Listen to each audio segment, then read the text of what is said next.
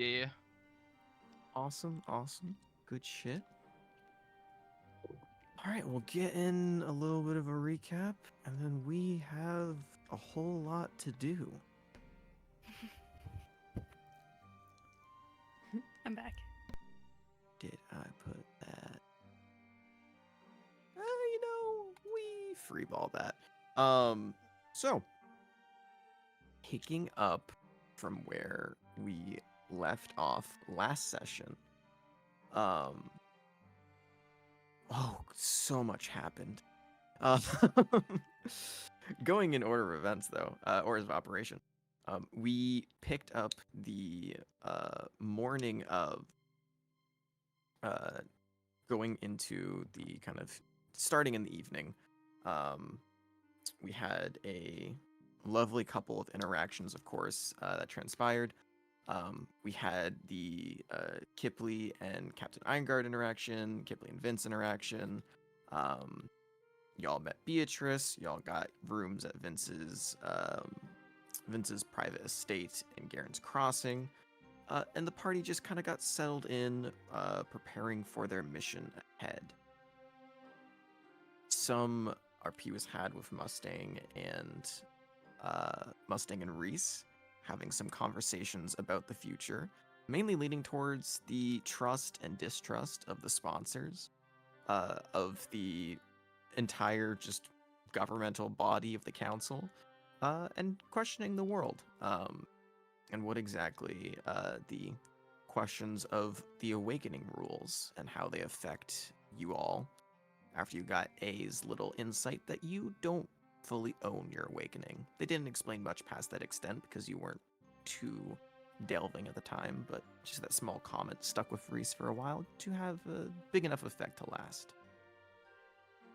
We had the events of Ryan's one shot, of course, where Mammoth didn't exactly make a deal, but was forced by a failed charisma saving throw into a devious state.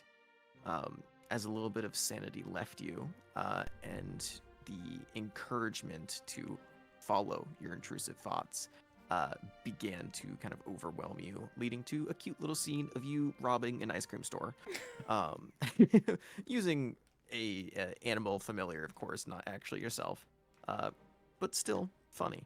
Um, we also saw in that little one shot that you got to meet your grandfather. Cute little happenings was had there. And you all asked Vince a favor, to try and find any purple worm poison or anything of a substitute for it, as you planned to try and use it in their fight with the Sky Swimmer, either applied to a weapon or ingested, whichever one you could get would be awesome. Uh, Going forward, another interesting thing happened. One that made me laugh so hard, that I had to mute my mic at a lot of different points. Um, Duradon, the Savage Hunter, got a welcoming surprise in the morning of, as you woke up, and a very key item that you were vampire sleeping with. Which I still love the idea that Duradon sleeps with both hands on the hilt of Clarence dagger form. Um, you saw that your new sword was missing, and that there was some kind of ashen footsteps leading back towards the hallway, or at least towards your door that you could see.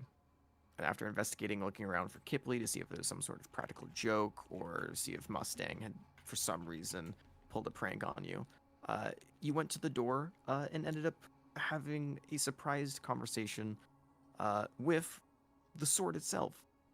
Surprise, surprise, a legendary weapon can do legendary things, and one of those things is taking on a humanoid form. You had a conversation, and following the kind of basis of this campaign, uh, another contract was forged. This one with a kind of mutual benefit, as Clarence briefly explained, the more that you use him, and the more souls that you feed him, the stronger he will get and the more benefits that he will give you. But also warns you that if you were to fall out of using him and were to just simply keep him as another tool, he wouldn't be too keen on staying around and would lean more towards finding a new partner. But made it very clear that he was interested in whatever you had to offer, as someone who is so prone to violence in your line of work, and just as a person. He seemed to be getting along with you pretty well. Also had an adorable scene where you had dating advice from a sword. I still love that to this day. You went on to the morning. Vince got you some poison. It was Hydra Venom, to be specific, which does function as a pretty close substitute for worm poison. Find out the effects if and or when you throw it down the gullet of a massive worm. You had some planning to do late into the day, but before we got to anything major, you had a conversation as a group with this now renamed Herma. Herma introduced himself to all of you, explained the situation. Most of you, if not all of you, were understanding, or just didn't care enough to pry any further. Kipley briefly saw into Clarence's new form and recognized that most creatures, while having a semblance of magic within their bodies that you can see for your connection with Animus, saw that there was a void surrounding him. Kind of this dark lack of Animus that just made you slightly unsettled, but also potentially piqued your curiosity of what exactly this creature, or whatever this item, weapon, whatever you'd like to call it, really is. Y'all grilled Cyrus and had a cute moment there. Mammoth, love him to death, pulled a prank on Duradon and salted his food in water. And Duradon threatened some future pranks back with the ability to read, as canonically, Mammoth is illiterate. Love that so much. This is just a random detail being thrown in. But also, you were rewarded as these small pranks added up after the morning of you indulging yourself in your little intrusive thoughts, with a d6 roll on whatever the next attack roll, ability check, or saving throw that you make, and that does still remain and carry over to this session. I have it written down, but you can also mark it down your sheet just in case you forget. So that does help go towards initiatives if we get to that today. Hopefully we get to that today. But the session rounded off with Vince and Kipley having a cutesy little goodbye scene. As he said that he had, we better read that today, as he had business to attend to in the city, and that he wished you luck on your little sky whale hunt, and said to potentially call him before you actually make contact, so he could potentially give you some advice or maybe bardic inspiration.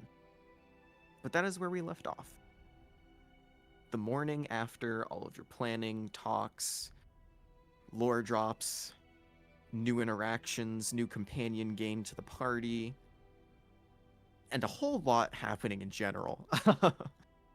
The countdown for how many days that you have now goes down to 6. And the party is basically fueled up and ready to go unless anyone has anything they would like to do before you leave the island. And of course, if you have any further RP that you like to have amongst yourselves or anything like that in the moment, feel free. It's the next morning. Hmm? It's the next morning. Correct. You just all woken up from your long rest, and the majority of you gathered around for breakfast at the private upper parts of Garen's Crossing VIP lounge. I forgot words. But it's still bright and early. It's around, let's say, 9, about 8:45, 9 in the morning. Yeah, you're still on Paradise Peak. I don't believe we actually left the island. So if Bet. anyone has any further, no worries. It's good to ask now. If you has anyone any further interactions, items that you would like to go and try and buy, clarifications on jobs or anything of the sort, now is definitely the time. I feel like there was something I needed, and now it's slipping my mind. No, not for forgetting for what I will do. Oh God. Yeah, Vince headed out. You're all still gathered around Garen's Crossing. Beatrice hasn't come down yet. So currently the six is alone. And you have the room fully to yourself.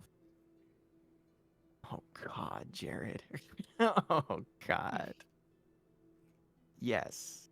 Yes, it does.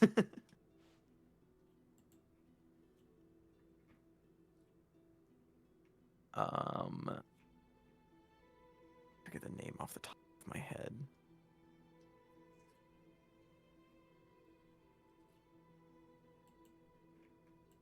Okay. Does anyone Are have there anything that they'd like to do immediately? peanuts on the table? For breakfast, no. There was an assortment of eggs, bacon, and some general breakfast foods prepared. Peanuts was not one of them, especially since you haven't mentioned that to Vince of yet. Mm-hmm. So Slack motherfuckers. we're at breakfast. Is this after the sword was brought to us? Yeah. This is we're picking up as you have just been left by Vince Misty stepping away into the street. And I assume you going back up to rejoin the party. Yeah. Yeah, for sure. And you can see the humanoid form of Herma is still there, and is currently. You don't know whether it's actually giving them sustenance or not, but is currently seeing how many eggs they can fit in their mouth at once Wait, before Herma? swallowing. Herma. I thought it was a Haruma. totally different name. Yeah. The full name was Bila Haruma. Okay. Haruma was for short. Because you got me fucked up if you think I'm saying that thing the entire time. It's also how he introduced himself to all of you. Is there a where? Fuck. Is there I spelling can somewhere? post. Okay, Yeah. thank you. This is the basic spelling, the pronunciation. Okay, great. It's like this. Thank you. Mm-hmm. Yep. Just remember her Roomba. That's how I remember. Like Zumba. Never mind. Sure. Anyone have anything?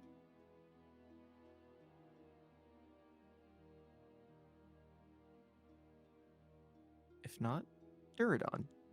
You definitely have something.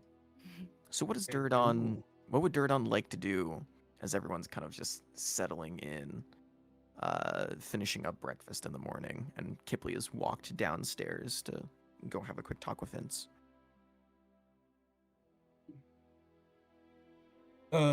Duradon is going to look over to Mammoth. Hey kid, while we're here, just because a hunt does not guarantee that you'll come back alive. Um, do you want to go and get the ice cream? I feel like you've killed enough people to have ice cream for breakfast, so Yeah, let's go do that. yeah. Oh, Memphis having it for dinner and breakfast. I do have to make a quick stop. If you don't mind, if you're cool with that. If not, I can go do what I have to do, then come back with ice cream. Whichever one you prefer. I'll just go with you. Cool. And he gets up, gives a little wave to everyone else. I will be back shortly. Maybe with a surprise, maybe not. Who knows? Um, I'll see all of you soon.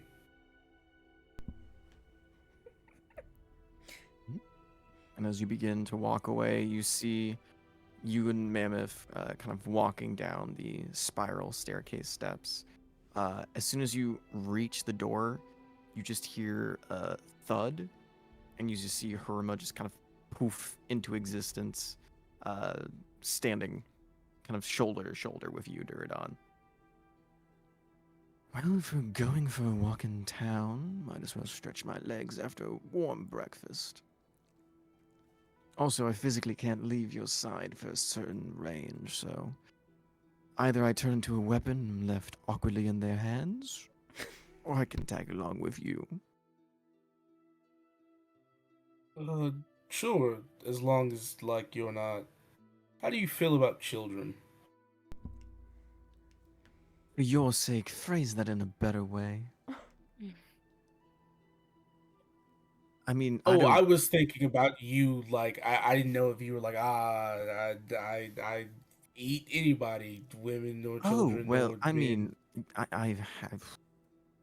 If you're looking for the God's honest truth, I've been fed every life imaginable you can think of. Whether you're thinking of a baby owl bear, a baby beholder, or just a baby, I've been fed a lot. I'm not That's really held up about it. I mean, a life is a life, but I'd prefer not to. If you're planning on feeding me children this morning, no. I was just making sure it wasn't like a thing of like it's some type of delicacy to you. I was really hoping you weren't on that wavelength. trust me when I say this. As someone who's eaten, gods, I've forgotten the actual number. Let's just say a couple hundred thousands of souls in his lifetime. They all taste basically the same. Except for the occasional awakened who has a little more power to their name. Those come with a bit of spice. Little treat. Oh God. I'm not telling you what you taste like. As he goes, I really don't care one way or another. But having children also something I can't do. So I am in the middle ground of caring and not caring about their existence. Sorry, just and this is as we're walking. Yeah, walking talking. Uh, he's gonna look down to Mammoth and say, "Hey, Mammoth, can you earmuffs real quick?" Sure. Do you Thank you, earmuffs? bud. Yeah, I'll do it and then like move one like move my hand a little off my ear so I can hear Yeah, what they're saying after a sec. for sure. It's adorable. So, for you to discover that you couldn't have children, does Yes, that mean that exactly what you're someone? thinking. Okay, someone. Oh, that's I guess cool.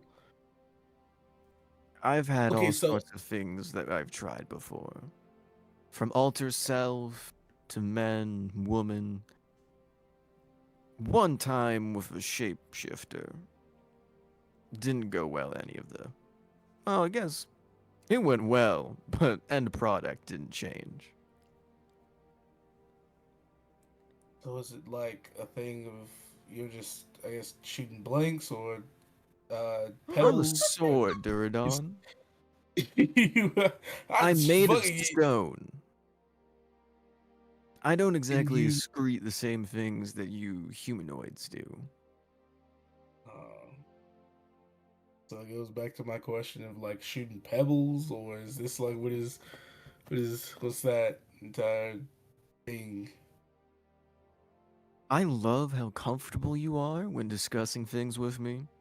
But hey, Duradon, some things are better not known. You know, it's just if a man can't bond with his weapon and ask those deep questions, Oh, I feel like is he? we've bonded plenty this morning. After giving you romantic advice after you meeting me for a few minutes, I believe we've crossed into what you call friendship territory. Friend zone, is that what it's called?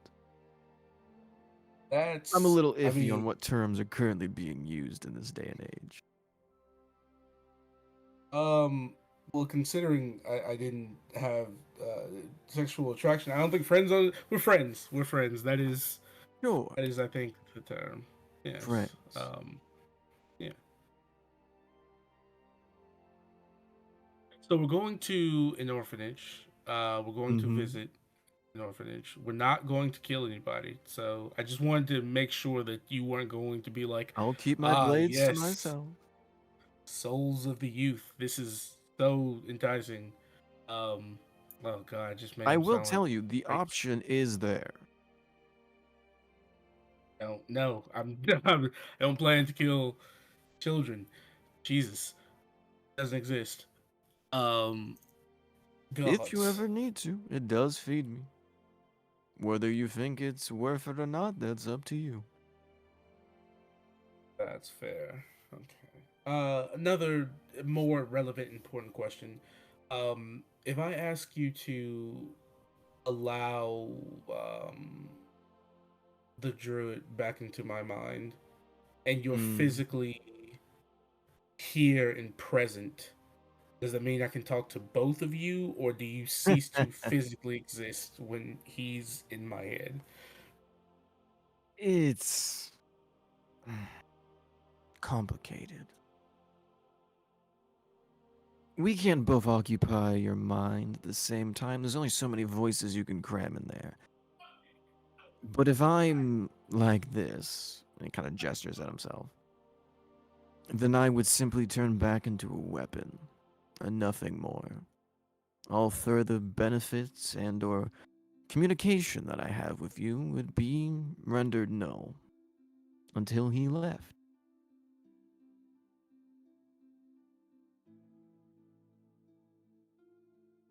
Simple as that. Well, that's I fun. do suggest you try and keep that to a minimum, though. Because you are a very keen individual. One who likes to look out for themselves. But I have a feeling 4 eyes are better than 2. And I want nothing that's. Well, I want everything that's for the best of you.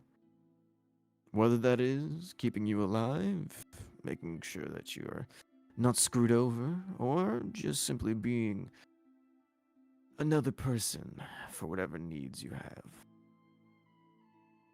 Intimidation, persuasion, I'm there.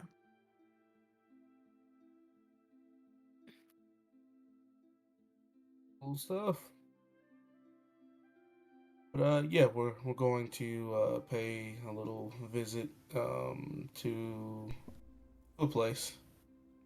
Yeah, and during all this walking, talking, and all their progress, um, you make your way to these kind of 2 conjoined towers.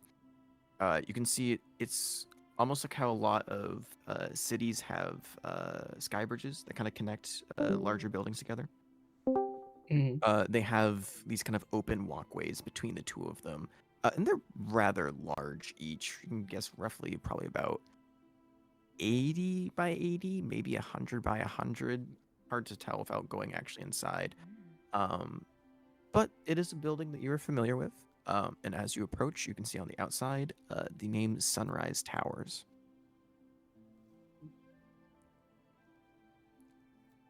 Doradon looks down to Mammoth. Um,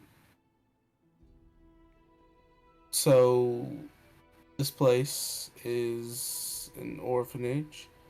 I'm not sure if you know what that is or not. I do.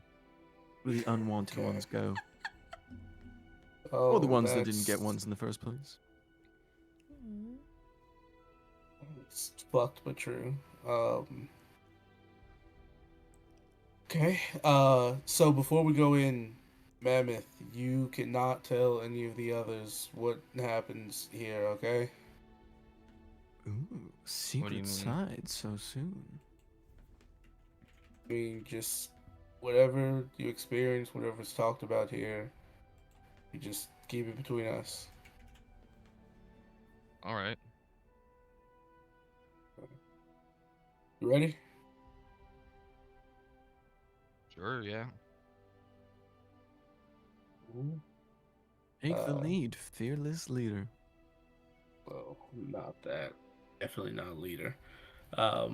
Yeah, he's gonna. Is it one of the situations where you have to kind of knock on the door to be let in, or is it kind of like a place that has a public foyer?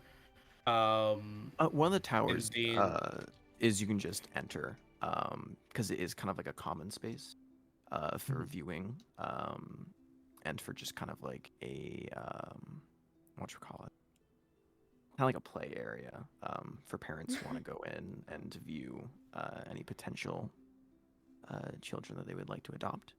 Um, but Oh, the second tower to God. the right is where they actually sleep and have, their own rooms and stuff. That is locked, but you know, the tower on the left is the one where you can go in and have the kind of central office. he'll head into the tower to the left. Yeah. You step in and you hear the slight rattle of a ding ding ding ding ding as a bell goes off. And inside you can see this almost uh whimsical looking wizard's tower interior. Uh, there is small patches of grass and what looks like to be almost kind of a miniature park, um, kind of layered on top of each other. You can see there's various different terrains. One being the kind of like soft, grassy one. You can see there's tree houses and kind of like rope ladders between trees. Others, you can see there is a pool, and you can see there is a uh, assortment of cute familiars in lifeguard outfits, just kind of constantly monitoring the area. As you can see, a few children are currently swimming. Um, and as you look around, you can just see there's countless numbers of different little activities, little bits of terrain and play places. Ooh, excuse me, play places, for all the kids to enjoy. But you do see there is a kind of middle-aged looking bugbear sitting behind the front desk. Kind of glasses currently on the bridge of his nose as he's looking down, flipping through some papers, and just kind of looks up and just gives you a nod and a smile and gestures for you to come over. Durdan will approach. Kind of. Glaive is still on back, and he's clearly like an armed individual, Mm-hmm. but does kind of straighten his posture, um, and strolls with a bit of like forced and clearly code switched elegance, for given the situation. Um, and he'll kind of make his way to the desk. And he'll say, "Good morning, sir. How are you?" I'm doing quite all right. How about you, my friend? What brings you to Sunrise Towers? "Hey, I'm doing well. A day alive is a day that you can't really complain. Um, so I was wondering if there are any kind of like volunteer opportunities. My name is Durdan, the Savage Hunter. It's technically within the title and the name that I'm known in this place. Uh, Um, Go ahead and make me the same roll as last time. Go ahead and roll me the fuck, what did I have you roll? It was just the D20 plus, what was it? I have to scroll up a little bit. Go ahead and just roll me a D20. I have to scroll up to find which modifier you use for the infamous roll. Shit.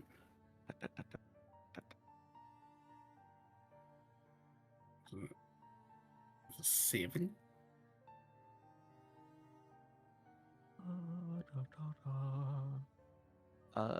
7 plus 7. 14. So he kind of squints and looks at you. I am.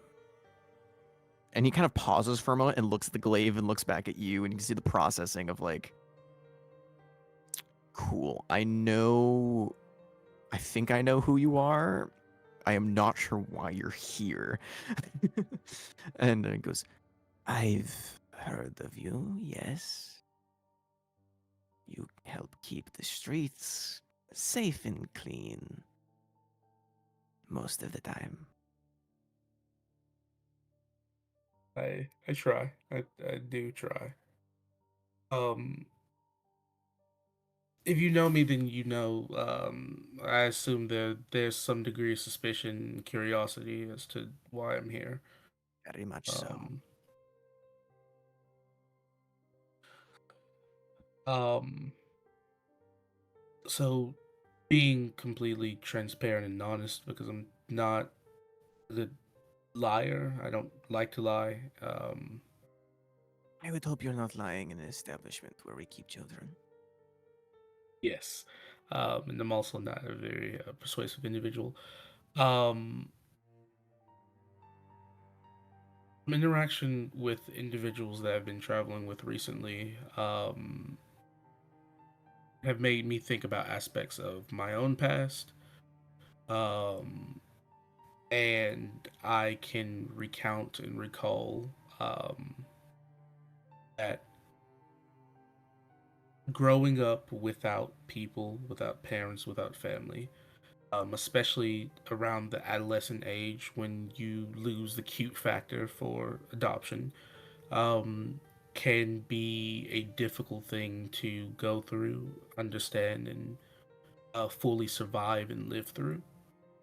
Um, and if given the permission, I was hoping to maybe speak with, interact with, supervised if necessary, um, some of your adolescent individuals here, maybe like towards the teen years, um, Are that you looking for may, adoption?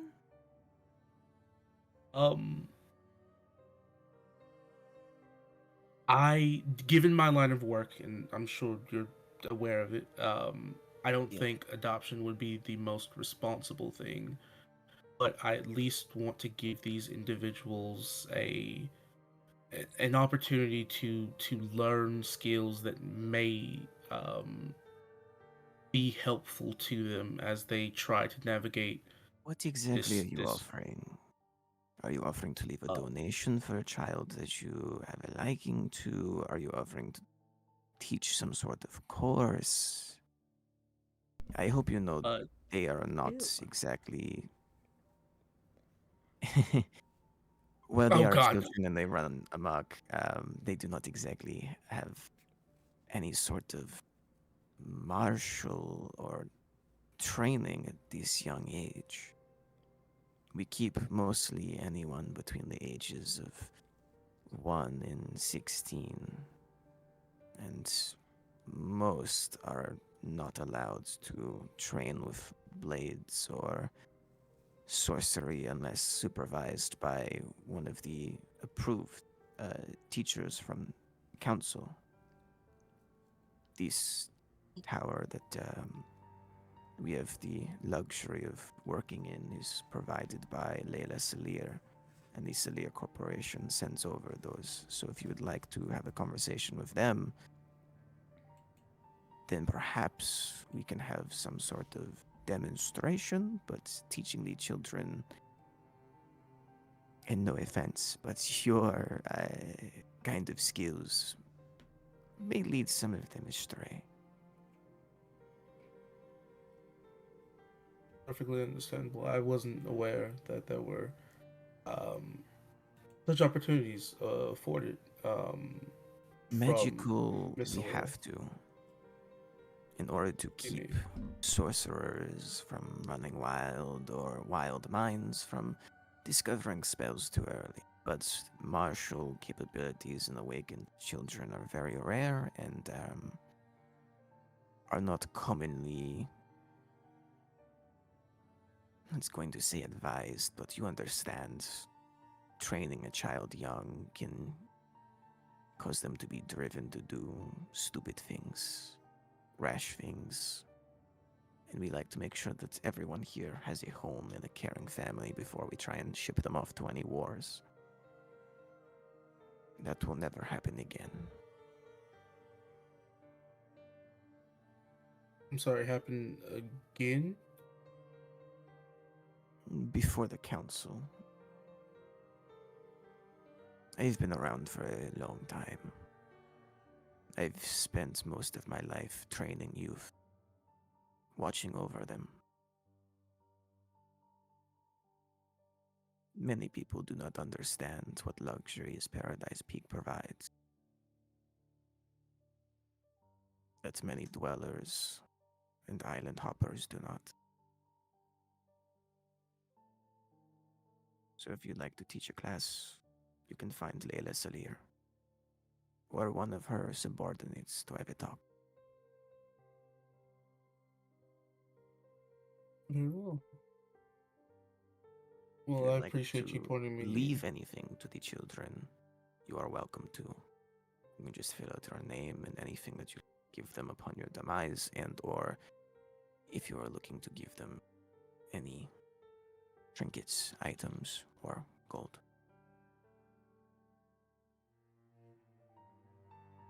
Unfortunately, the only thing I would have to give them at the moment are weapons, and that is not a good gift left behind.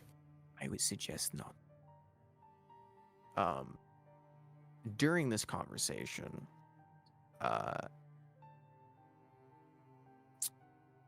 Duradon's passive is what again? 23. Yeah. Damn. Ridiculously high is all you had to say. Not kidding. At the mention of that, you kind of look up and you can see a few children are kind of staring down at you. You don't know whether it's out of recognition or just of interest, because you assume not many people probably come in here at this hour. Never mind, have longer conversations while holding glaives and an assortment of weapons, of just about every weapon under the sun, strapped to their body. You can see a few of them are just kind of peeking over the edges, looking down at you. You just see like a few sets of eyes just staring as your weapons kind of glint in the morning light.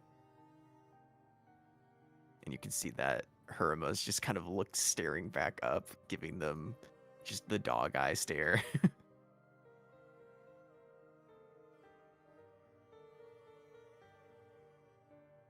Is that all I can help you with today, sir?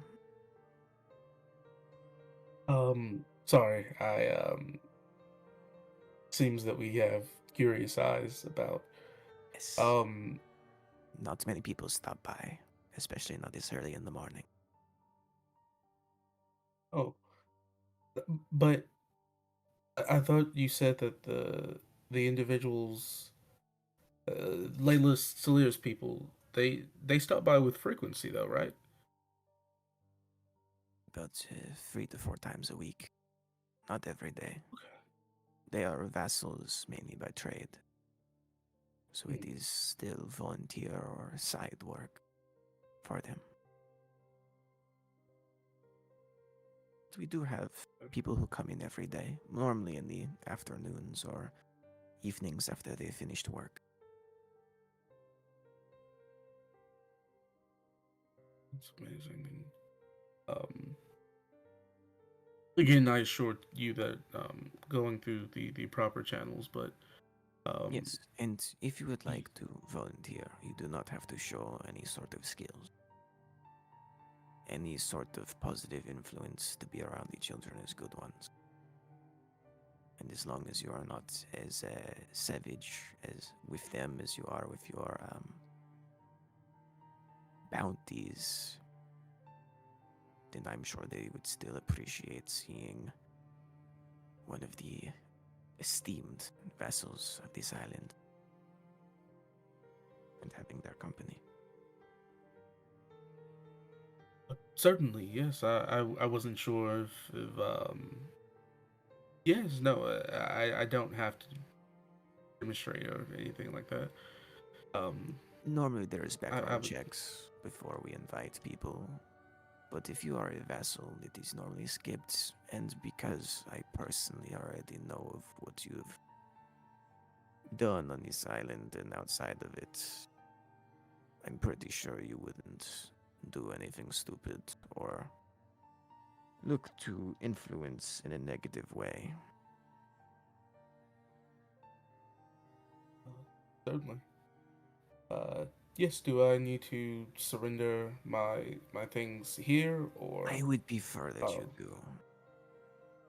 Yes, we can store them right behind the desk in the meantime.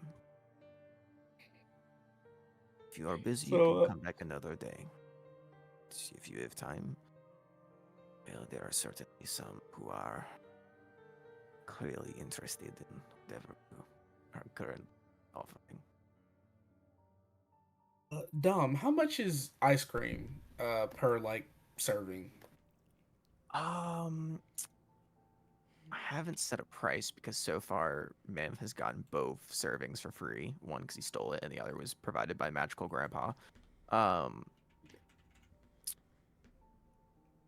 since it is just mainly cream, uh, and it's like a very, very basic form of ice cream, not a whole lot of flavor options to be had.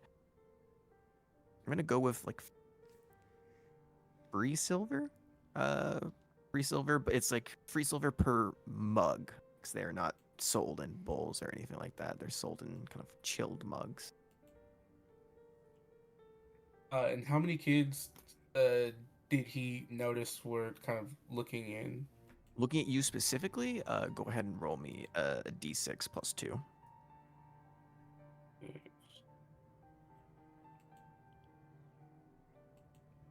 Three. 5. You saw 5 specifically staring at you. And there are others, of course, but you clearly caught the attention of 5 little ones on kind of the lower floors. Okay.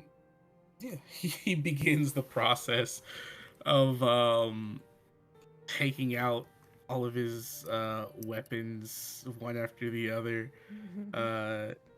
He'll drop the halberd, then 2 hand axes, 4 javelins, an oversized longbow, a maul,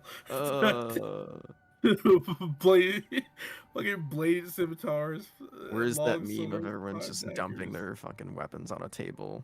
It Yeah. takes you a good minute, maybe 2 minutes, which doesn't sound like a lot, but it is for just taking off items to stuff everything into this kind of like large sack that he just looks at confused. Thank you, Reese. And the glaive is just kind of propped up against the wall behind him. It's like, it looks like he has something to say, but you don't know whether it is out of intimidation, fear, or just genuinely is too scared to know the answer of why you carry so many weapons. But he just nods and gestures for you to head on in.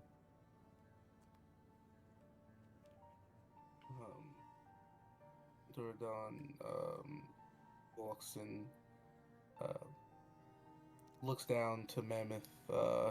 We might see a few individuals that are about your age, and you could potentially make friends here. Okay. That's exciting, right? Aw. I suppose. Mammoth, you haven't been like, have you been able to be a kid?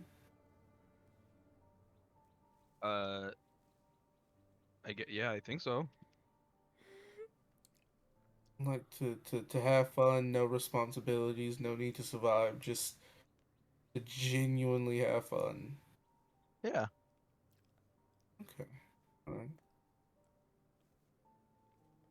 Okay. What do you think is fun? I feel like I have to ask this. What is fun for you? Uh, I used to go in the forest and see how hard I could throw rocks.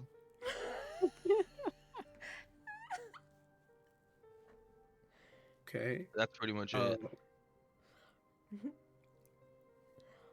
at just like how far you could throw them, or were you throwing them at trees or creatures? Uh, how far I could throw them. Sometimes I would try to break other rocks with rocks. You know, Right. just throwing them. So your childhood involved you just throwing rocks everywhere? And other stuff. Did you play like hide and go seek and freeze tag? Um, Um, kinda. I ran around with the squirrels and the forest forest creatures. Hmm. Your friends were forest animals? Yeah, Did they have names? I think so. I'm not. I think there was probably several of the same kind of animal. Did they tell you to do dark things? No. No, not the spooky forest I grew up in. You grew up in a spooky forest? Once upon a time. I've told you, I've been around since, well, the beginning. So I've had quite a number of interesting starts. All right. wait a minute. Did you also not have parents?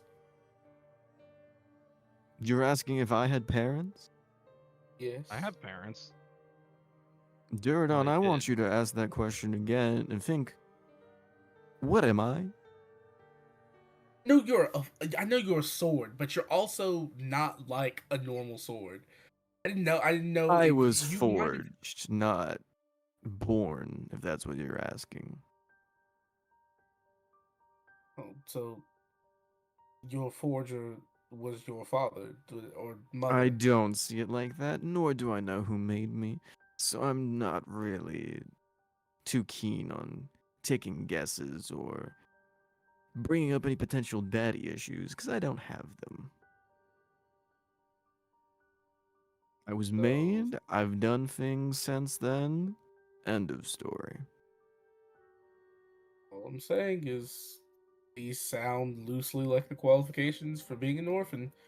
You were created to some capacity, and you didn't really grow up with a the parental figure. And you're just kind of vibing and existing. You've been created, but no, I guess you have family, you have siblings, I do. A brother and a sister. but no mother and father. Brother and sister's loose terms. But they're not your mother and father. Again, familial aspects. It is simply that we were made together.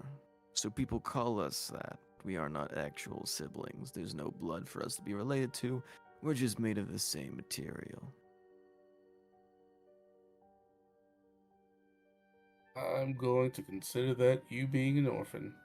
Hurrah. Sure. If it helps you sleep at night. All right. Both of you on your best behaviors. Mammoth, maybe try making non-animal creature friends. Could be good for you. I already have non-animal creature friends. That aren't adults. That aren't other adults. I don't see why that matters. It does. It- hopefully, sometime down the line, when you're properly an adult, this will be a thing that you look back on and you're like, wow, that was helpful, or maybe not. I don't know. I don't know your life, man.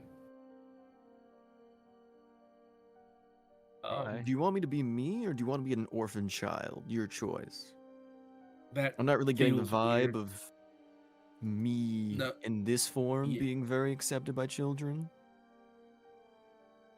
you've come in as an adult. I don't think it'll be weird if you choose to be a child. I feel like it's weirder if I just have myself in a suit. I could change. He changes from the suit of armor to just kind of like normal clothes. It just copies what you're wearing. There we go. That's better. I don't like that you wear my clothes better than I do. What can I say? Sometimes the beauty you're looking for is merely right in front of you. And other times you just really need to wear a cloak. So let's go on with it. Yeah, as we go in, what is scene? What's the vibe? So you're mainly going to go and interact with the children that you saw staring at you, correct?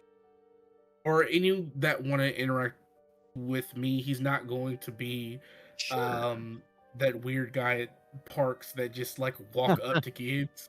He's gonna- Hello, child. Um, yeah, no. So here's the fun thing. Um, Sunrise Towers is in fact two wizards towers put together. And you can see actively as you walked in previously, all the different little kind of biodome play places are all floating around you. Each about like 10, 15 feet apart from each other, and each only about like 20, maybe 30 feet at most in size. Um, we can see the ones that are closest to you are the kind of treehouse and jungle gym, and the kind of park, little biodomes that are kind of floating closest to the ground. Um, and you can see there's still a few of the kids that were staring at you before that are still peeking over the edge. Some of the eyes have backed off. You don't know whether it's out of playfulness or lack of curiosity or terrified. But for the moment, you only see there's only about, we'll say there's two kids remaining that are currently still staring at you.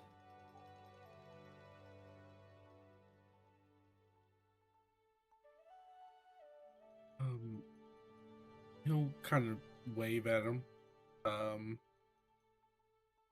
and try to put on a very non-intimidating smile. Give me a charisma in a, check.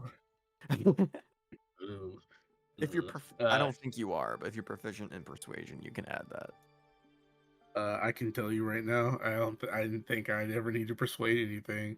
Um, They never do. but that is only a 7. You want to use inspiration on that? Nah, I couldn't. You smile. It's a very weak smile, and it's kind of that smile where you let your face kind of drop a bit, and it almost looks like your eyes are doing like the 1,000-yard stare while you're doing like a full teeth grin or full teeth smile. So like lips peeled back, almost full Dexter smile. And you see one of the kids laugh. The other fully backs away from the edge and runs further deeper into the treehouse. The only one that's remaining you can see is a small tiefling child who seemed to be entertained by whatever the hell you just tried to do.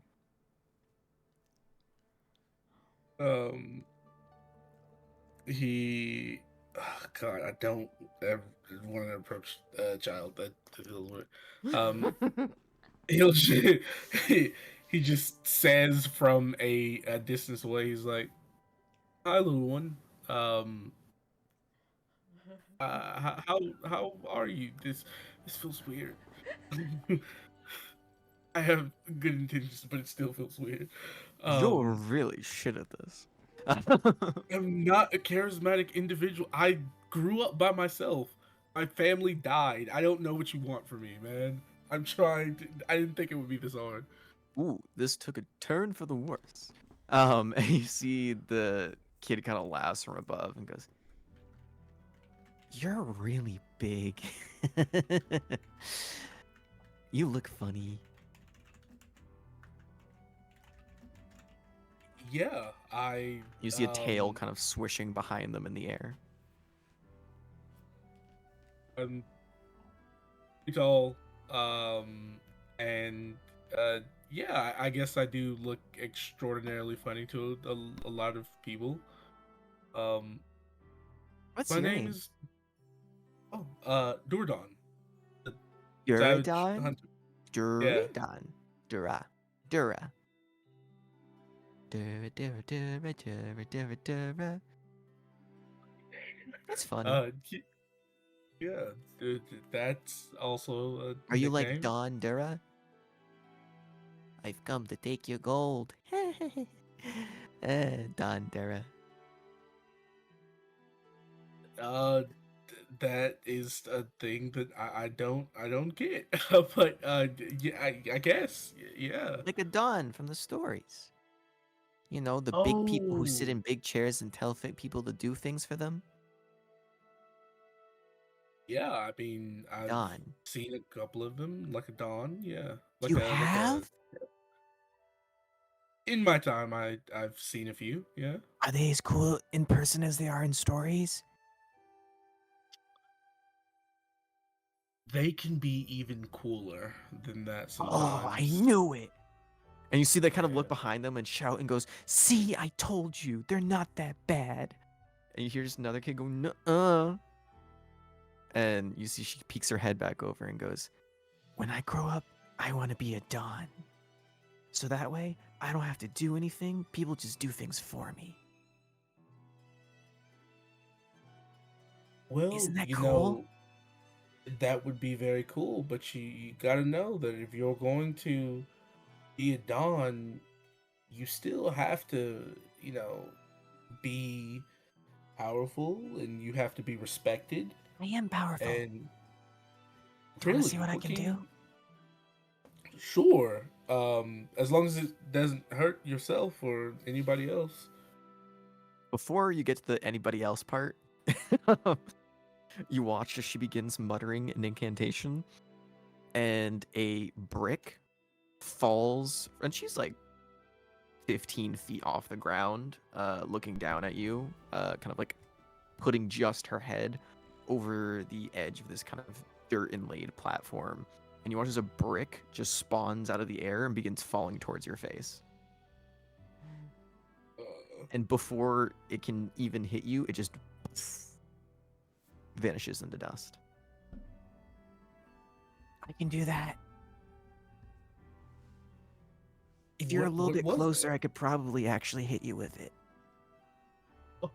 Come here. Oh, so you, I don't think that. Uh, sure. Let's see what this thing is, and It he'll. casts it again, and you watch another brick fall, and it hits your head, and it stays, like it sticks.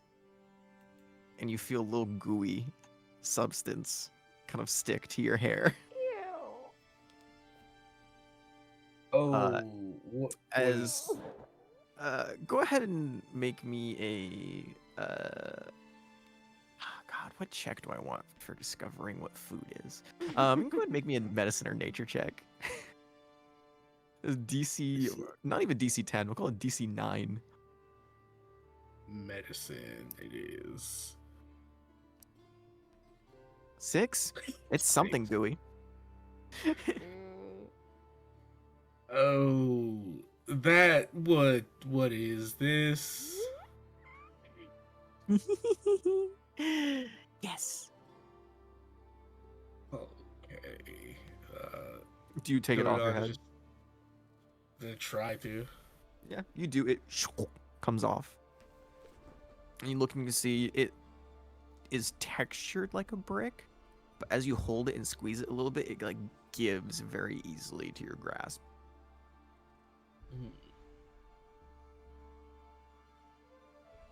That It's something seems that I like a made myself. you I can made make all this, sorts of like, things. oh, And you watch as you're kind wait, of holding like, it, it just disappears in your hand.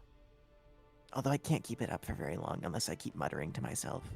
But people say I'm weird for doing that. So I don't do it very often.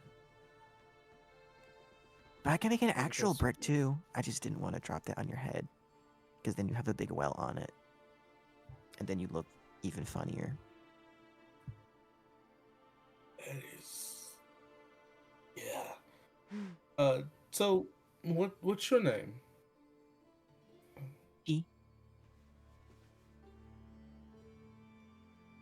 Say it one more time. T. All my friends call me T, but my full name's Titania. Anya. Oh, that's a lovely name. Why? I understand why children may I shorten don't it. like it. It's too Really? Why fancy. not? It's not a good Dawn name. Why do you think that it's not a good Dawn name? Because it sounds so fancy and Fae-like, and I'm not Fae. All the Dawns that Oh, I you know think? have really cool long names or short names or fancy names that don't start with a T and sound like a fairy.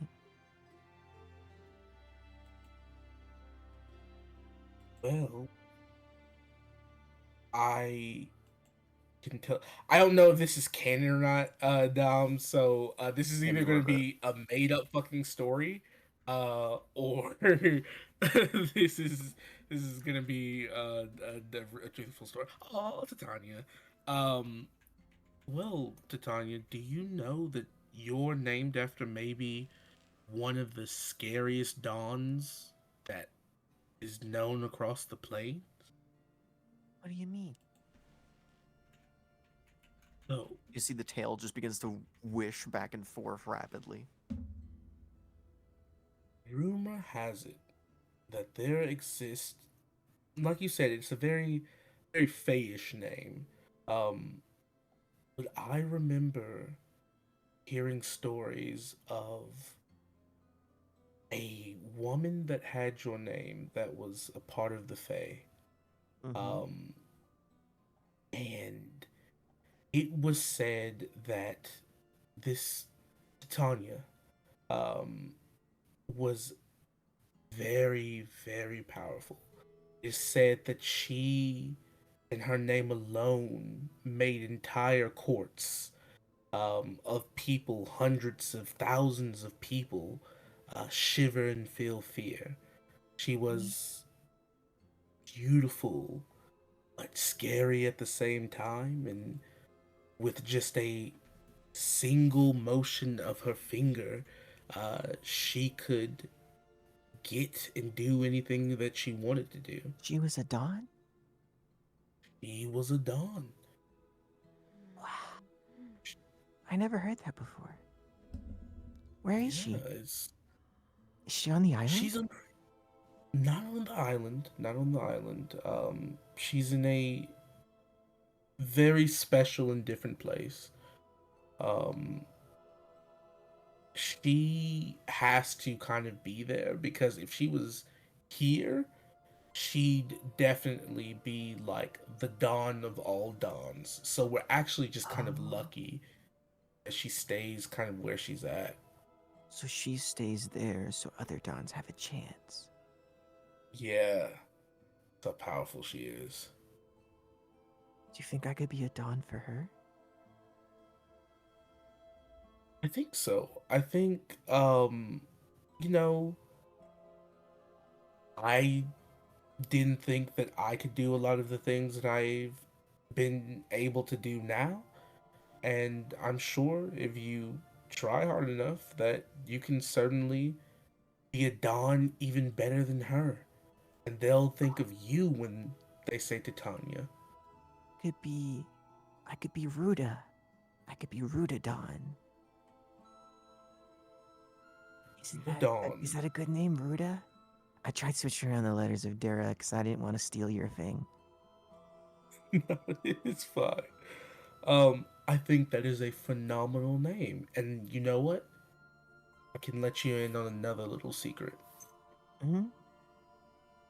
The name is only.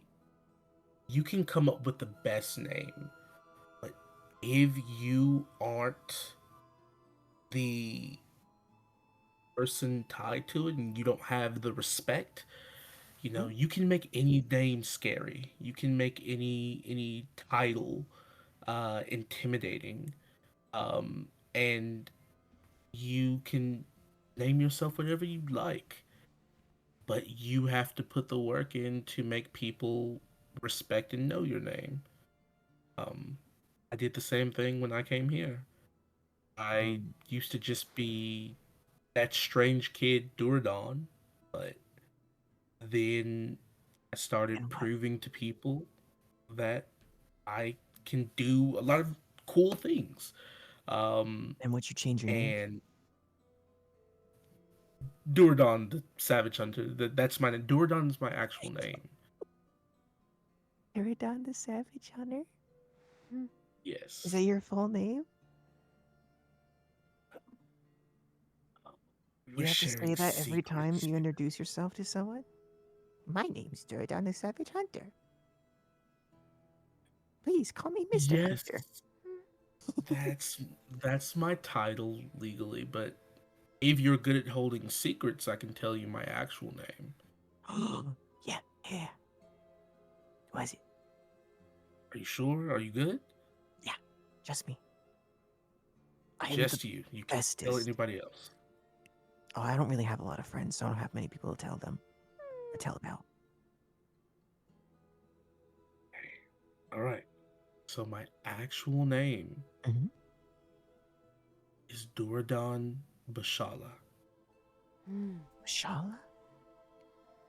Oh, Bashala. that sounds like Bashaba. I like that name. It could be an interesting name. Bashabadon.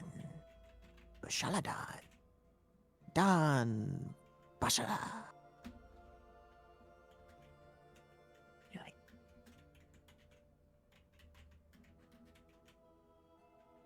Bichala. Bashala. Bitchala. Yes. I like it. No, don't. No, God. Batala. Um, No, I'm kidding. well, Titania, you said you don't have a lot of friends. Yeah. Um, They don't like the horns well, or the tail. they're missing out on a lot. I know somebody else that doesn't have a lot of friends. If you'd be okay meeting them, Mm, they're cool just like me. And they can also do magic too. her eyebrow raises. Do they have a funny name? Is being named after an animal a funny name? Depends on the animal. And he'll kind of move to the side and look down to Mammoth. Go ahead, tell her what your name is, bud. And we'll see if it's funny together. My name's Mammoth. She kind of tilts her head to the side. I don't think I've heard of an animal like that. Oh, it's like a big elephant with fur. Big elephant with fur? Mm-hmm. What's an elephant? I'm kidding. I know what an elephant is. They have big ears. They do have big ears. Can't imagine a fluffy one, though. I've never seen one, but apparently they're You're cool. named after one? Is Yeah. that because you're fluffy, too? No. You're pretty small to be an elephant. Yeah, I think that's why. Oh. Okay. Mm-hmm. Well, did you know my name is Beldura? Mm-hmm. Beldura Bashabadon. Oh, where'd you get that name? Pleasure to meet you. That's my legal name. Mm-hmm. Yeah, it doesn't. You don't really look like one. Well, what does a Bashala look like? Bashaladon. He'll kind of just, without, like, still looking at Titania, he'll just kind of point to Duradon. I don't think so. And think, That's what a Don Dura looks like. I Wait, are you a suppose. Don? Are you an actual Uh, Don? Sure, yeah. Does he do things for you? And she kind of points at Duradon. Yeah, we're actually here because I told him to get me ice cream. Wait. Does that mean that your name's Dura? Wait, no. His name is Dura, and then your name is Dawn. Yes. So together you're Dura. Oh, that makes so much more sense. It does So make you make sense. him do things? Like get ice cream? Yep. Cool. Can you tell him to stand on his head? Yeah, hey, stand on your head. Oh. Does Duradon stand on his head? He's a fucking goddamn it. And he indeed does comply with this and stands on his head, does a little handstand. Oh my god, that's so cool. Tell him to do more things. Do more cool things, like the ones that I like, that I tell you to do at other times.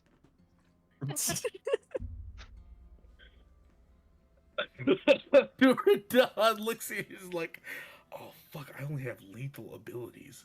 You see as you're like dazed for a moment, Herma kind of goes.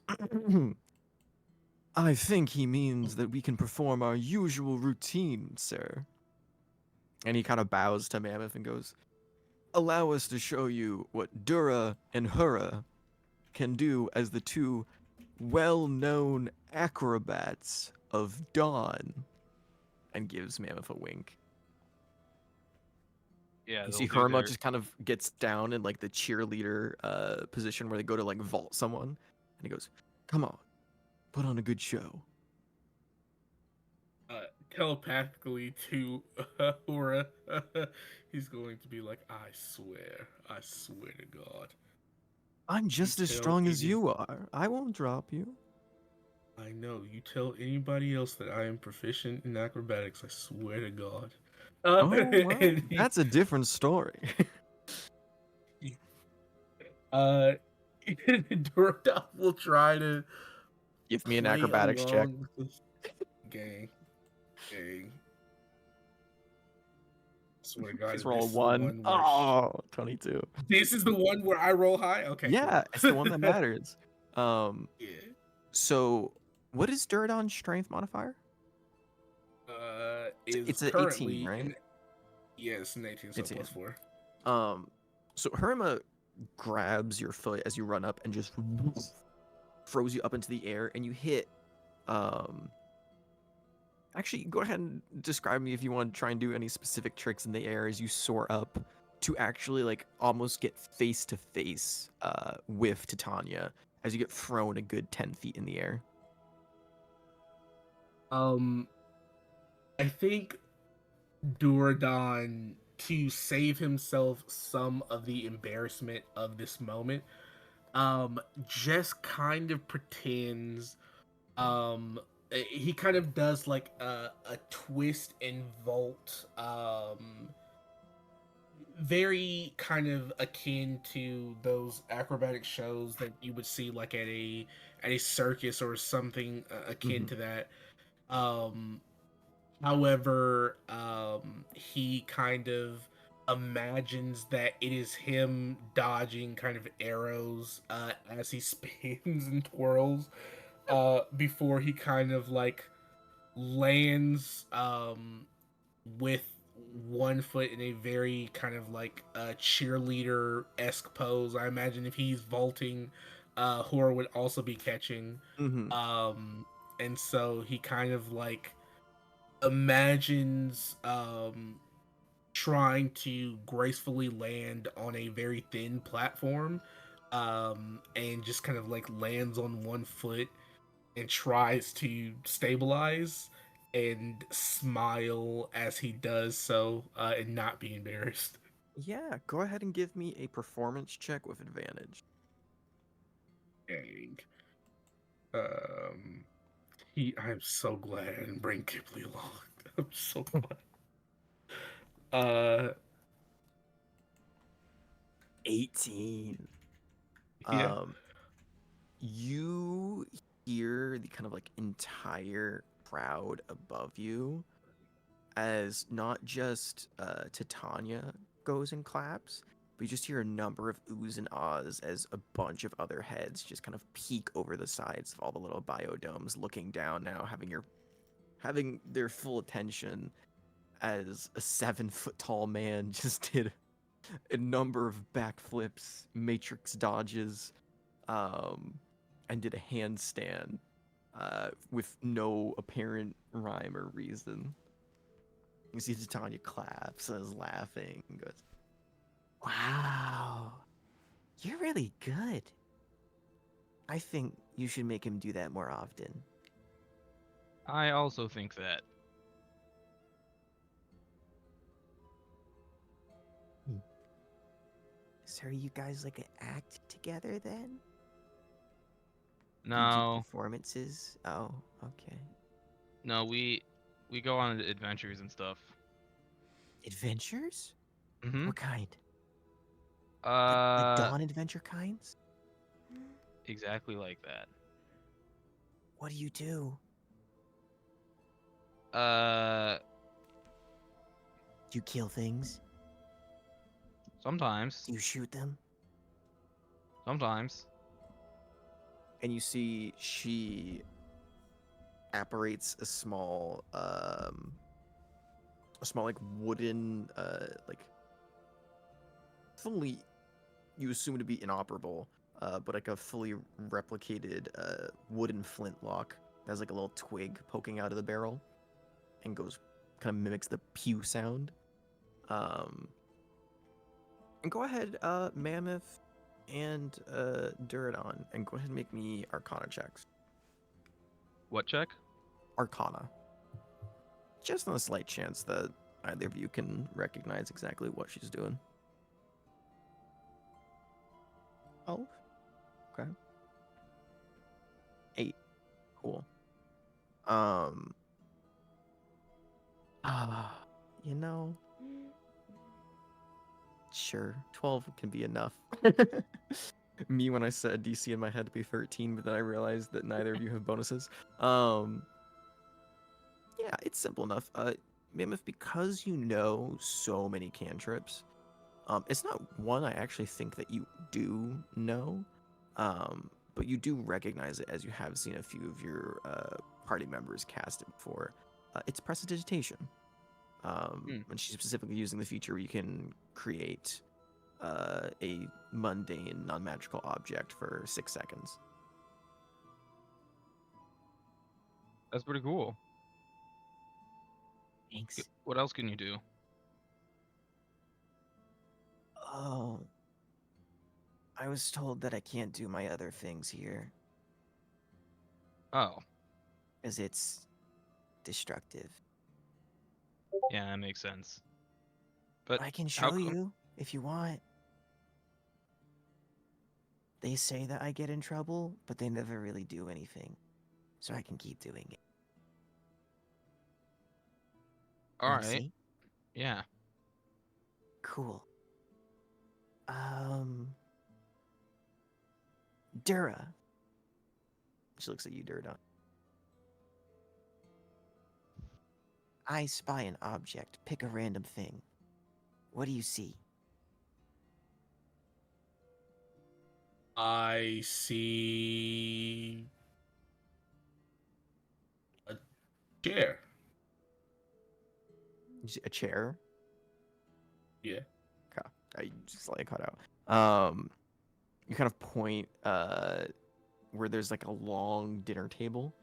You're seeing no one's really eating at right now, but you can see it has a bunch of plates and silverware already set out for any kind of late breakfast or early preparation for lunch. And you can see there's a number of chairs lined up.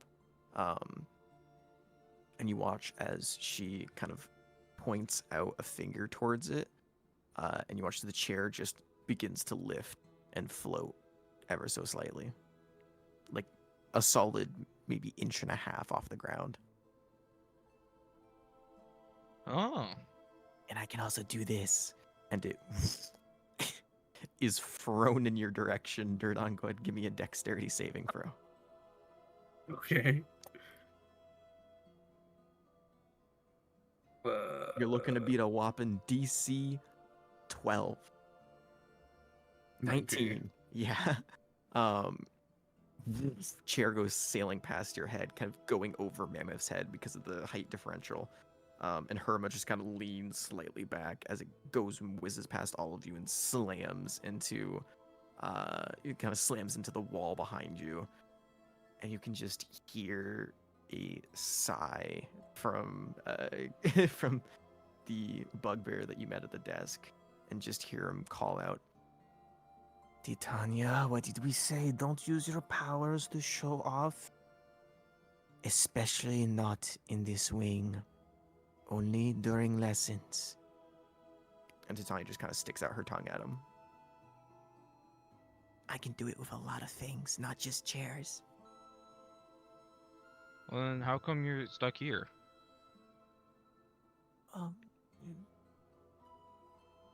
And she just kind of pauses and looks down at the ground. Because I don't really have good control over it right now, and they said that I can't leave until I do. And I don't really got anyone to show me how to do it besides the wizard people who come every now and then. Well, I know a few people that maybe can help. Really? Yeah. You could become a vassal. Is that useful for being a Don? Yes. Oh. Okay. I could be a vassal. Yeah. I could be a vassal at my age? I'm a vassal. How old are you? 8. Oh. Really? Yep. They let kids become vassals? I don't know. I don't see why they wouldn't. Oh. I'm 9. I'm Oh. older than you. Yeah. I mean, I just kind of walked up and fought some things in a giant arena, and here I am. So I'm sure it's not that hard. To fight things? Yeah. That's so cool. Maybe I'll try and sneak out and become a vassal. You should definitely do that. I will now. Vassal. Oh, I guess I don't have a good name still.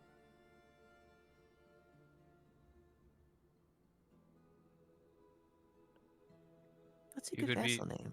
you could be vassal elephant. I don't really want to go take something that you already have going for you. That's fine. Nobody really knows who I am, so you could. I'm sure it wouldn't mess anything up.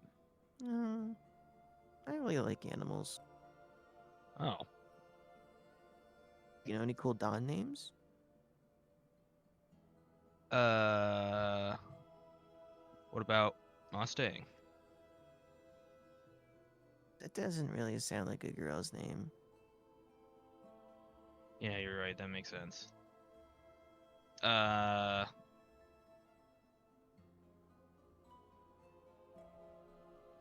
Vince? Although that's That kind of sounds the like a same guy problem. too. What about you, Dura? You have any good names? Do I have any good names? Yeah, 'cause I don't want to steal yours either.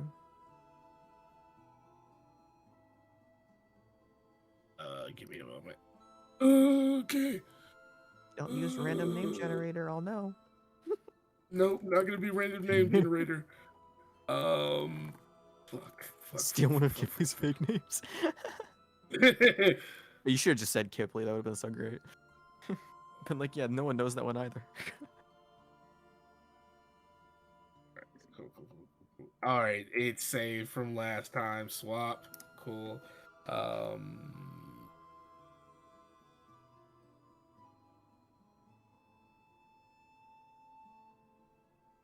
Oh God, that sounds like a terrible fucking name. Tick tock, tick tock, tick tock, tick tock. Fucking, Think of something on the spot. uh, um, um, uh, Kaquil. And Quill? as soon as he says it, he Quill! immediately, oh, I like Quill. oh, oh, okay. That's what's on the backs of, what are those small things called? Porcupines. Yeah. Mm-hmm. Quill. That's pretty Don cool. Quill. Quildon. Oh, Quildon!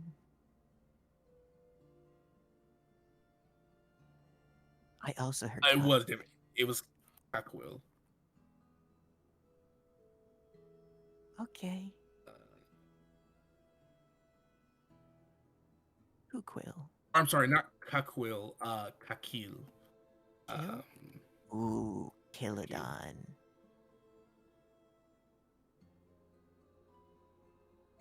that is Swahili for brute. Don Killer? Or Kilodon? Which one's better?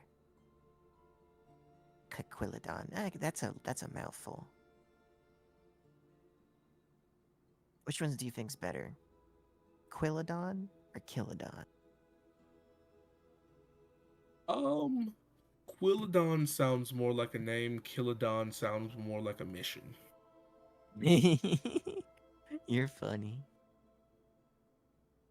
Quill. Let me try. Yeah, Quill. It I used to like it. belong to, yeah, it was a name that belonged to a very fierce warrior. Um, and I think that a very powerful woman, and I think that it will befit what you desire to become. Then from now on, I'll be known as Don Quill. Or QD. Or DQ. I like DQ for short. Don Quill. DQ.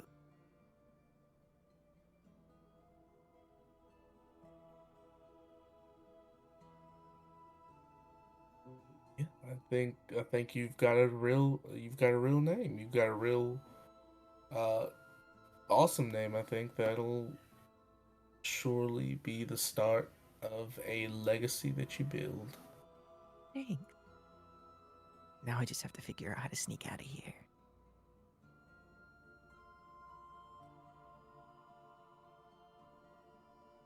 That is part of the adventure. Also, as a responsible adult, I do have to tell you that you maybe shouldn't do that. You should maybe learn to control your abilities first. Don't speak out of line. But he did it. She genuinely laughs when you say don't speak out of line. But he did it. And he's a Don. And you work for him. And he's younger than me. All of these things are absolutely true. She's Oh. biting your fucking tongue.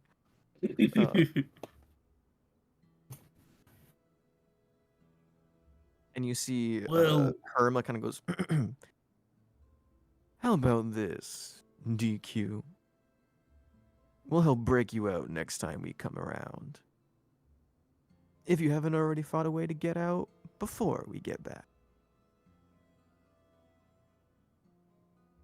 Sound good?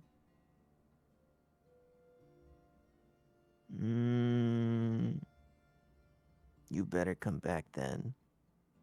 Because Don Quill isn't very forgiving for people who abandon them.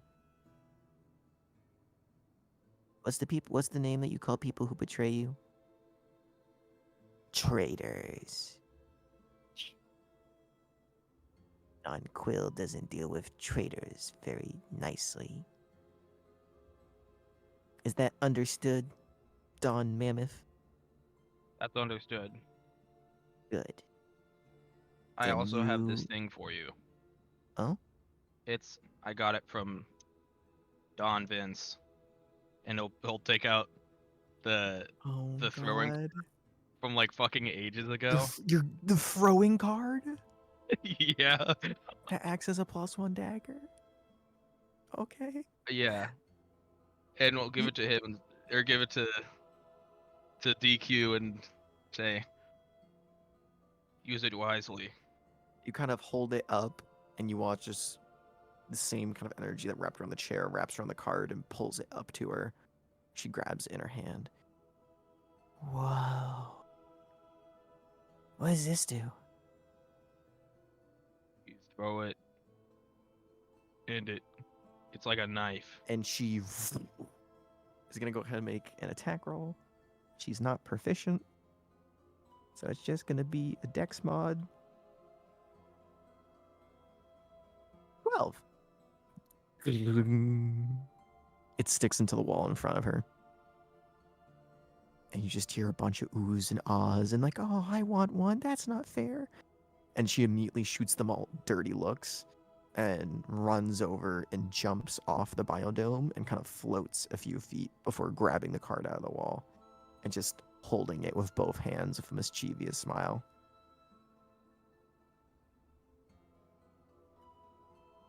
I'll cherish this. I think I just found how I'm going to escape. Exactly. I feel like I should have been an adult in this situation, and I'm not. I need an adultier adult. You see, she goes, from one dawn to another, I owe you a favor. And I will remember that. Whenever you come in need, Don Quill will be there. And whenever you're in need, Don Mammoth will be there if he can make that work. Okay, I have to go throw this at a bunch of things now. And she just kicks off the wall and begins floating upwards and just throwing the card at various different like footholds and then pulling herself towards it and then throwing the card. And you see it hits a tree and just all the kids are just running away and screaming. And you see the bugbear kind of not like race after her, but just kind of rush past all of you and go, No. Oh, Titania, please. Do not throw things inside. What did you give her? Who, me? she's looking at you, yeah, because you don't want to give her the card. I think it was the 2 of clubs. Oh, this is dangerous. And he just starts running up a flight of stairs going towards the top. Yeah. All right, Mammoth. You ready for ice cream? Oh God. I Let's must go, say, Squire. I'm a big fan of how you two are dealing with raising children. Yep. I do not feel like I was an adult in control here. Maybe Nope, I should setting have. bloodlust in this early is a smart move. She will be raised as a killer. That I'm for certain. Yeah. Okay. All right. I should have brought an adult. Who knows? Maybe in a Um. few months, she might be a vassal too. That'd be pretty cool. I mean, if you want, you could probably find a way to awaken her. Speed up the process. Yeah, how would we do that? There's a number of ways. Well, like what? You could take her on missions. She gets a killing blow on a powerful creature. There's secrets to awakening. I know some. Certain beings can awaken people.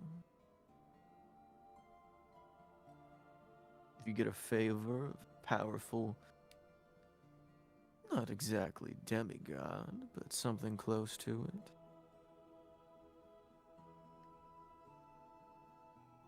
I bet Vince will help. I don't think the bard can awaken anyone. Yeah, but he like knows people. Connections, well, he does know one person that could do it. I don't think that's one you want to meet. Yeah, okay. I just sort of meant like so she doesn't have to stay there. Oh, you mean break her out? Like it's prison? Yeah, or just like let her go. I don't really get I why all mean, I these people are think here. maybe not you two, because you didn't show to be the best parents, but one of your group could just adopt them.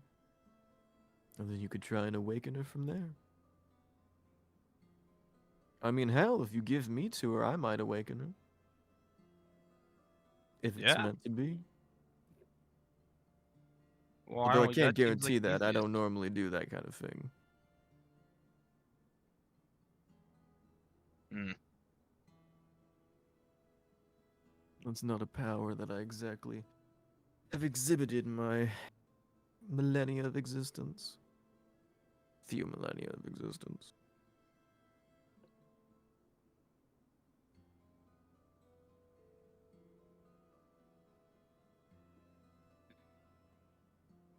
We should probably go before the bugbear gets back, right? Yeah. All right, Let's let's go. That's great. You're gonna make your way behind the desk and grab the massive sack of weapons and start putting your gear back on, grabbing the glaive, and you head back on out. Mm-hmm. And I assume you stop for ice cream on the way there. Yeah. Stop for ice cream, and if they have little chocolate sauce, I'll get some for both of them. If they don't, then They don't have chocolate sauce, but they do have chocolate that can just melt over it. Like it is just a bar of chocolate, they melt over it. hell yeah, hell yeah. This is a must. Sure. Do you buy one for you in Mammoth? It depends on how much it is. It's free silver per. All right, cool. Yeah. So that's fine. I'll You buy it for see- both of them. You see Horma looks at you and goes, Buying one from me? You consume food? As far as you know, yes. I thought you just Sure. ate kids. and you watch as he transforms, shifts his appearance into that of a child version of himself. You wouldn't hold out on little old me, would you? All right. And he buys another one for Go ahead the and mark down child 9 version. silver. And Yeah, you I've watch as already he done just it. throws it back, eats it in one go, and then just transforms back and goes, If I could taste, I bet that'd be delicious. You fucking dick.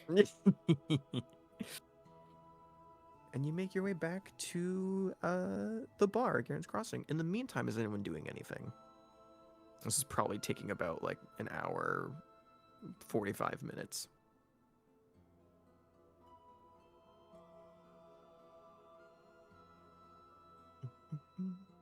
Going once? Going twice? What's Kipley up to?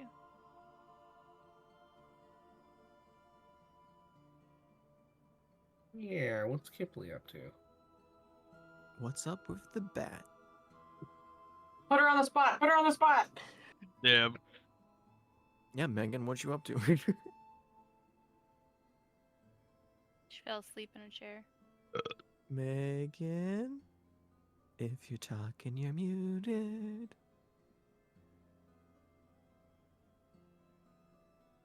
Megan might be dead. Well, that's unfortunate. Mm. Megan? Is Said that she's so young? away. She might have gone to grab a snack or something. I don't know. In the meantime, what's Reese up to? Shifting gears. She probably would have gone for a stroll around town. Hmm. Going anywhere in particular or just kind of walking? Just walking in deep thought about some things. Sure. Just for the sake of sakes, if you want, you can roll it at random. You can roll me a d4 in which kind of general area of town you're walking about in. Or if you have a specific part Oh, that you roll. want to go in. That's fun. 1. Cool. So you start going into the northern, kind of like northeast part of town, which is close to the area that you were previously around before when you stayed in the oh god, what was it? I think this is the Vermilion Cutlass Tavern. Which the area you're familiar with, just kind of walking about. One thing you do, actually, you know what is Reese's passive perception? It's 12. Cool. Because you're not actively doing anything besides thinking, you can make me a perception check if you'd like. If you don't think Reese is being too perceptive, you don't have to.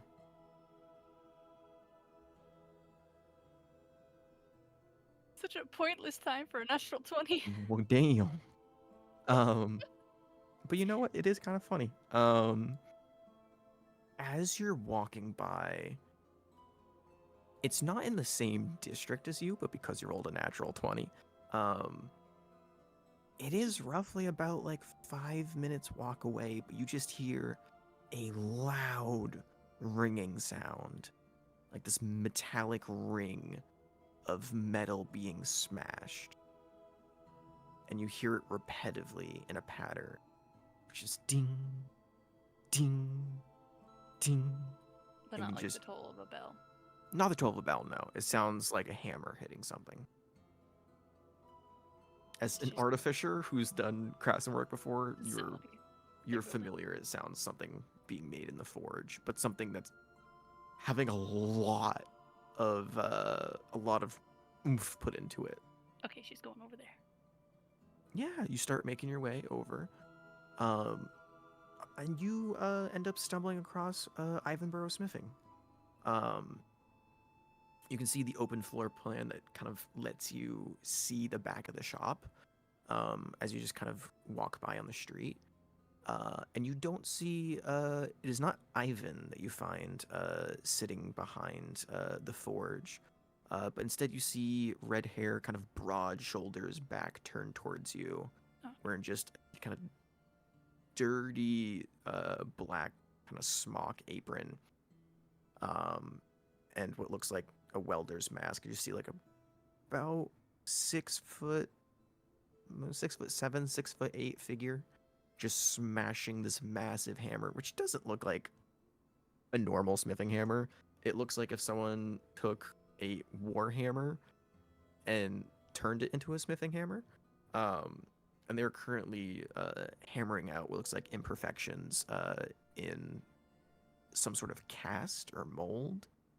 You're not sure, but it looks big. Like you could almost fit a person inside of it. And they just Should- keep hammering away. She'd walk up and like find like a piece of wood to knock on, kind of awkwardly, but. Knock on one of the support beams, Mm-hmm. like a polite knock. Yeah, it's fairly polite. You knock. They can't hear me. No notice at first. But after a few, the figure stops and kind of slowly turns. You can see there's a welder's mask over their face as they lift it up. You see the familiar visage of Ada Drakart.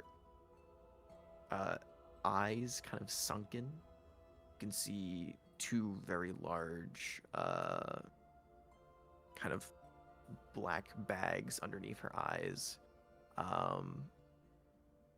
And overall just looks drained, but kind of puts a slight smile on her face as she sees you. Can I help you? I was just going for a walk. I heard someone building. Maybe it's the Sorry. artificer in me, but I can't help but come take a look. I was just working on helping Ivan with a few orders to get my mind off things. You look tired. You need some help? I'm fine. Just haven't slept in days since. Maybe best. I don't have a lot of strength for the blacksmithing side of things anyways. I got it under control, but thanks. What are you What's- doing around these parts? Mind's wandering. So are my feet. Hmm. You're a artificer, right? Yes. Why don't you help me with some For sure. aspect of this? Not the blacksmithing, but if you're good at enchanting, not something I can really do. Magic is not my forte. Give it a try. What do you need? And she kind of gestures for you to come on round the back and goes, There's a molten bronze that needs to be enchanted. You don't need to actually do any of the major sigils or patterns or create any of the wards that are going to be put into it, but I need you to spark it, essentially. Give it some sort of life. She wanders over to the molten brass. yeah, you see there's a kind of, to Reese's mind specifically, it almost looks like an Iron Maiden, but like half of an Iron Maiden opened up, and it is just filled about maybe I want to say 6 feet in length. You can't really see how deep you imagine, only probably like a foot, maybe foot and a half of all molten bronze. Just kind of simmering at the moment. You can see steam slowly rising off of it as there is a fire lit underneath. She sort of presses her lips into a tight formation, trying to hold her tongue from saying anything, but you want me to make like an arcana roll to help out on the bronze? Yeah, for the essence of this, you know what she is asking you to do is essentially jumpstart magical properties that are already lying within the liquid. Mm. So using just an arcana check alone is going to be ridiculously hard, but if you Mhm. want to expend spell slots, it will make it much easier, as it For is sure. just you're imbuing raw animus into something for Cool. the purpose of molding it. Yeah, I'll give it my my level 2 spell slot. Sure. Level 2 spell slot expended. Go ahead and roll me an arcana check, and don't forget your d4. Ooh, Not a- could potentially not a- be a 20. Not a great roll. Ah, 17. Okay, can I inspo it? If you want, like- yeah, Yeah, I do. I like my Arcana rolls too much. go for it. 19. Go ahead and roll another d4. Wow, ones on both. But dirty 20 is more than enough. The second level spell slot leaves you, and you just watch as sparks kind of dance from your fingertips. As you don't have to mutter any arcane words, it's not a spell necessarily, but you just kind of run your fingertips along the lining of the metal, and you just kind of envision slowly weaving a network of animus, just that raw magic into the liquid, the molten bronze, kind of churning it and allowing it to move freely with its own will. And as you open your eyes, you can see your fingers are just an inch above the actual molten bronze, and you can now see it is animated at the moment, currently swaying back and forth by itself, almost like it's self-stirring to keep itself from settling. You see Ada just kind of looks at you with a mix of surprise and also just thanks. I wasn't expecting that to work, but I appreciate it. That certainly will save some time for Ivan when he gets back. It's no problem. Anything I can do to help you? I know you said you were thinking about some things while walking around. I don't know if it pertains to anything I know of, but if I can help. Quick little chat. Help wake me up. Well,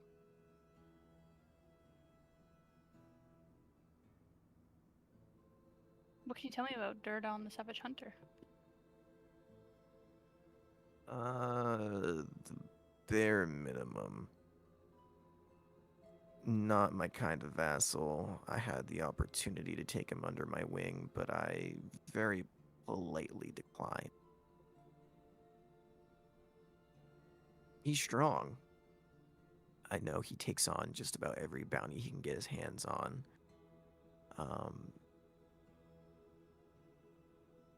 I don't know much about his motivations besides the hunt, and because of that, I find him a little dangerous.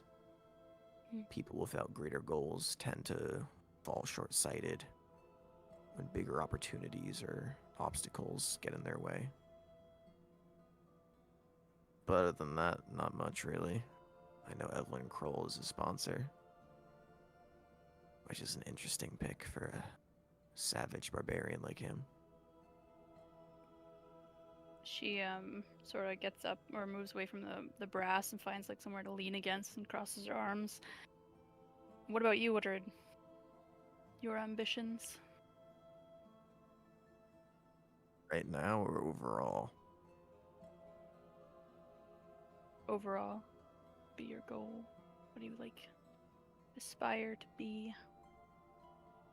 And you see she kind of leans back to kind of setting down the hammer and stepping away from the mold for a second.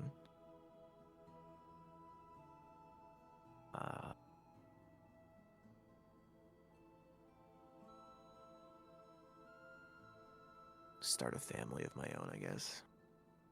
In my own way. I can't have kids myself, but every vassal I take on, I like to think is my own flesh and blood. Yeah, I don't think I could have kids. But I'd It's like an- to have children. It's an interesting conundrum, especially for people like us. A lot of responsibility, a lot of problems they have to run into, but I treat every single one of my vassals like they're my kid. I make sure that they're well taken care of. I do everything I can for them. I fork over a lot of spell scrolls and items I probably should be charging them a little bit more for, but I want to make Paradise Peak a safe place for them to grow up. I want to make the world a safe place for them to enjoy without having to worry about working themselves to death. At least that was the original dream when I became a sponsor and had the opportunity given to me.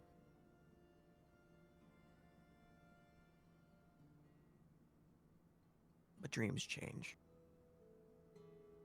Everything does with time.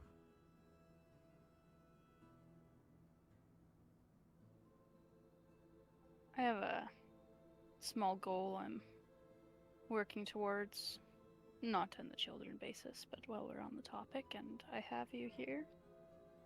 Hmm? What about? Where would I... could you point me in the direction of a few places I could search out ingredients for alchemy? Still not super You're asking the familiar. wrong woman.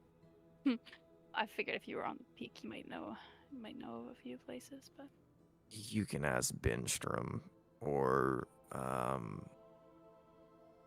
actually gonna go ahead and have her roll a history check, real. Eat a drug card. I mean, I could just go see my own sponsor. I'm sure he'd help me out. Full Buster might.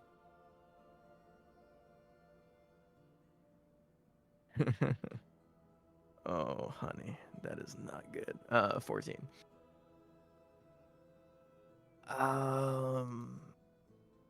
Yeah, Binstrom or Full Buster's probably what you're gonna be looking for. Having direct conversations with them probably not gonna be too easy. We're a pretty busy bunch, but Well,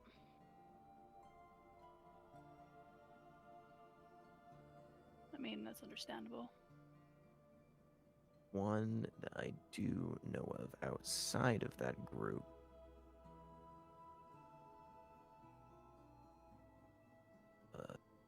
Was trying to find their name. Arlen Liren. He was in your group, your selection of vassals that recently graduated about a few months ago. I know he works closely with Carter Binstrom, experimenting with a whole bunch of artificial-related ideas. Might find some use with alchemy, or at least components for alchemy. Okay. That's good. And, I mean, if you don't mind, if you're so busy, to answer one last question. Yeah, sure. One last. In our travels, we kind of heard that the heralds have a bit of a split foundation between what they believe. Not that I understand any of them, but that they're almost in argument with each other. Do you know much about that?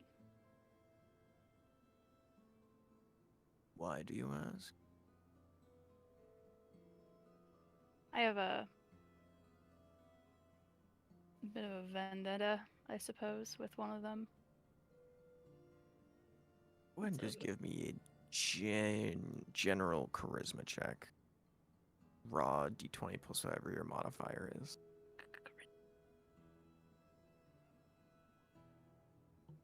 Yep.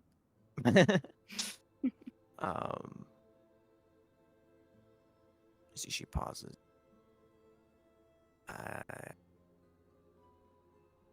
As much as my research from a sponsor standpoint goes into the heralds, it's not really something that I can share with just anybody, unfortunately, even if you are a vassal. Apologies, but there is certain circles that you have in order to have that confidential information. Is there something that I could do to work towards being a part of such a place? I'd like to see them fall. Many people do, but unless you are part of the council, which you're a little far away from at the moment, no offense, you did just start your vassalship journey. None taken. And the defense, island defense task force isn't exactly the easiest thing to get into, especially since you mostly are Vulcan status and above to join, but you can ask your sponsor about that for more details. I have to get back to work. Yeah. It's nice seeing you, Reese. Yeah. Right, yeah. Nice seeing you, Reese. Get some rest, Ada. You don't look well. I'll try. She puts the welder's mask back down and goes back to hammering.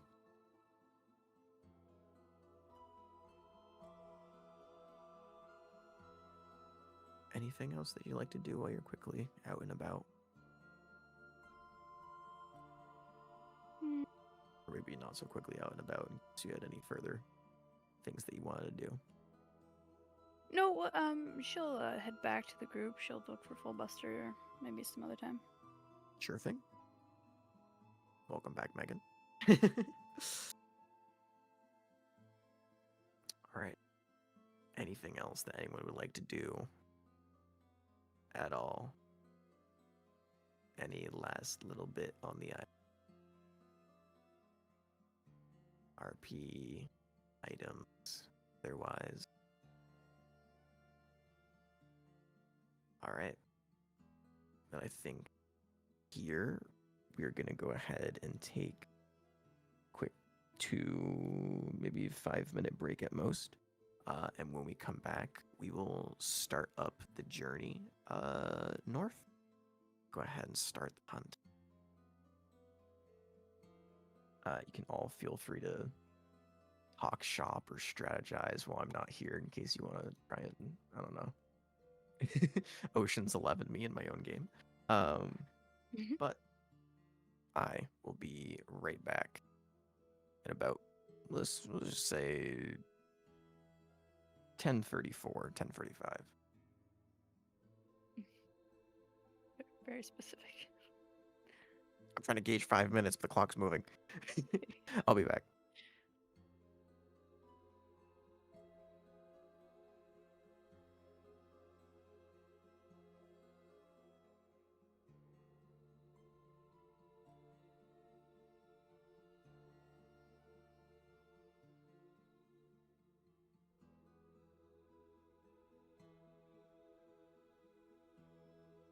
So how everybody's doing? I'm so tired. You're so tired. Oh no. I'm so tired. How long were you shooting for? Oh, not long, but it's just been a long couple of months. You know, student stuff. It's about that time of the year, finals, all that work. It wouldn't be so bad though, but I've ended up in an unfortunate situation where we've been assigned a group project as the final, but my group is not grouping. So instead of it being a group project, it's been an Ash project. A classic.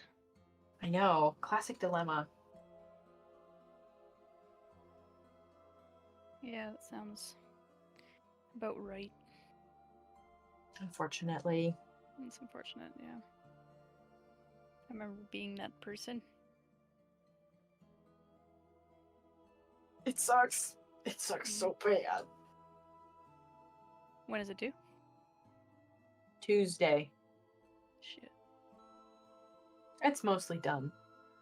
One of my group members said she was going to do one part of it.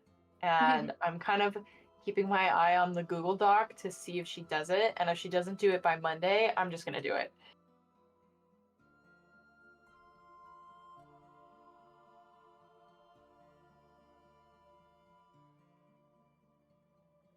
Should we strategize for this battle ahead? I think we should at least talk about what our intentions are and go from there. I know that since Jared has that potion for Duradon, I imagine he's going to be within melee range of this creature. My intention was to stay quite far back, but if more people are intending on getting closer, then I may need to get closer since, healing, all that. I was intending to just dive bomb the thing's mouth. You know. Like go inside of it? Yep.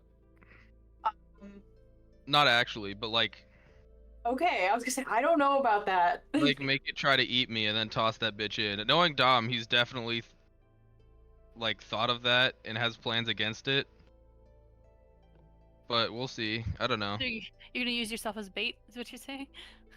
Yeah, that was my initial or my first thought, I should say. But Also, can someone remind me? Did I somehow get a broom of flying at some point? You did. yeah, I feel like that might be useful for a skyworm. yeah. Well, maybe we should think of. I mean, does anyone have any suggestions for a way to get this thing to eat this potion that doesn't involve putting Mammoth near its mouth? What do I have for spells? What do skyworms eat? Alright, I'm back. That's a good question. What do skyworms eat is not common knowledge. Uh, As skyworms, aka sky swimmers, are not common knowledge. think they eat small children? It might be. Might be on the diet. Probably not the most filling of meals, but who are skyworms to judge?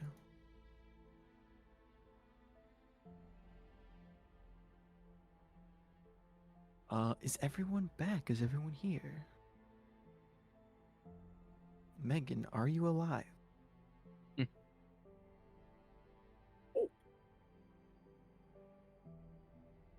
Megan? Oh god, is your mic fucked? Are you muted? I'm a little concerned that we haven't heard from her, and then the only thing that she typed in the chat recently could be equated to a keyboard smash. Bifter. Yeah, Bifter, for real. That's what I always say. Megan, are you okay?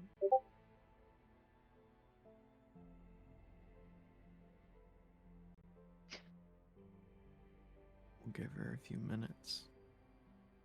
Since I don't want to start anything without her. But we are going to skip a few days of travel, just for the sake of sakes. And because Dom likes skipping any amount of time to increase the amount of time that you guys have been fucking vassals. Instead of arcane 3 days of travel, it makes me feel better to just have 3 days done and under. Hey man, how long? How long this campaign has gone on for? It's been a fucking year, but it's barely been a few months in game. Dom's looking for any excuse to speed up time. To make us more Normal. experienced of yeah.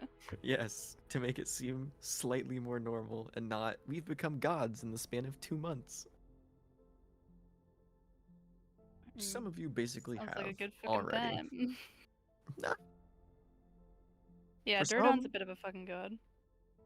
Oh, I was Just even a talking bit. about Duradon. Fucking Oh, fair enough. There's other things Kipley- going on. yeah, Kipley already became a mini avatar of death. Mustang became a primal spark, whatever that means. You became something, that's for sure. Oh no, now I am genuinely concerned. Been to Megan.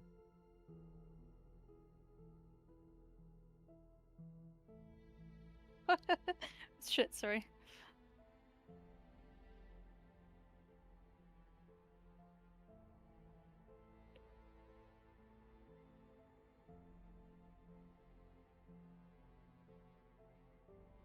Messaged her in every platform that I have. We'll give her a few minutes here. Because I would prefer not to start a massive boss fight with a man down. With a bat down. Also, shout out to Jared for having a very cute interaction on a day I was not expecting that to happen. Unexpected Yeah, dude, I side thought you were quest. gonna slaughter those guys. The women and the children too. No one is exempt from the savage hunt. No, no, Jesus. no. I was also so concerned that you would be like, "Oh, let's adopt a child so Mammoth can have a friend," or something along the lines of that. And then you did start, and Mammoth was starting to like, "Oh, like why don't you just come with us?" And I was like, We're "Oh gonna God, steal her. oh God." Not adopt, steal. Like, let me Yeah. be clear. You can legally just adopt her if you want. You don't have to steal a child from an orphanage, which is a crime. You've already gone for this once. Please don't I don't know steal what it is people. Oh my god, yeah, we tried to steal an old guy. Stealing people of all ages. The Six Never has no happened. bias. It's illegal to discriminate. Yeah. No, it's it's legal to do in the first place. I don't know what you're talking about. You Thanks, Ash. should. You really should.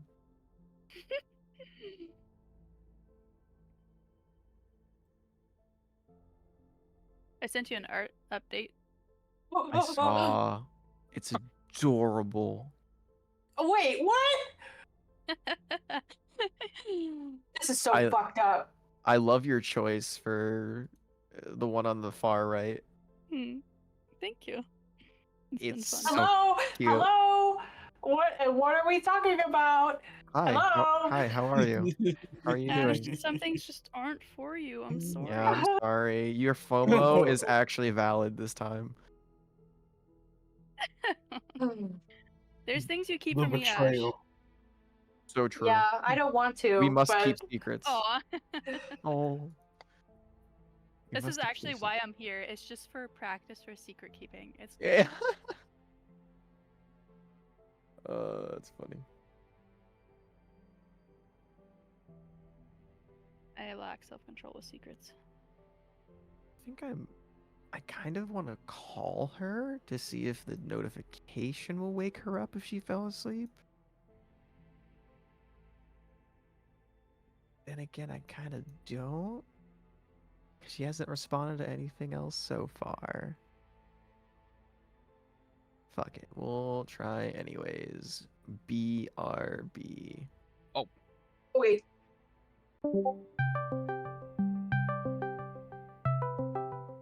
I'm sorry, Ash. I'll post it on Friday. Hello? Megan, you good? Yeah, no, fuck. God damn it. Yes. I'm Did you so fall sorry. asleep? No. Oh my god. Were you muted? Yes. Okay, everyone was so concerned because you weren't talking for like 40 minutes. And then we messaged you and like, is Megan okay? my Is Megan God. alive? Are you No, good? Yeah, I'm good. I'm good. I'm good. Okay. I'm so sorry. No, you're fine. We just didn't want to start anything without you because that No, would be fair to God Kipley. damn it. I'm so sorry. I'm so sorry. No, Okay. You're good. No, I can jump back into it. I'm so sorry. All right, no, I just checking to make sure you're good. All right, I'll go Alright. back to Jared's sanctuary. Okay. Try it. You went to Arizona to try what? Waffle House. Remember? Oh, Waffle House is an experience. It's so All right. good.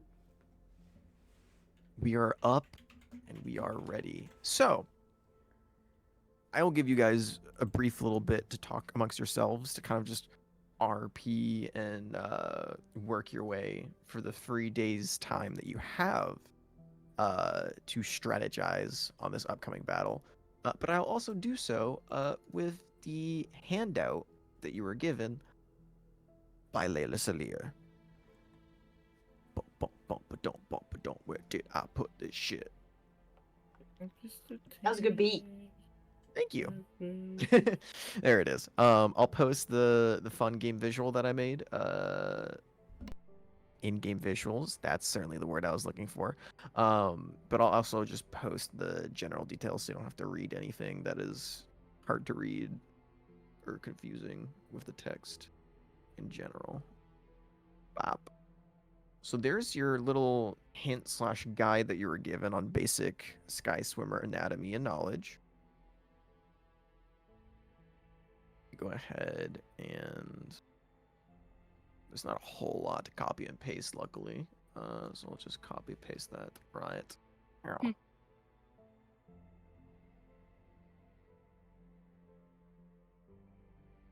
Just make sure I don't have anything that shouldn't be in there copied. Yep. Okay. Boop. There you go. And for if it's too hard to read in game visuals, I posted just the text in general. But it was given the general outline that you were given before. Tail, potential shield and or kind of barrier system for the creature. It has quills, it is acid, and it has a bite that you really don't want to be on the opposite end of. But outside of that, this creature is unknown, giant, and could have more. I would like Ryan to take special note of the acid. I cannot see. I am blind. It says Also, avoid Mammoth any can't further read. I cannot hear. I am confrontations if you can. Mammoth canonically cannot read, so he doesn't know any of this. Yeah. What Dom said. Mustang will read the whole thing Yeah, to I him. know. I'm kidding. I'm kidding. I'm not gonna do Make that. it out of this. Reese will repeat it. It's just the entire party's just gather around Mammoth like a fucking shame circle. Don't do it. Which, by the way, this is a good point for when we actually are going forward with this. Who has the Hydra Venom? Who has the physical jar? Because someone does have to mark it in their inventory for when you're going to try and actually use it. I think we should decide that when we're done planning. As long as But- you have it known before we start jumping ahead in days, I'm fine. But I do need it before you actually start any encounters. Sure. I feel like it's not a bad thing for an artificial to hold on to. I'm happy to hold it for you guys if you guys don't mind either way. Sure. Reese can hold it then. But as a suggestion, since putting poison down its gullet seems to be an obviously bad idea, I imagine the idea of making it eat it is so that it enters its bloodstream. Could we potentially put it on the open wound that we make by cutting off its tail and have a similar effect? Are you asking that to me as a DM? I don't think he's going to give you that answer as a DM. Yeah, because that is something that you're going to have to find I'm out. proposing it to the group. Okay, alright.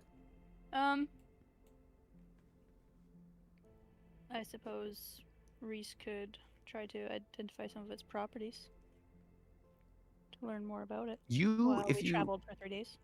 You can also just make intelligence checks, because I will allow that during the planning phase. Because there is an actual, genuine answer that is not me metagaming and telling you yes or no.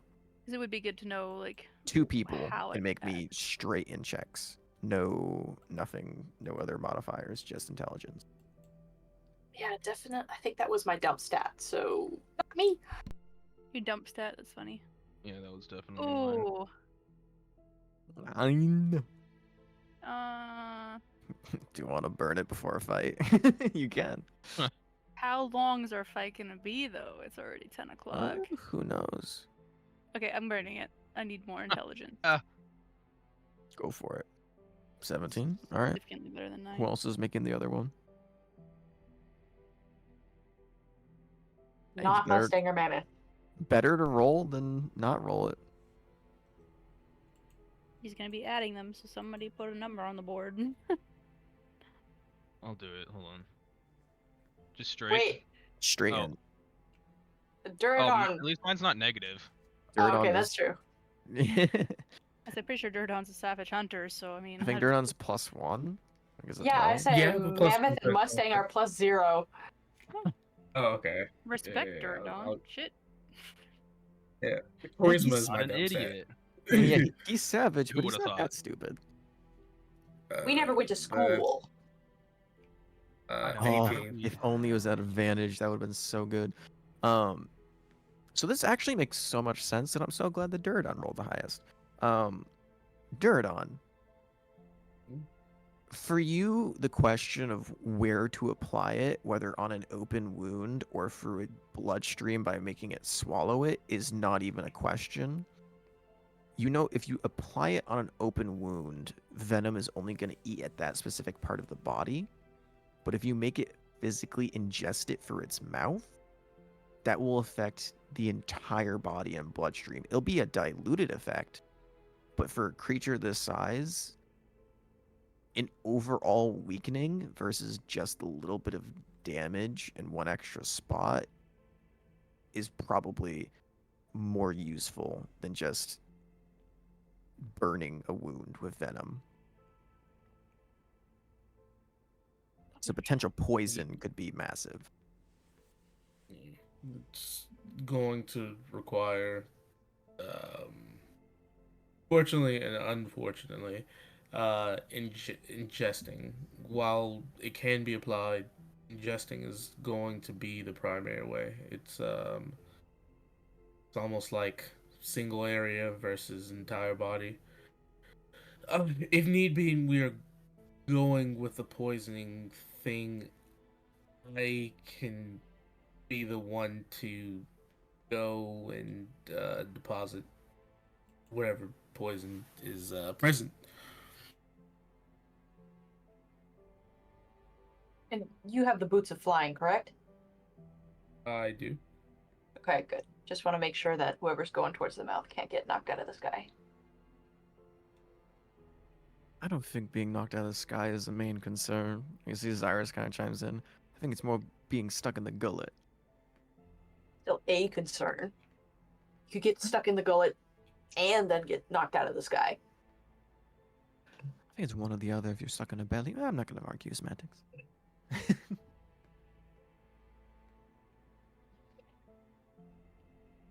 So what do we do if you do get stuck? We just lost cause, or we try and cut you out, or? I can try to relatively cut myself out. I would like for you all maybe to do that or to try to help. But I'm durable if nothing else. So Duradon, durable. don't do nothing. Please don't do nothing. Get but... swallowed, everyone leaves. But you know, of course, I may be able to fend for myself to some degree. The most important, aside from the utilization of poisoning, which again is just a piece of all of this, the poison won't matter if we can't get past the barrier. And the barrier requires a lot of powerful magic. Are our casters good and kind of understand that the first thing we need to do here is kill the tail, overload it? Are Or do we have explosives? Are we aware of the type of magic spells that would be No idea. effective? In this Can- case, no. No, because there's nothing known really about these other than. But going off of just. Nah, that's your own. I already have it written down. You can interpret it as you will. Mhm. I'm not gonna give too many things away. Smiley face. Well, if it says any large explosive in addition to spells, I imagine explosions are mostly fire. So we know that fire and force works. Keep lightning away from it. It seems to have some ability to absorb electrical currents. So if you were hoping to strike it with lightning, don't. Strike it with lightning. That's a good plan. have lightning. No, don't strike it with lightning. Do not. Do I not strike it with I lightning. don't have I don't have lightning. Okay. Okay. I'm okay. God. Oh. Strike it with lightning. uh, I think I said don't, but it was very quiet. it was so quiet. That just sounded Okay. like, oh, It was strike so it with quiet. lightning. Yeah, that's what I thought you said. It's so I was perfectly like, no. timed. With the 3 days, can I prepare a different spell? Yeah, As you an can. You're artificial? going for 3 different long rests, so you can prepare whatever spells that you would like. As long as Cool. you are one of the classes that can do that, of course. Going out for everyone else. I'm gonna just take a quick look. I will go ahead and make sure that it actually has her spells properly in place.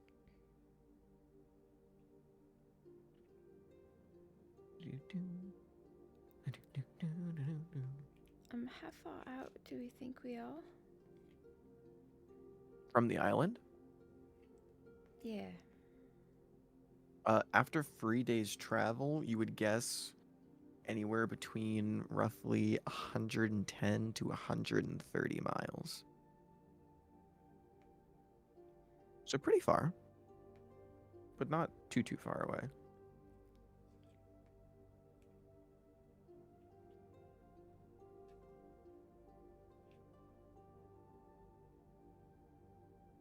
Think we're good on your end.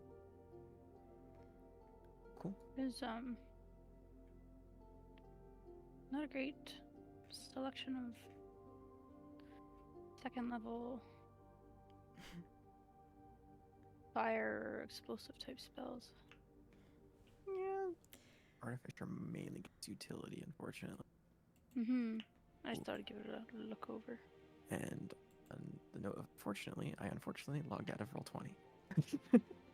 God damn it, give me a second. But any last minute prep and or questions that you guys have before we go to the day or the 3rd day of travel, excuse me. Yeah, Kipley's gonna at some point she's going probably sometime at night she's gonna be seated like crisscross for some I don't know. Some kind of Meditative stance. yeah, god damn it.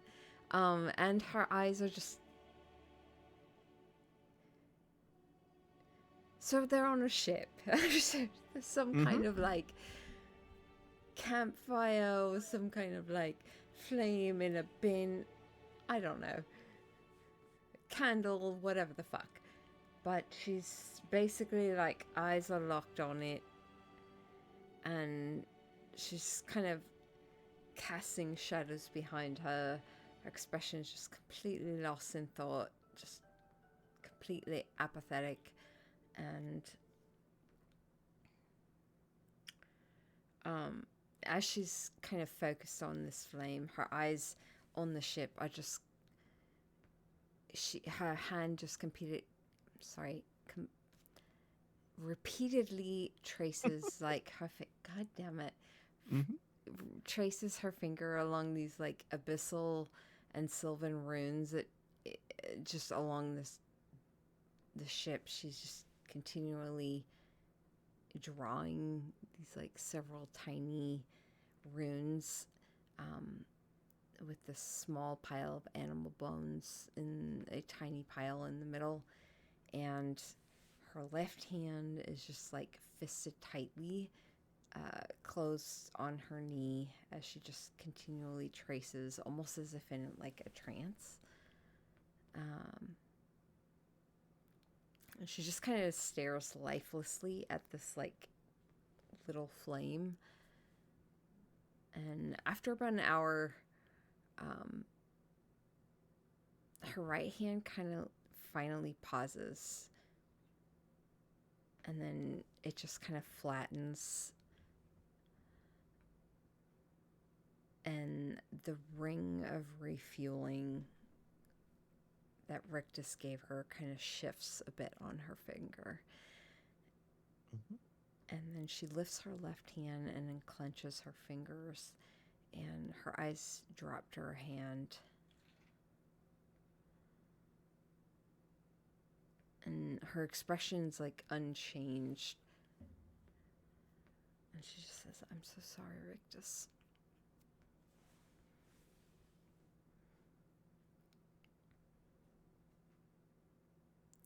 And she will basically spend an hour to make a new talisman. Mm-hmm.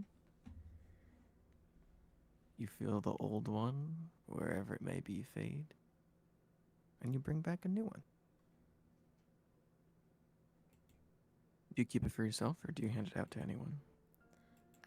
She's going to, at some point, give it to Jordan. Sure thing. One thing of note, to your knowledge, Ring of Spell Refueling still works. Really? Okay. To your knowledge, you haven't tried it yet. I don't want to sound like an asshole, but unless we cast in spells randomly throughout these couple of days and trying to refuel, who knows? But you do drop it off Duradon, and yeah. Anything else? Any other prep No. Nope, that's it. or any other conversation before we skip to the third day?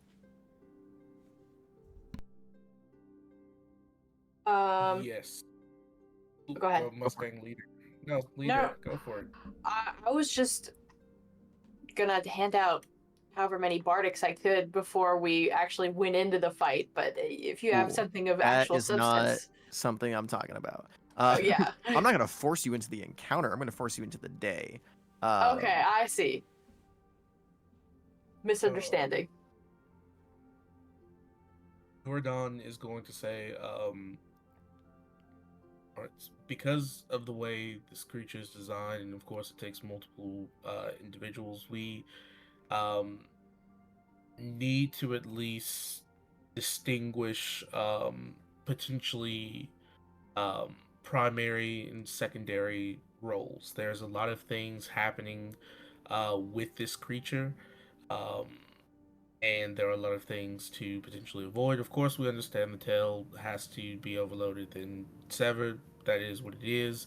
Um, After that, of course, through the standard plan of attack is to um, put as many quills to prevent the stunning aspect of it. I believe is what the quills do. Um, who is on? And this is treating it like a fucking a raid for fucking Destiny.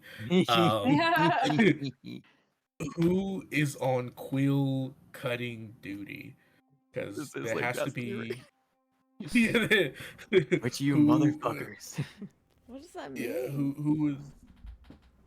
So There's a bunch of complicated roles that you have to do in the game Destiny 2 whenever you do raids, because there's always complex mechanics in boss rooms. And if you fuck it up, everyone dies. And everyone always Yeah. blames you because you're the person Yeah. that fucked it up. And it's yeah, And until they everyone ask will you the shape know. of Illinois.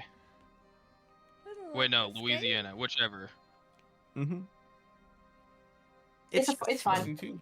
Don't worry about it. Yeah. Don't think about it too hard. Yeah. But we need to, of course, I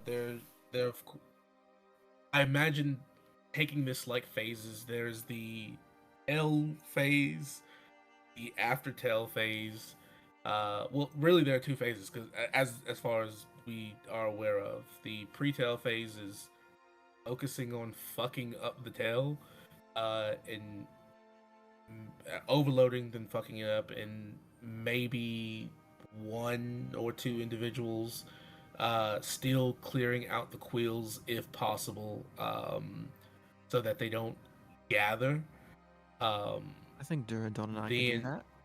I was gonna say, there's one person that has a particularly sharp weapon in this group. Yes. Feels like good for And I could attacking. help make sure you get there rather quick and get in and out. dang shit, I'm with it. I was thinking about somebody. Sorry, go ahead. taking on the role of healer as much as I can, and sort of backup, be where I need to be for people that are in bad shape. You say healer? In a way, yeah. As much as I can put out. You can heal? To an extent, her Holy shit. bones have shown some sort of usefulness when guarding Holy shit, others. that's amazing. This I feel like this is an important development. Holy shit, Reese. Do you not pay attention to what your allies can do? I don't think Well, she's no, really hold fucked on. with Don't dirt do on too that. much at all. I guess that's fair. I've seen her grow bones, make bones. I've seen her touch people and they die. I feel like that's primarily what I've seen. It's accurate. Yeah, she's just like Touch reverse. people when they you know, die is the so other way around. real. Oh, Yeah. that's funny. I You can have do everything but heal. some abilities that will save people from dying and otherwise, so you focus on that, I think, in this type of battle.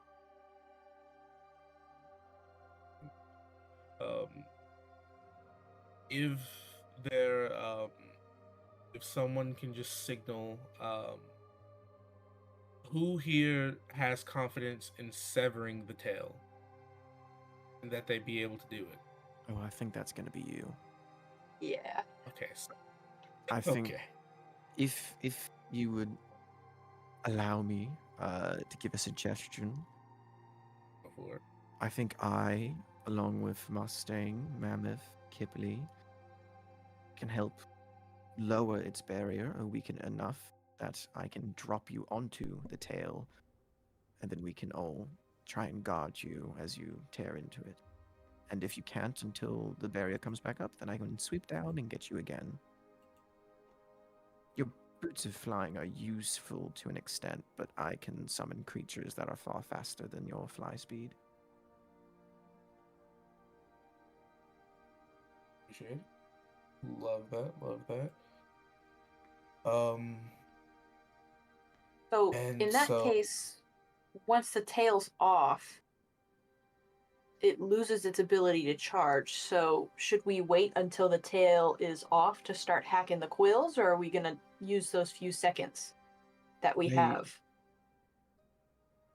From what it seems, tail first, and then everything else. It sounds like we could all focus the quills then, if need be. We could have a few stay back as just healers if needed, but in that case, I think when the time comes, we could all make ourselves useful. If the opportunity presents itself and I have a sword, I can hack a little if I need to. but we still do need to deal damage to the primary body, correct? Like that's I the feel like quills. I attack. imagine. Quills are mainly to Okay. stop the secondary effects, I believe. Yeah. So we still need people pouring in damage to the creature itself. I see.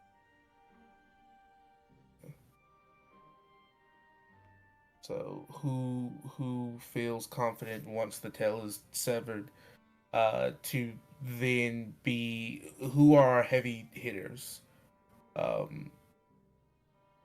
Once can my deal damage to the creature. once my spell slots are expended, my damage output compared to your own is minimal. Yeah, I'm kind of in the Small? same boat. Null. I I can can, try. yeah, I can deal out some pretty gnarly hits, but once I'm out of magic, then kind of kaput. Yeah, same. Yeah, you're kind of it. Wait, hold on. Wait, pause. Rewind. So I'm sorry. I didn't see that. You are kind of it. That's accurate. Oh my god, are all of you magic? Are all of you primarily magic? Uh huh. I mean, I can be both. I'm gonna We be just useful. gotten lucky, and none of you have run out of magic during a battle. Well, I can fire my my necro ray at it. Once I'm out of spells, I'm just not certain how effective it'll be. I think I have daggers, but I got a Oh my crowbar. God. I think you also have a cantrip that doesn't run out of casting, so you're I have a fine. cantrip. Yeah, I think you're good. I think Duradon Oh. just needs to hack off the tail, and then we can relocate you to the quills using my creatures and anyone else's movements that we can. Okay. Oh. Oh God. Okay. No pressure. No pressure at all. Just remember, we took Have on a tail, mimic island. quills. You did take on an island. Although there was a lot of smaller mimics instead of one larger one, so Yeah, we should think of them probably as keep within range of you too, if we're really wanting to keep you alive. I can heal out to 60 feet. Let's try and stay within 60 feet of one another, but maybe not all grouped up in one place so we don't die. That doesn't seem very far. No, it's not. Healing is not exactly something that can be done far range. I feel like Percy could have done something better, but You see, she just goes to say something, then bites her tongue.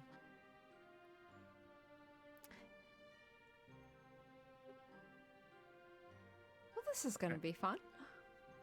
Yep. And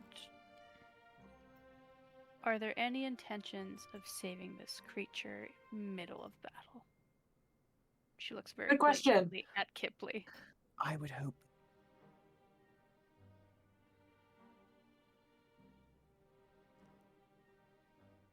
Oh, well, Kipley's eyes like kind of watch you for a moment, Reese, connecting, waiting for an answer before she looks to the rest of the group.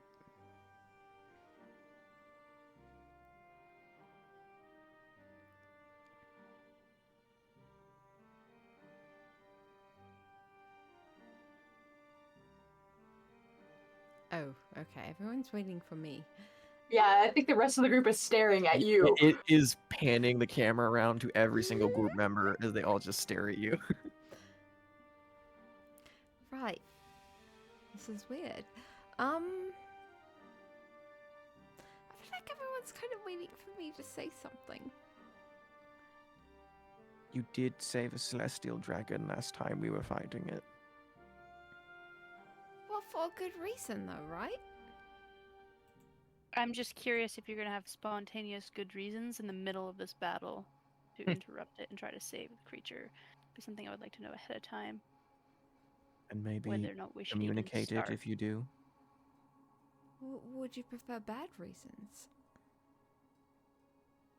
I don't think the reasoning is the problem. I think it's the communication aspect to the rest of us, so we're not, Oh, risking our lives. The intention, I believe, that we're going there is to kill this thing. So if you have 100%. qualms about that, let's talk about it. oh no. Quickly. No, Am I the Sherpa? I think it's okay. I think Oh, it's God. fine. Honestly, I want to make sure the rest of you are alive. I think that's my main goal at the moment. And Sorry. Mhm. Sorry, I just read dirt on Jared's It's so comment. great. Oh, I love it, Jared. That is a title I will 100% give you.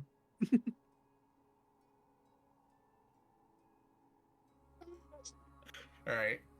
I gotta load the playlist. I wouldn't.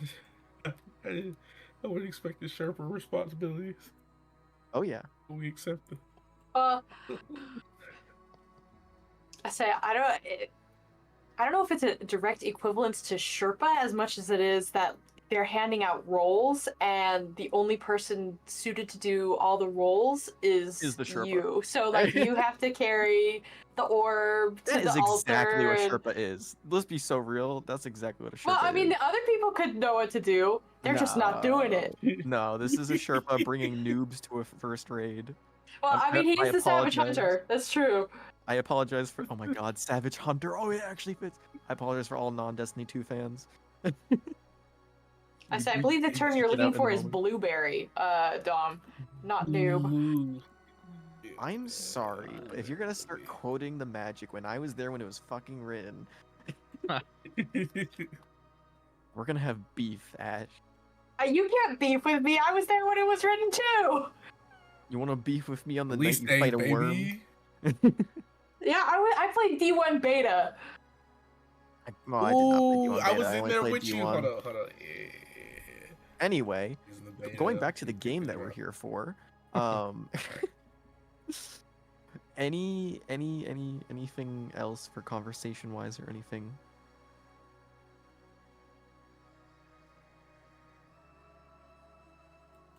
I think we've Going done all the once, planning we can do.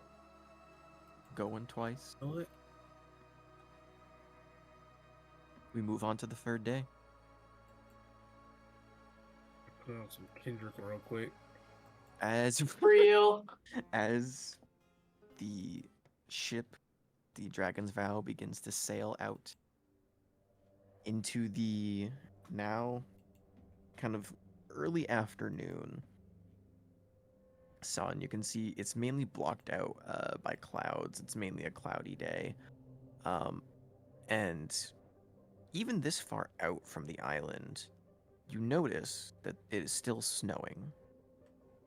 It's not heavy snowfall, and it's not enough to ice over the ocean around you.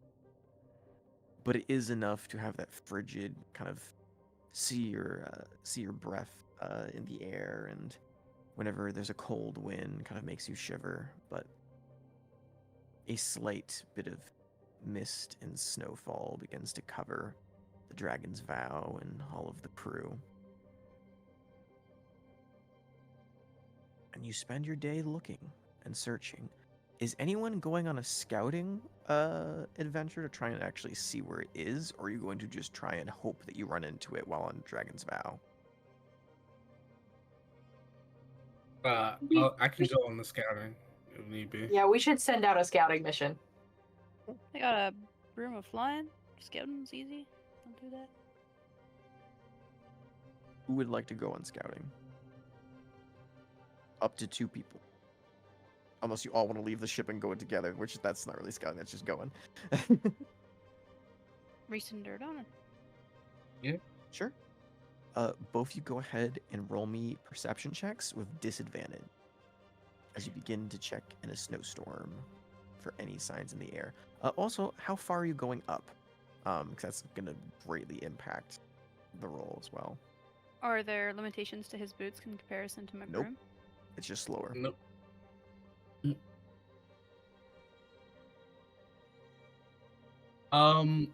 Pretty darn high.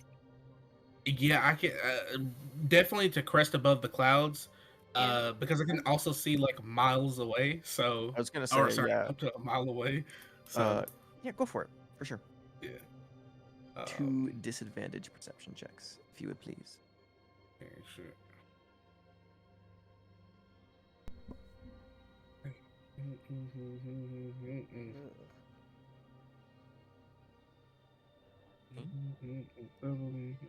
And a 9. Both of you spend about a good 45 minutes to an hour just kind of scouting near and around the ship. And you do branch off and go a little bit further, going cresting above the cloud line. But you don't end up seeing anything of importance except for Durdon, because you do have further vision, and you did roll 14. You do see wreckage. It's about 1 o'clock when you do find the remains of what looks like to be a large galleon that was sunk. You can see ships, bits and pieces, wooden planks, all different sorts of crates floating in the water. I realize that with my robe of eyes that I do actually have advantage on like perception checks that rely on sight, so would that have negated my disadvantage? Yes, no matter what disadvantage to advantage ratio, it does even out to a straight roll. Mm. So that would have That would been, have been a natural 20. would that have been a natural 20? Yeah. 20 plus 2.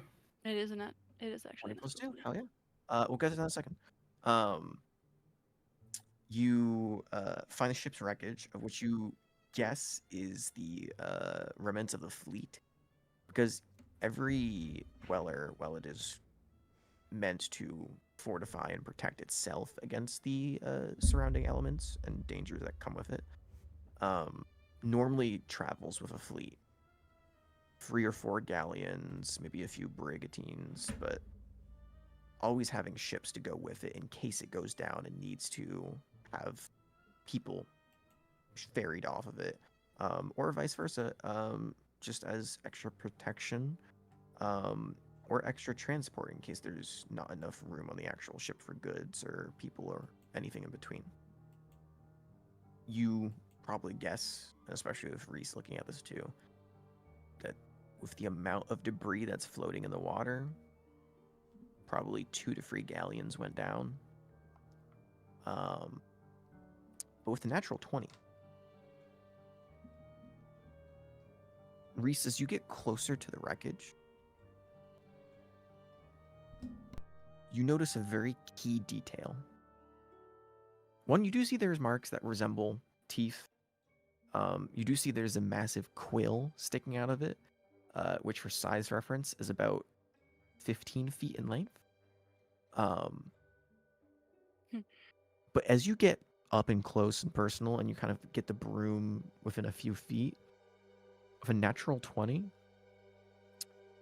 you notice part of the wood, part of the pattern of a break, of like one of the more well put together chunks that is left of the ship.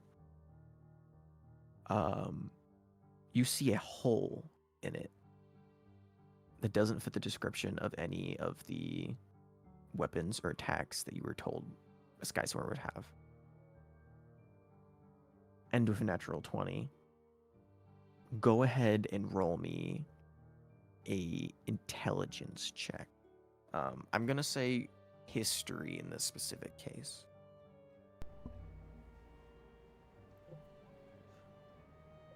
14.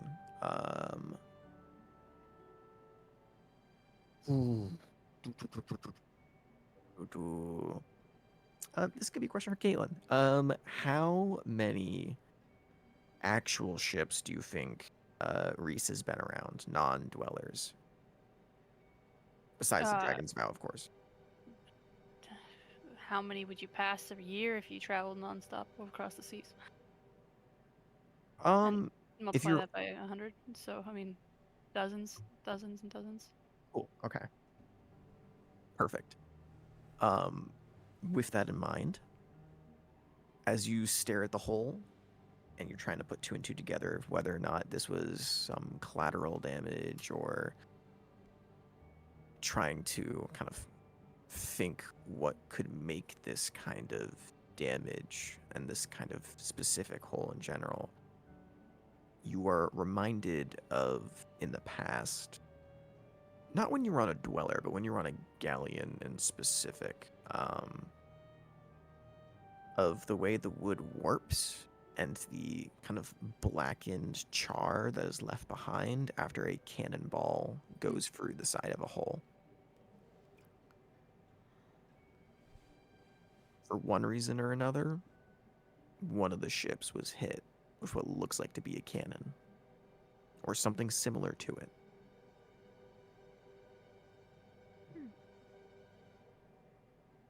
That's just something weird that you find. There were 3 ships down there, correct? There was enough rubble and remnants in an area that you would guess it was free ships, roughly. Were were any of them like rotted out, like they've been there a long time, or is it all fresh? No. All of them are fresh enough that you would assume it's only been at most 5 days, be a week. And did any of the others have like damage in the same manner as this one? You spend enough time looking at it, you find one similar wound in it's hard to find because there's so many fragmented pieces and it's hard to tell what damage comes from what, but you do find another piece of charred wood that looks like it's splintered in a different way than the others. There's not an abundance of them.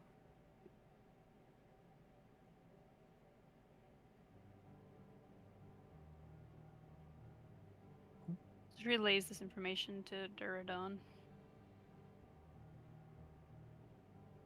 All right. Continue scouting out the area.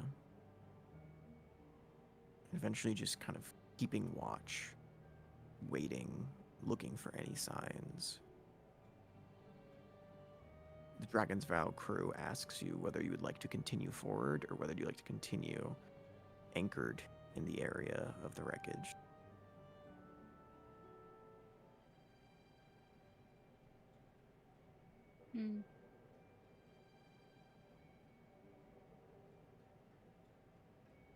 Duradon, do you want to keep scouting from the direction the ships came, or remain in this area? I mean, if we've gotten all that we can kind of from this area, we at least need to discover where it is, or what general area it's in. So he's gonna kind of try to move to where the ships came from, or Ships came- suggest that, not necessarily. Yeah, you would know the ships were coming from Paradise Peak, so they came from the same direction that you guys just traveled through.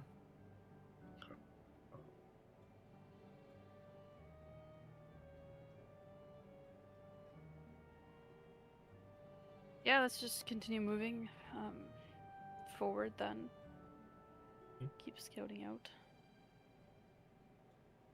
You want to try to go back above the clouds?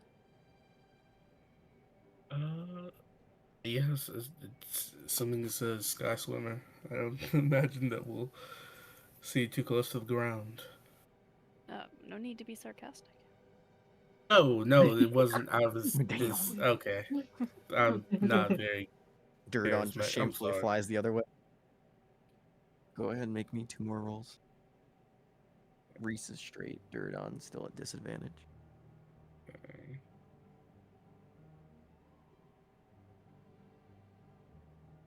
8 and 19. Oof. Cool.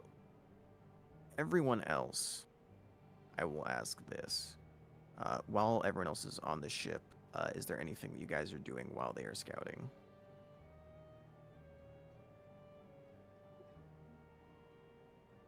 Like, are you waiting on brooms and flying magic items? Are you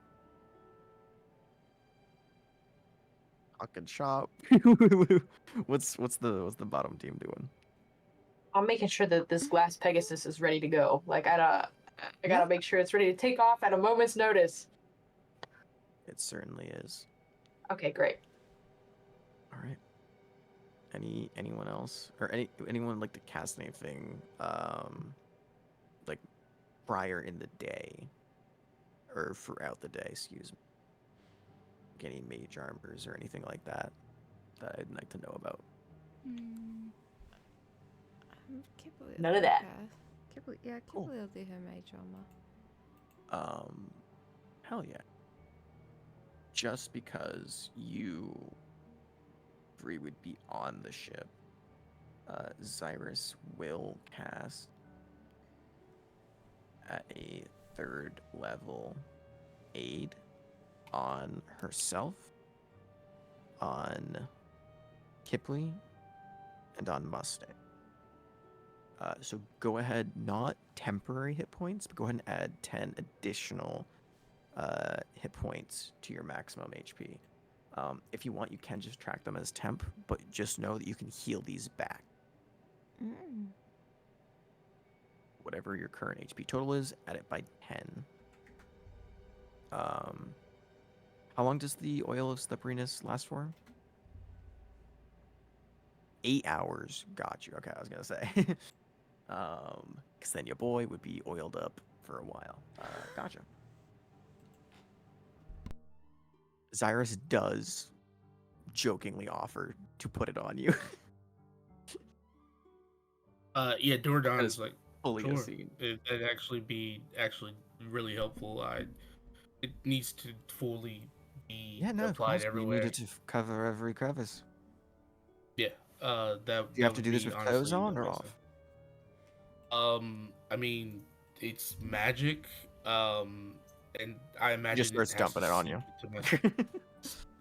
Okay, All right, be safe. Don't die. Ta-ta. much appreciated. Cool. As you two take off and as you are out and about searching the skies, Reese, again, hard to see with normal vision, even with any sort of advantage given for sight. Just the snowstorm ahead makes it harder to actually view the surrounding area. But Duradon flying above the clouds and just kind of scouting out a mile radius around the ship and around where you're looking, you do around 4 o'clock in the evening, after waiting with everyone on board the Dragon's Vow, their breaths held, and just waiting for any kind of word or sign, which by the way, Dirdon, fully not visible as going past the clouds, so all of you are just waiting on anyone or anything to show themselves. Dirdon, you begin to just feel that sense, that tingle, and you can hear in your head as Herma begins to just kind of talk to you for a moment and goes, I think we have company. And I think you should warn your friends because this is going to be fun. As you just get that sixth sense that you've gotten every single time that you've been on a hunt, every single time that you've had to fight a beast or track something sent, that direction, that sense of knowing without even understanding why. You turn around and you don't see the full body, which is concerning because the head and body that you do see is already so large. Silently and stealthily to a point at which even you could not detect, you see a spiked head staring out of the clouds, just watching you from afar. And upon turning and realizing that it is there, you were fully prepared for this fight. You were fully informed on what was gonna have to happen to fight something of this size. And yet you feel, even though the excitement of the hunt is in your veins, a shudder of fear and anticipation run down your spine as you see the face of a creature that is not a beast, but a monstrosity, and a colossal one at that, as breaching out of the clouds and now slowly beginning to make its way towards you. You see this sight before you. Oh. As the Sky Swimmer begins to rapidly move towards you at a pace far faster than you can fly, what would Duradon like to do? Reese hasn't noticed. How many seconds before this thing is on him? Probably guess about 20, maybe 30. Okay, 20 to 30 seconds. Thank God, that's done for 2 potions. I'm trying to put it into math-wise. I think that's about 4 to 5 rounds, you would guess. Duradon is It's far away. immediately going. Okay, is immediately going to yell to Reese, yell for Reese to get the others, and is going to pop the potion of heroism and the stone giant potion. You begin chugging. Are you staying stationary in the air? Are you remaining in the same space, or are you moving? It looks like it's charging at me, correct? It's coming right for you. Listen, mother made no bitch. You're staying right in front of it. Okay. It's so cute. Yeah, it's going to. I knew It looks like it's fucking cute. the little worm thing from Mario. But if Kind the of. thing is also kind of like charging up its fucking like breath, or is opening his mouth and shit, he's prepared to kind of like dodge out of the way. But for the most part, if he's telling Reese to go and get everybody else, are they far? Or do we know if they're far away at this point? Yes, you're above the cloud line. Well, then, that so they're is all- that is pretty fucking hard. Excuse me, words. That's pretty high up. Even at its lowest, you were looking at 1,000 feet. Oh, Oh, fuck. Dang shit. Do we not know what a cloud line is, folks? No, that's fine, It is fine, normally fine. it's normally 6,000. Dom's not going to be an asshole and make it 6,000 in this case. We're gonna go with 1,000 feet for now. I'm gonna do something that's maybe wild, and you might hate me for it, and that's okay. I'm prepared to understand. There's dirt on this state. Pink in this moment. He's asked of Reese. I don't know if Reese is actually gonna do it. I gotta remember my strength was 18. This other shit. 3. And assuming that she actually does it starts heading that way, Doradon is gonna wait for it to get kind of closer before he just kind of lets himself free fall, because falling is faster than any flying that he could do. You can drop 500 feet per round. Yeah, per round. So he's like looking back towards the ground, looking towards the creature. If it's You're still pursuing him, Essentially trying to hold your action to stop your boots of flying and just drop. Yeah. Cool. How close you're gonna let it get to you before you do that? Set a rough distance. Rough distance. We're gonna put it at 150 feet. 150? Yeah. Cool. Reese, what are you doing? I was actually having the same thought as Jared about free falling. Just free falling down? Yeah, The for only sure. You thing can. is Reese would try to calculate how far she could fall before falling unconscious. You Not gonna free fall herself until she's unconscious so that she can't use her broom again.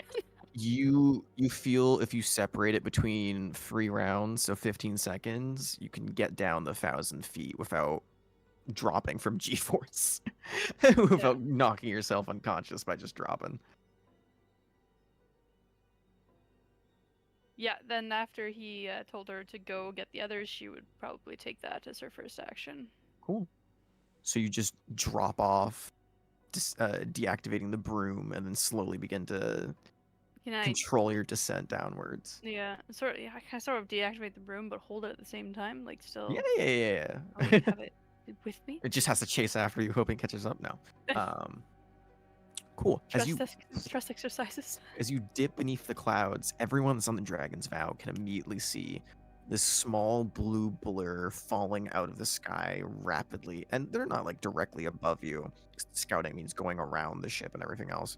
I'm say Reese is roughly about 200 feet off of the ship. Since you are actively looking, I'm not going to run after your passive perceptions, you can all watch as the clouds kind of burst, and you see Reese with the broom in her hands rapidly descending towards the ocean. You don't see Duradon, and you don't see the Sky Swimmer just yet. Duradon, what is your AC? 15. 15? Good shit. Mm-hmm. You know what? I brought out the dice tower for a reason tonight. Cool. With disadvantage, that's going to be a 24 to hit. That hits. Oh, hell yeah. So you're going to be looking at. Ooh, good roll. Durdon immediately takes 15 points of damage as you watch 150 feet away. As this creature begins to snake its way towards you, you watch as it stops the snaking and whips, and you watch as an entire cloud disappears, as the sheer air force from the momentum of its rapidly changing body turns the cloud into just ripped apart vapor, and a large tail spine shoots out and whips in your direction and just pierces into your shoulder. And as that hits, you immediately begin to fall the 500 feet as you begin to dip beneath the clouds, rapidly plummeting. And you would just feel the pulsing pain as it just, you rip it out of your shoulder as you fall and just kind of begins to dip away in a different direction. And you hear this loud droning as you can see the clouds above you begin to part, and you can see the creature making its way down towards you, mouth open. Everyone can go ahead and roll me initiative at this point now. You've gotten within range of it. It's showtime, baby. No. Terrible initiative, Reese. Ooh. Yeah, I'm gonna use my inspiration. Go for it. I Aha, rolled joke's on me. even. I used both my inspiration already. How much was the aid? Or sorry, was gonna I use one my of last the ones one. that got the aid? You were not part of the aid. Okay. Because unfortunately you were scouting when Zyrus gave it out. It is Kipley, it was Mustang, and it was Zyrus herself that got 10 hit points of aid. So 10 additional hit points to whatever you're going to be giving now. For the sake of 6, we're not going to use this as a battle map, but I will ask that you can drag your tokens at random points on the map so I can just give you your initiatives on your tokens. For all those that have control of their tokens or have access to it right now. Does anyone not have access to it? He's not that big. Bop, bop, bop. Mammoth 12, That's Mustang with awesome. cool 10. Kipley with a 17. Lovely, lovely. Done out. And Reese looking at 5. Big 5. Turdon with an 8. Oh. Don't forget, because you didn't go into initiative beforehand, is the Potion of Heroism applied to ability checks? Potion. No, it's not applied. Is it just tackles? To... It's effectively a bless spell. Gotcha. Okay. Bless, no concentration. Gotcha. I was just making sure to see if you can apply it to the initiative roll. Cool. Let me go ahead and roll. Ooh. This is actually really great for you guys. Zyrus. Initiative. Everybody's roll low, but luckily the creature rolled that. We'll use. Never mind. I can't. Never mind. Funny. Hmm? And then I forgot that helped my action to drop. So that he's never mind. You deal with that later. We're gonna. That's whopping 11. Cool. As it begins making its way slowly towards the ship, what is everyone doing? Starting off, Kipley. We're just gonna run down the first couple of actions, as it's not gonna immediately get there. Shift. Shift. Cool. Anything for an action? How far away is it? It's just now beginning to break through the clouds. 600 feet? Oh. It's still far away. Yeah. No, she's nope, nothing. Cool. Duradon. Continue falling. Duradon is I'm 1,000 feet up, right? So if I fall, or No, 500 feet. So you fell because you're holding your action. You fell 500 feet last turn. So you're 500 feet in the air. You have the choice to continue free falling if you would like, or you can stop it. I will say, go ahead and give me go ahead and give me another disadvantage perception check on your way down. Disadvantage perception. Cool. Play out your turn. All right, cool. Duradon is going to seeing this chicken shoot far. Is going to use his bonus action to rage, and then continue falling. Kind of looking behind now to see just how much is between him and the ground, and try to roughly stop about 100 feet from the ground. Well, if you're free falling, you're free falling. If you're gonna try and catch yourself, you're gonna use your normal movement. 'Cause we're at now the range where spitballing it is gonna get you most likely in the water. Okay. Well, if that's the case, then it's just normal movement. And I'll move Going 40 down? feet. Yeah, going down, and Gotcha. then how much? What's his distance from the what's in there? For the Sky Swimmer, it's hard to guess because it's still mainly shrouded in clouds. Anywhere between 300 feet at this point, since you dropped 500 dash action. Yeah, just about 300. Cool. So free fail. Yeah, that's cool. That's good. All right, Mammoth. Actually, no, we'll run through it quick style. Those on the ship, who is taking to the air? So everyone outside of Reese and Durnan at the moment. Mustang is hitting the skies. In the sky with Pegasus, 80-foot fly Yep. speed, right?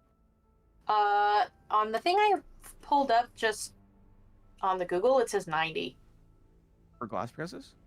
I say I might need to look at. I think I might have the wrong one pulled up. It could be 90. Let me pull it up for you. I just didn't have it pulled up myself. Glass Pegasus is 90 feet. 90 feet for life suit. Yep.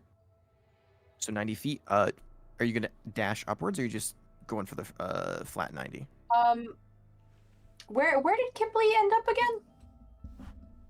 Kipley shifted, but I don't believe. Oh, she didn't moved take to the anywhere skies. yet. No, yeah, she's on the ship. Am I able to reach anyone in the 90 feet? Oh, for sure. You can reach anyone that's on the ship. Well, in that case, if no one's really in the sky that I can reach, then before I go, I will give Zyrus a bardic, and then I will take to the skies. Ooh, and that is a D8. Yes. 1d8 bardic for Zyrus. Gotcha. Hell yeah. And then you go 90 feet up. Mammoth. I'm flying. You flying up 50 feet? Flying. Yeah. You dashing up to 100, or are you going to stay at the 50? This thing's like 600 feet away. You can't even see it yet. Oh yeah, we'll dash then. Perfect.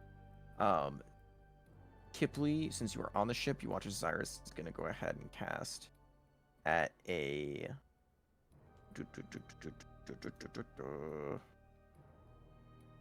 I forgot to see if it is to be worth. No, it is not. She's gonna go ahead and cast at a 3rd level. Conjure animals. And she's gonna go ahead and summon a Quetzalcoatl, which is a huge creature, and does have an 80-foot fly speed. She's gonna hop on that, and she's gonna look towards you, and give you an offering glance of if you want to join her, you can.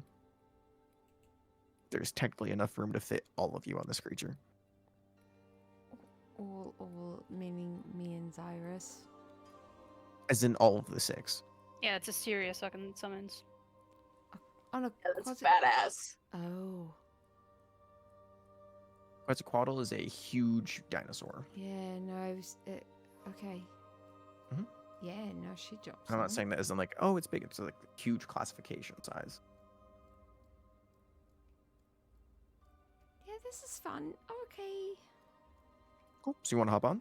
Yeah, she'll jump on. All right. Kipley and Zyrus, 80 feet in the air as well. All of you begin to ascend upwards. Duradon beginning to ascend downwards. Duradon, you watch as the creature breaks through the cloud point, just its head, and now all of you can see its head as it peeks out and sees the dragon's vow, sees all of you, and you watch as it looks. I'm gonna say because now it's beneath cloud level. Duradon specifically, because you are the closest to it. You are now within 100 feet of it after it dashes towards you. Being that close, and because you can see up to a mile in normal vision, and you're no longer above the clouds and dealing with a bunch of disadvantage, you can see that there is what appears to be some sort of either deformation or rubble, shrapnel, wreckage, whatever it might be on the head of the creature. And you see there's like a small, almost purple bump. And you watch as it kind of pulses for a moment. And then its head retracts back into the clouds and it begins to fly back up. Everyone else as a group, what would you like to do?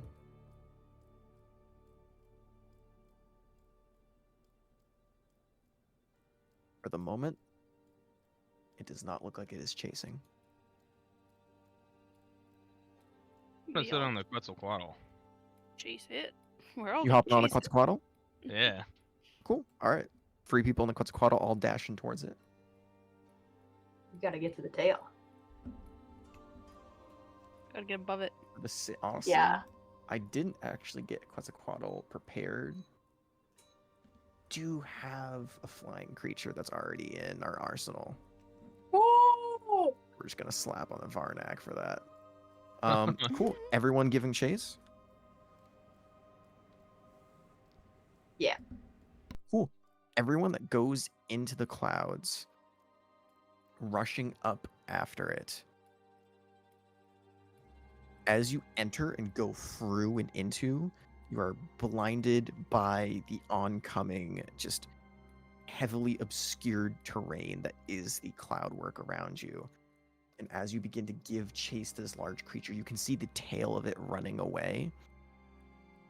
And using the Quetzalcoatl's fly speed, you are slowly gaining, using your action to dash, and having Zyrus dash with it. All of you begin to peek above the clouds until you are now seeing it from almost a top-down perspective, as you are seeing the full outstretched length. Duradon, Mammoth, and I think Mustang. Yep. And Zyrus. Everyone with a 16 passive perception or above can, in this moment, taking in the full length of this creature as it surfaces above the clouds, and you can see its full length. You were told sky swimmers can normally be around 100 feet, 200 feet. Durdon specifically, just for the fun fact, you gauge this thing to be anywhere between 300 to 350 feet long Fuck. as it begins to maneuver its way over. Where are you going to try and strike? Are you going to go and try and go for the midsection? Are you going for the head? Or are you going to try and go for the tail first?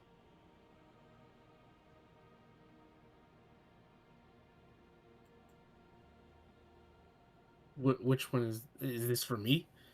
This is for the group as a whole as you're all beginning to chase down, which, by the way, Durdon, are you hopping on the Quetzalcoatl as well, or are you just dashing yourself normally? Yeah, if they've come by to It pick can me up, pick you up yes. on the way over, yeah. Because otherwise Durdon's just kind of like the help. Cool. It's 160 feet versus your 80-foot dash. As you are all gaining on it, you have a choice of whether or not you want the Quetzalcoatl to dash and keep in line with it to get you towards its midsection, to get towards the tail, or if you want to try and overtake it and go for the head. Now is the chance to try and decide for the last time of what order you want to try and fight this creature in.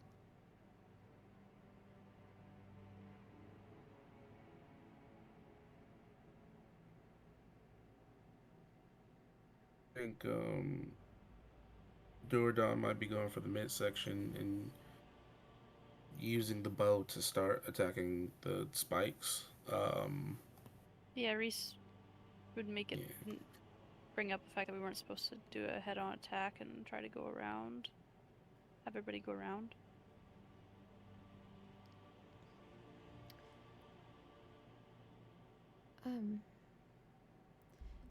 I might have missed it. The Zarnath that's on here. Is that The- the The Varnak? Varnak? Yeah, that's just representing the Quetzalcoatl Okay, for now. okay, got it. I'm sorry. Trust me, I would definitely inform you if there was a Varnak popping up. Thank you. Sorry for the confusion. No. Cool. Those on the Quetzalcoatl gang, which is the majority of the spellcasters. Are you heading for the tail?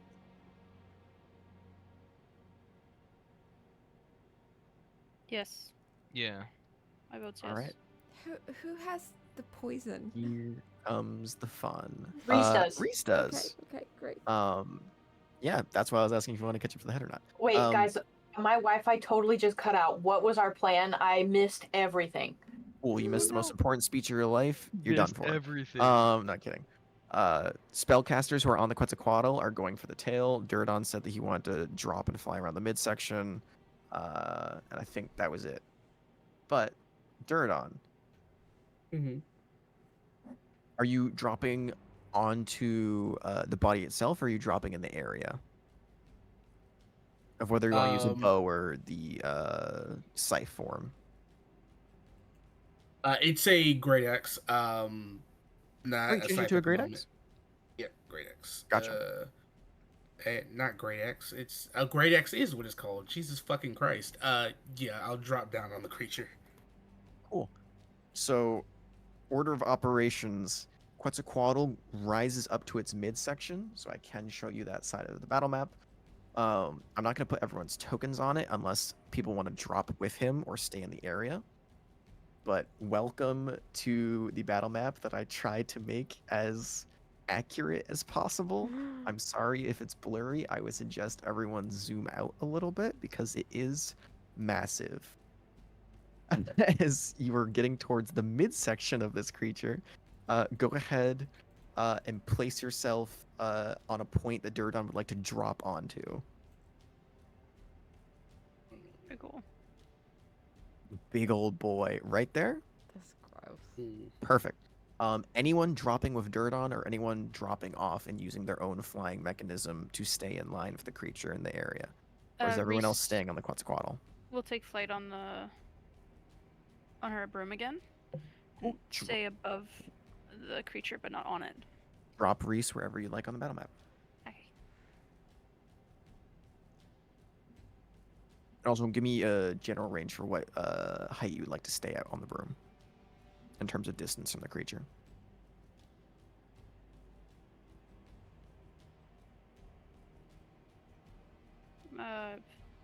Fuck me, 30 feet above Mm. it. Fuck me, 30 feet is a strange range, but I will write that down. Yes, it is absolutely right. Cool. So as you drop on Dirdon, just kind of like silent halo jumping off of the Quetzalcoatl, you impact and you can just feel the kind of hard carapace of this strange creature just kind of crunch beneath you. Reese kind of jumping off and grabbing onto the broom as you begin to sail across the side of it. Everyone else on the Quetzalcoatl, you just watch as Xyrus kind of slaps it a few times on its back, and it opens up its wings and catches the wind and fully begins to just fly backwards as it caught up, almost hitting the air brakes. And the rest of you are going to be delivered towards the tail, which we're going to do this in order of initiative, but I want everyone to place their shit first, because this isn't big enough to fit on one battle map, so we put it on 3 battle maps, motherfuckers. God. Everyone who's going to be on Damn. the tail, you can go ahead and put yourself in the air. If you're staying on the Quetzalcoatl, excuse me as I'm dying for the lack of fucking oxygen. If you're staying on the Quetzalcoatl, go ahead and just place yourself anywhere on top of the Varnak, which I will put to the back so everyone who want to be on top of it can stay on the top of it. Shit, I have a Right. long way to go to catch back up with those guys. Yeah, you do. Which, by the way, the feet measurement is accurate for the battle map scale. Let me bust out the ruler. Holy shit. Damn! 120 feet long. That's the. That's just the tail. Fuck. I didn't mean to put Bruce on there. I don't know how It's to get him fine. out. I can delete him. That's fine. Okay. Bruce to the void. Uh, So Kipley, Mustang, are you flying on your own? On a Yeah, glass Pegasus? he got his horsey. Gotcha. Oh, did I ever upload the glass fucking Pegasus? You did. It's That like one? a stained glass masterpiece. No, I was wondering if I uploaded to the Roll20. We'll get to that when we get to that. Oh. But for now, we will just use. Sick what do ride, I Mustang. have? Thank you. Actually, okay, wait, hold on. You know what? I don't have the glass Pegasus uploaded, but I do have Kipley's motorcycle. Yeah. So congratulations for right now. You're gonna be riding it and dying it. It's mine. Hell yeah, Kipley, are you flying? I'm sorry. Are you flying above it with shifter form? No, she's. Well,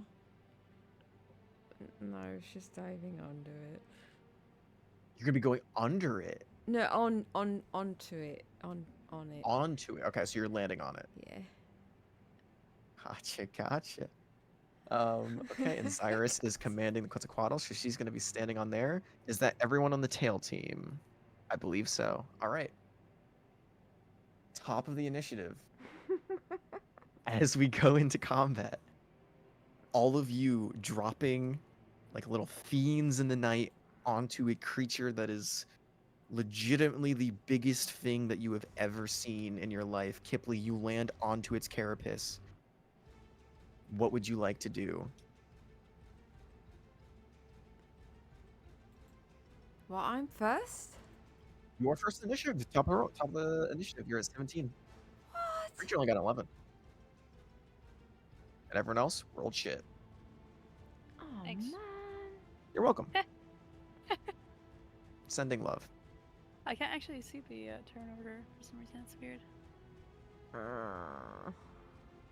You're on a different map, so it Different map? counts the Oh, initiative I see. on the map. Yeah. Fair. Okay. It will be going between. Yeah. No Dirt problem. on, you're on deck. Well, she will just gonna cast Eldritch Blast. That's Eldritch Blast on the tail. yeah. Go for it. 2 beams. Cha. You. My best Megan impression. Oh, it's not rolling whatsoever. Okay. That's no bueno. Well, let me try refreshing and Here we go. For sure. Nope. Okay. What's my Want me to real try dice? rolling it for you? Yeah. Or you can use real dice. You can just, no, go ahead. Real dice away. Okay. Tonight is the night of real dice. I am using the same set that actually killed Maeve. 16 plus 8. Oh my god. It's a little ominous. 16 plus 8? Oh, yeah. It's 24. Gotcha. That hits. And then, 14 plus 8. So 22. Both hit. Okay. There's 2 beams. Slam into the tail. Go for it. Damage rolls. Fuck. I gotta get all my dice out.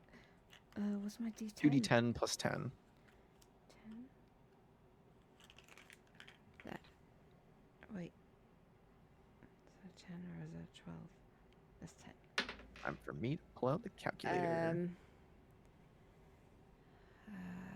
3, 8 damage on the first one, and then 5 and 10 damage on the second. Cool. All right. As the 2 beams go off, you watch as almost like an invisible reaction, something that was already happening but you weren't aware of yet. But this triggers a kind of immediate explosion. You watch as just a burst of electric energy just kind of shocks the air around you, and you can feel the tingle as you were standing on the creature. You can feel it run through your feet and kind of past you, running up and along the body's length. Duradon, who is standing on it, can feel this as well. And the entire body just begins to glow with this electric energy, this kind of blue film covering the area around it. Very similar to how you've seen awakened creatures cover themselves as almost a misty-like aura. You watch as his entire body is just covered in a glowing blue electric field.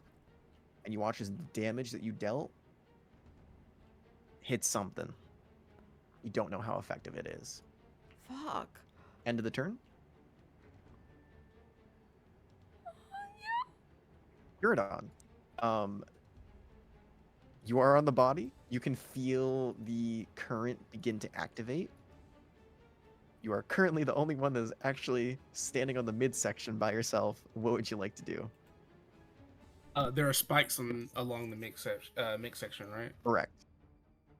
Duradon is going to start Currently, targeting... you can see 8 quills in the midsection. Okay. Where would And you they can be see there is located? one slot that is missing, which you know is the one that hit you earlier. Yeah, fucking bitch. Yeah, he's gonna try to target the 2 closest to him, which if you can... Yeah, you can hit both on each side. Okay, cool. And this is you're using Hurima for your blade, right? Yes. Gotcha. Before you roll anything, because I forgot to do this earlier, can you go ahead and roll me a d4? So that's gonna be very important for this encounter. Right. That is very true. 2. I gotta Ooh. look at what that is. Ooh, I have to look at what it is because I forgot. I memorized all of them except for the second one. But I think it's actually extraordinarily useful because I think that's the damaging one. 8 modified. Let's fucking go. That's the AoE, right? Yes, that's the AoE. Hell yeah. You feel as Herma kind of shifts into this battle form of a great axe. You just hear him go in the back of your mind. Feel free to try and let loose a little more. I think I got a full tank and I'm ready to go. And now whenever you take the attack action, you can turn it into a cone effect if you like. But it is your turn. You are raging. You got action bonus. Go for it. Cool. Raging. We have a bonus action. He is firstly going to take the axe and slash across his chest. And using kind of the malice of his people, is going to go ahead and hit that nice little crystalline carbonate. Hell yeah. Yep. and he is going to. Which is that? That is. Oh, not a lot. A few points of damage. Not too bad. Add that little d6 to it. Rage. Shit, that fucking. Sorry. We live, we learn, we gather. Go for it. Gonna go ahead and get a great weapon, master these, and reckless, of course, Go for it. because this thing, there's no point otherwise. At a disadvantage. Advantage. Advantage. Is 28. 23. 23. Because I forgot 23. to add the -5. Yeah. Yeah, 23 hits. Bang, Would you like shit, target bang, left or shit. right first? We're doing left, and we're going to make this the AOE. Ooh, cool. That is gonna be dexterity saving throw. Not the best damage. Not damage you want. Fail. Oh shit. Go That ahead is and roll that extra. Oh yeah. Let me see. Attack extra. What the fuck is Dealt. I don't think it deals any extra. I think it just deals the same amount. For Correct, to multiple enemies in Targets. the area. Let me see if you can get with a cone. If you can get multiple.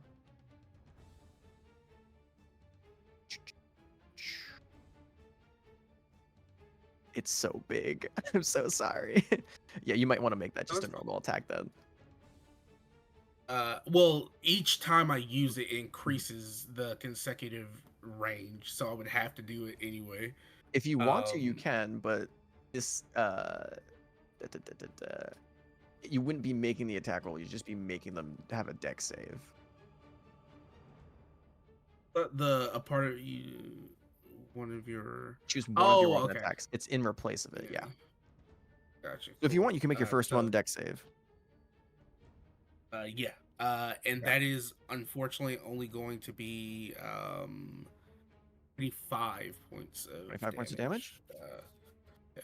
You watch as you hit the quill, and the wave of, which by the way, first time, you just hear Herma chuckle, and you go, I haven't done this in a long time, but stand clear, everybody. And a just wave of black iron wrenches itself out of the creature's carapace and begins to swarm the tentacle, the quill, as it begins to wrap around it, piercing it. And you see bits of like iron fences, swords, literal just raw iron itself just melting out of the ground, and spears and all sorts of jagged edges begin to pierce into it. And you watch as that electric field catches all of it. It does not look like it is damaged in the slightest. Oh, we're fucked. The magic What casters fuck are in the back, happened? hopefully doing their magic caster shit. He's gonna try one more time, this time with a direct hit. With the actual axe, yeah. So you can do it with the actual once per turn. Yep. Yeah, go for it. Same quill or different quill? Same quill. Go. This is unfortunately only going to be Ooh. only a 12. That is a big old miss as you swing, and this time it's not even the electrical field that just stops it, it is the air current, as you're used to fighting without having 70-mile winds blowing in your direction. But as this creature is rapidly still moving forward, you swing and you're just not used to the slice and the arc, and you just end up slamming it into the carapace with no effect. Got you. Cool. In Is that your case, seeing that the quills aren't really fucking with him for real, Dordon, I imagine this is moving in the way of the back towards the tail, or is it the other way? You're moving towards the head right now. Tails in the Alright, back where it gets fuck. skinnier. Fucking. Alright, right there, and then 40 back. 40 back? Right there? Perfect, perfect.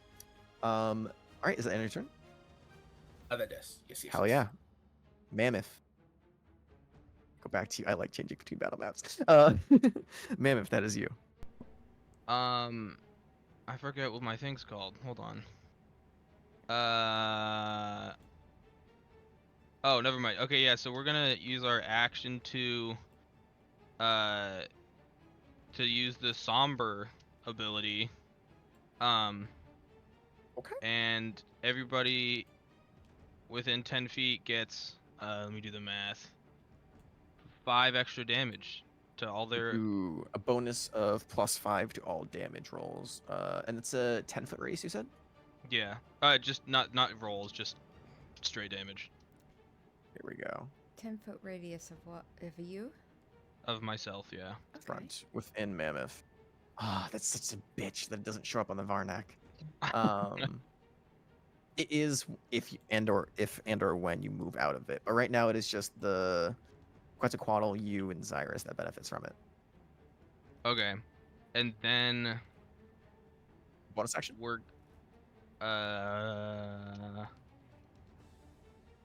Don't forget your cantrips. Or Story Yeah. Archer if you'd like to. Or any of your chalice forms. No, we'll save that.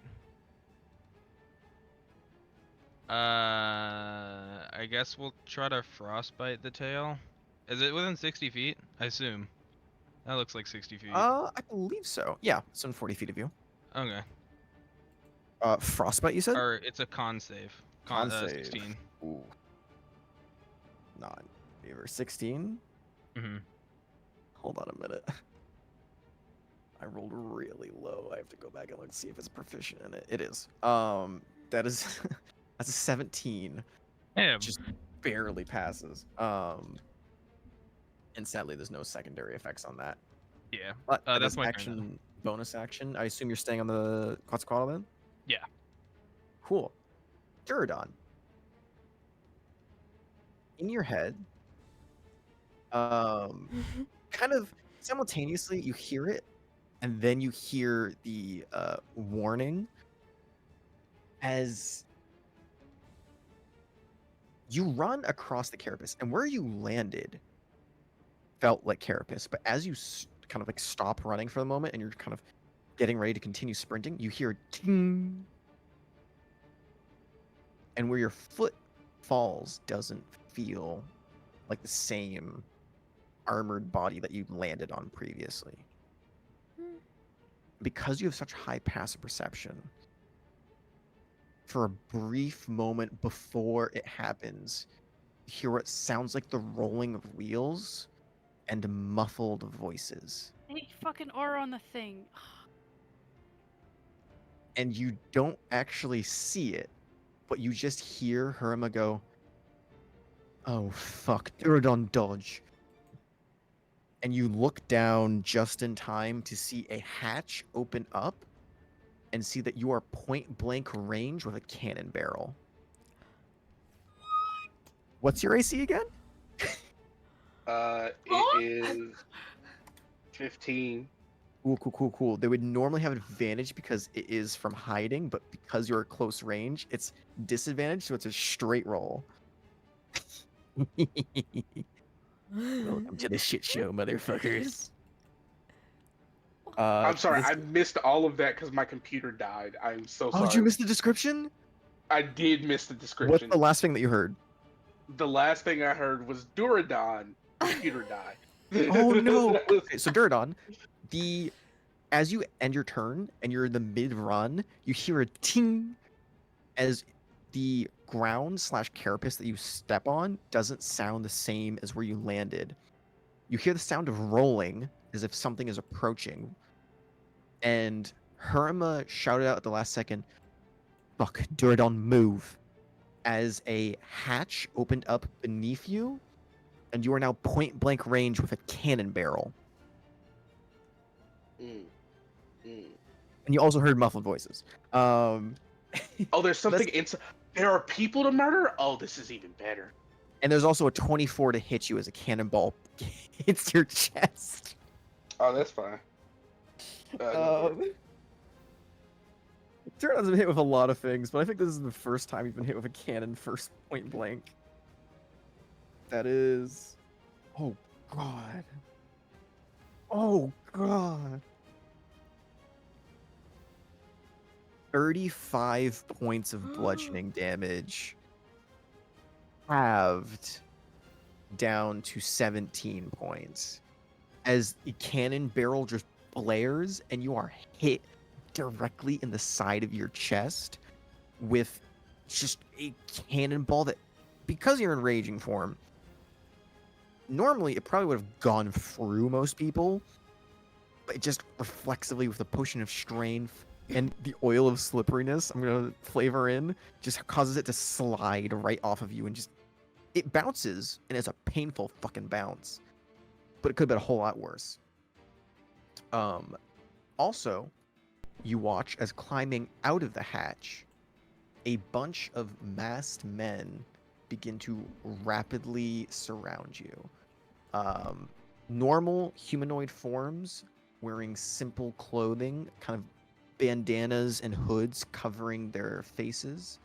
For the sake of sakes, I used a large token, but each large token represents 8 people. As you watch them jump up, all carrying various different short swords, scimitars, and kind of basic long swords, jump up onto the platform and are readying when it gets to their turn. The creature is going to go ahead. And I need, going back to the tail map, I need...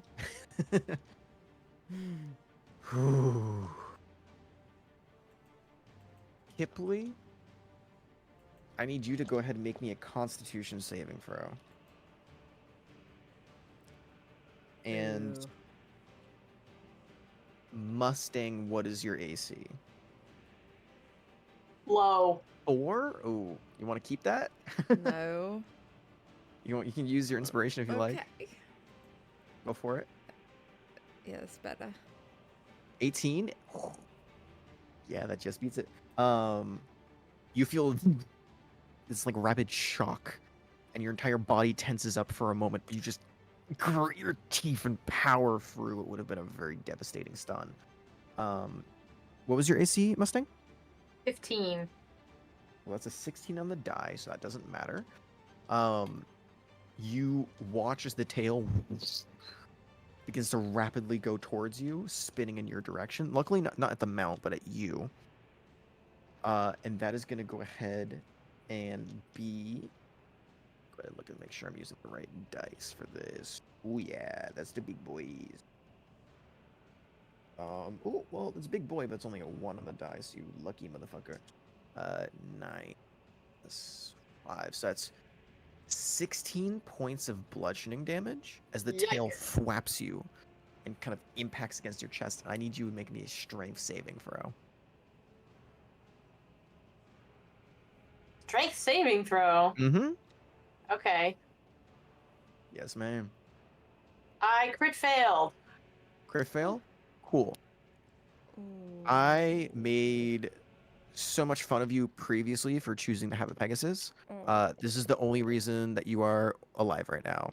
As you fall prone, but you are on top of another creature, so you don't fall 500 feet immediately. You're currently prone, lying flat on your on your Pegasus. As the tail hits you, your lights go out and your eyes kind of blink, and the next thing you know, you're just lying, kind of just body almost limply hanging off of the Pegasus. We're gonna leave it at that. That is 1, 2, 3. Bonus action. Kipley, because you're at the end of the tail, you hear and feel it first as a begins to build up rapidly. Very much akin to when you heard Shazai building up its blast. You watch as the clouds that are not above you, because it went and surfaced above the clouds, now beneath you, begin to build with static. And you watch as a dark cloud begins to rise out of it, and you hear as a bolt of lightning strikes upwards and is going to go straight for that fucking Quetzalcoatl. That's going to go ahead and make a dex save. Mammoth and Xyrus go ahead and make me dex saves as well, as it targets the creatures within 5 feet of the targeted point, which means it hits all of you. That's going to be brutal. You having fun yet, Dom? Yes. I've been sitting on this stat block for 2 weeks. Success from Mammoth. Success, surprisingly, from the Quetzalcoatl. And that's a failure from Xyrus. 17 points of lightning damage to Xyrus, Dirty. and half of which to both the Quetzalcoatl and Mammoth. Says 8 points for both of you. Cyrus's temporary HP is, or not temporary HP, excuse me. The aid is gone. That is the end of this current turn. Mustang. Lying on the cold, hard ground. Goat scream, goat scream. What do you want to do? Well,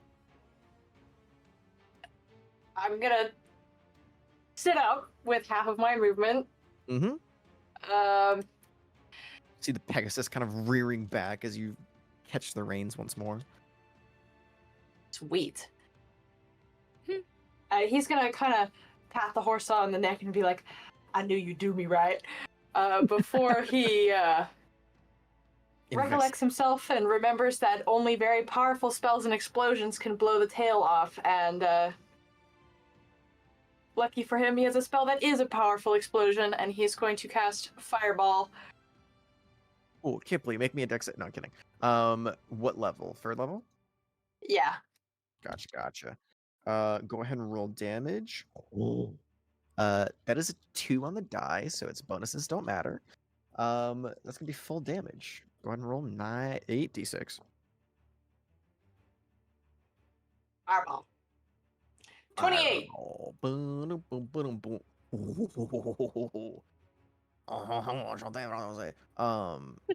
28 points of damage.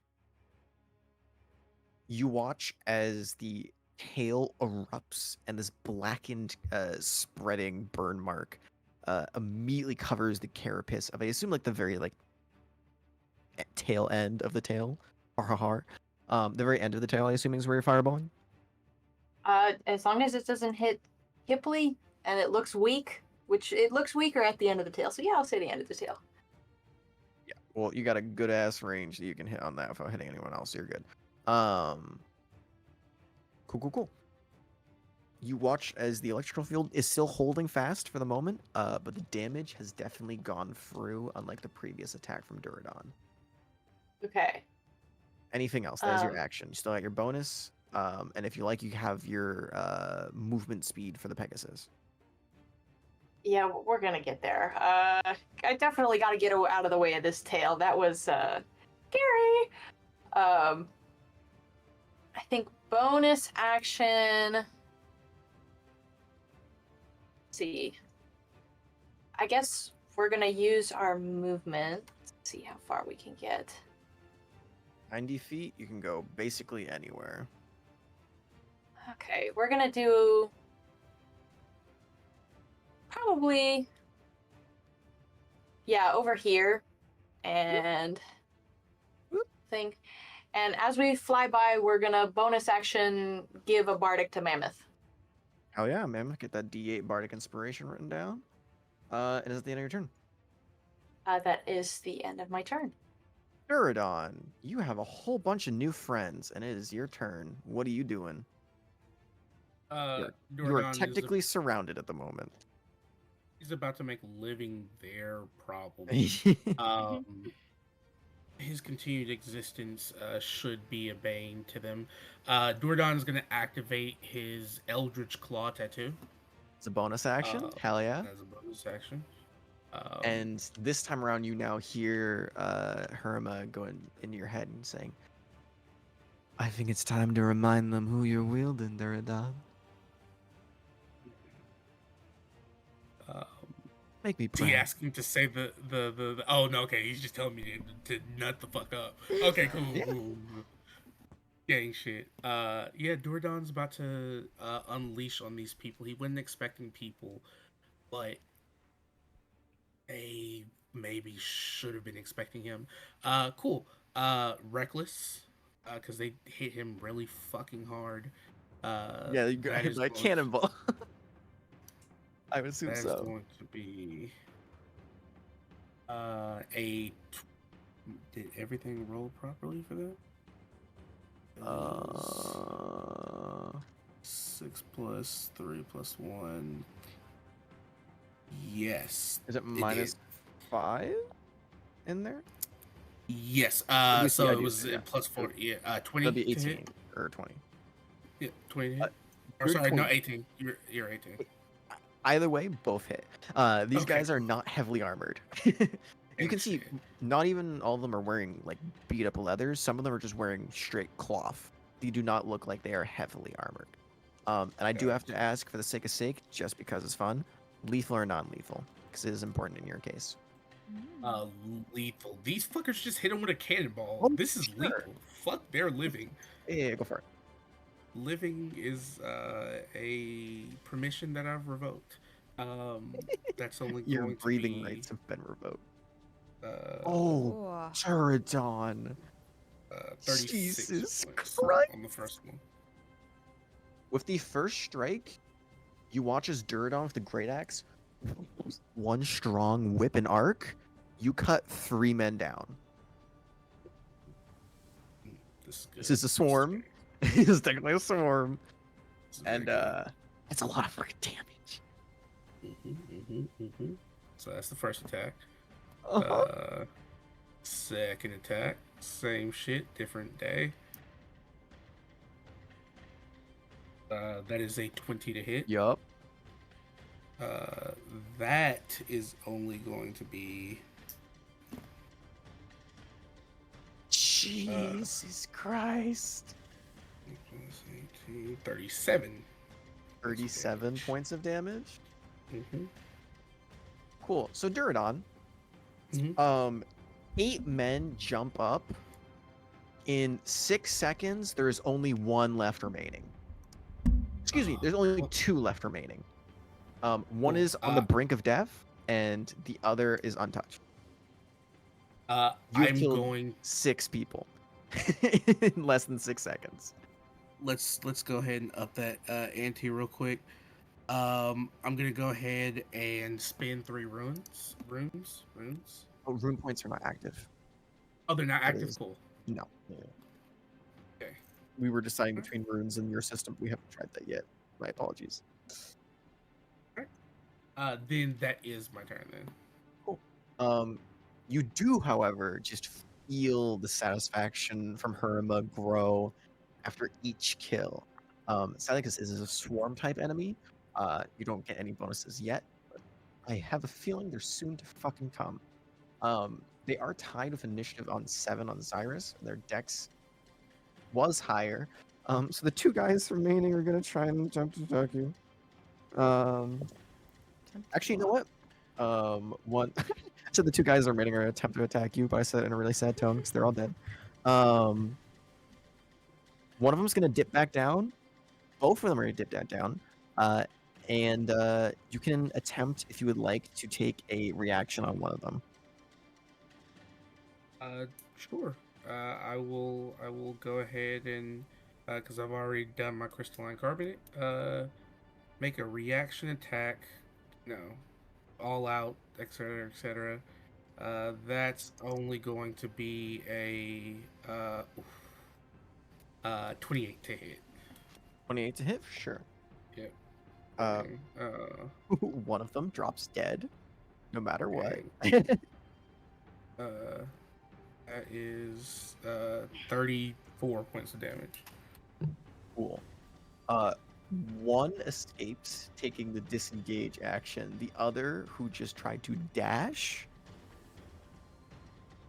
fully gone. So now it is accurate. This is only the 1 hit point. Oh wait, back, right? the hold on before that just want to make sure. Okay, never mind. Cool. All right. You watch as the one that disengaged pops down and begins reloading the cannon.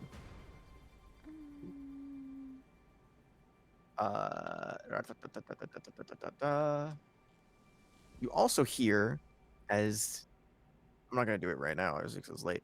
But you hear them shout for help, and you hear specifically them shout, "Boss, help!" That is their turn. Go to Zyrus. I love hopping back between the maps. Zyrus, who is in the aura and has bardic inspiration, is going to go ahead and do her due diligence and fire off at a whopping 4th level. She's going to do a 4th level.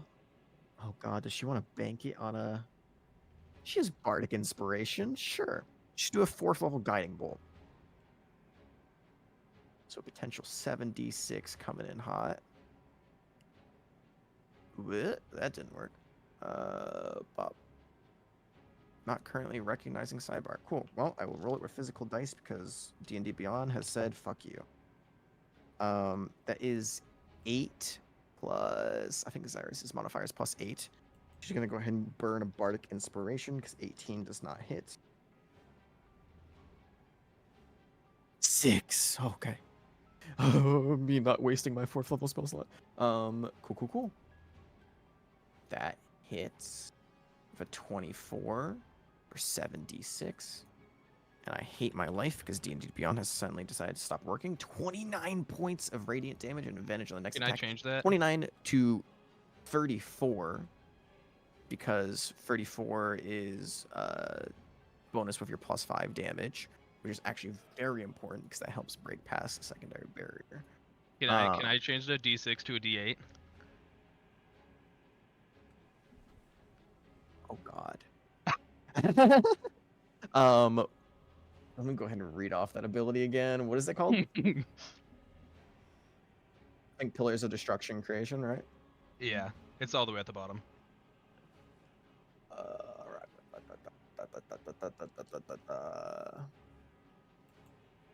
Cool. You want to use one of them? 1/3. Okay. Yeah, if you want to use that for this turn, that is upping it to 7d8. Jesus. Plus 5.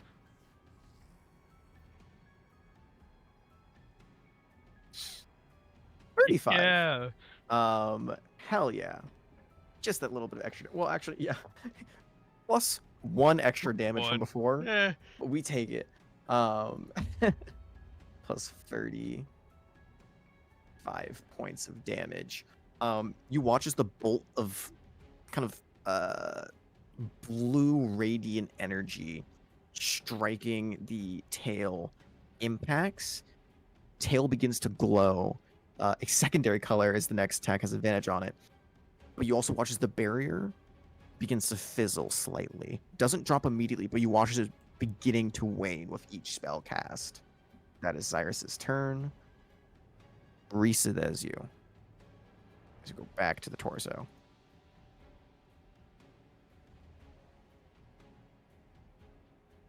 You are fucking 30 feet in the air. And it is your turn. You've seen Durdon get blasted by cannons. And you have also seen all of the secondary effects that have gone through this creature.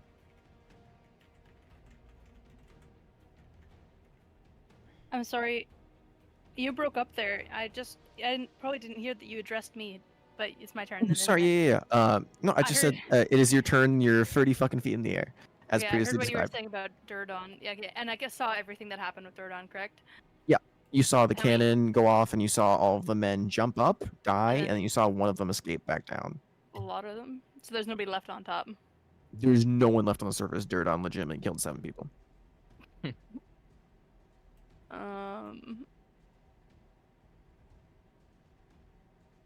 Okay.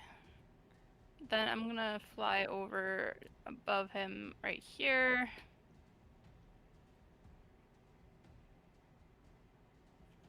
I'll do it again. She's just gonna yell down to him. You all right down there? Duradon does not say any words to you. He is very feral looking now. The mask has kind of gone down.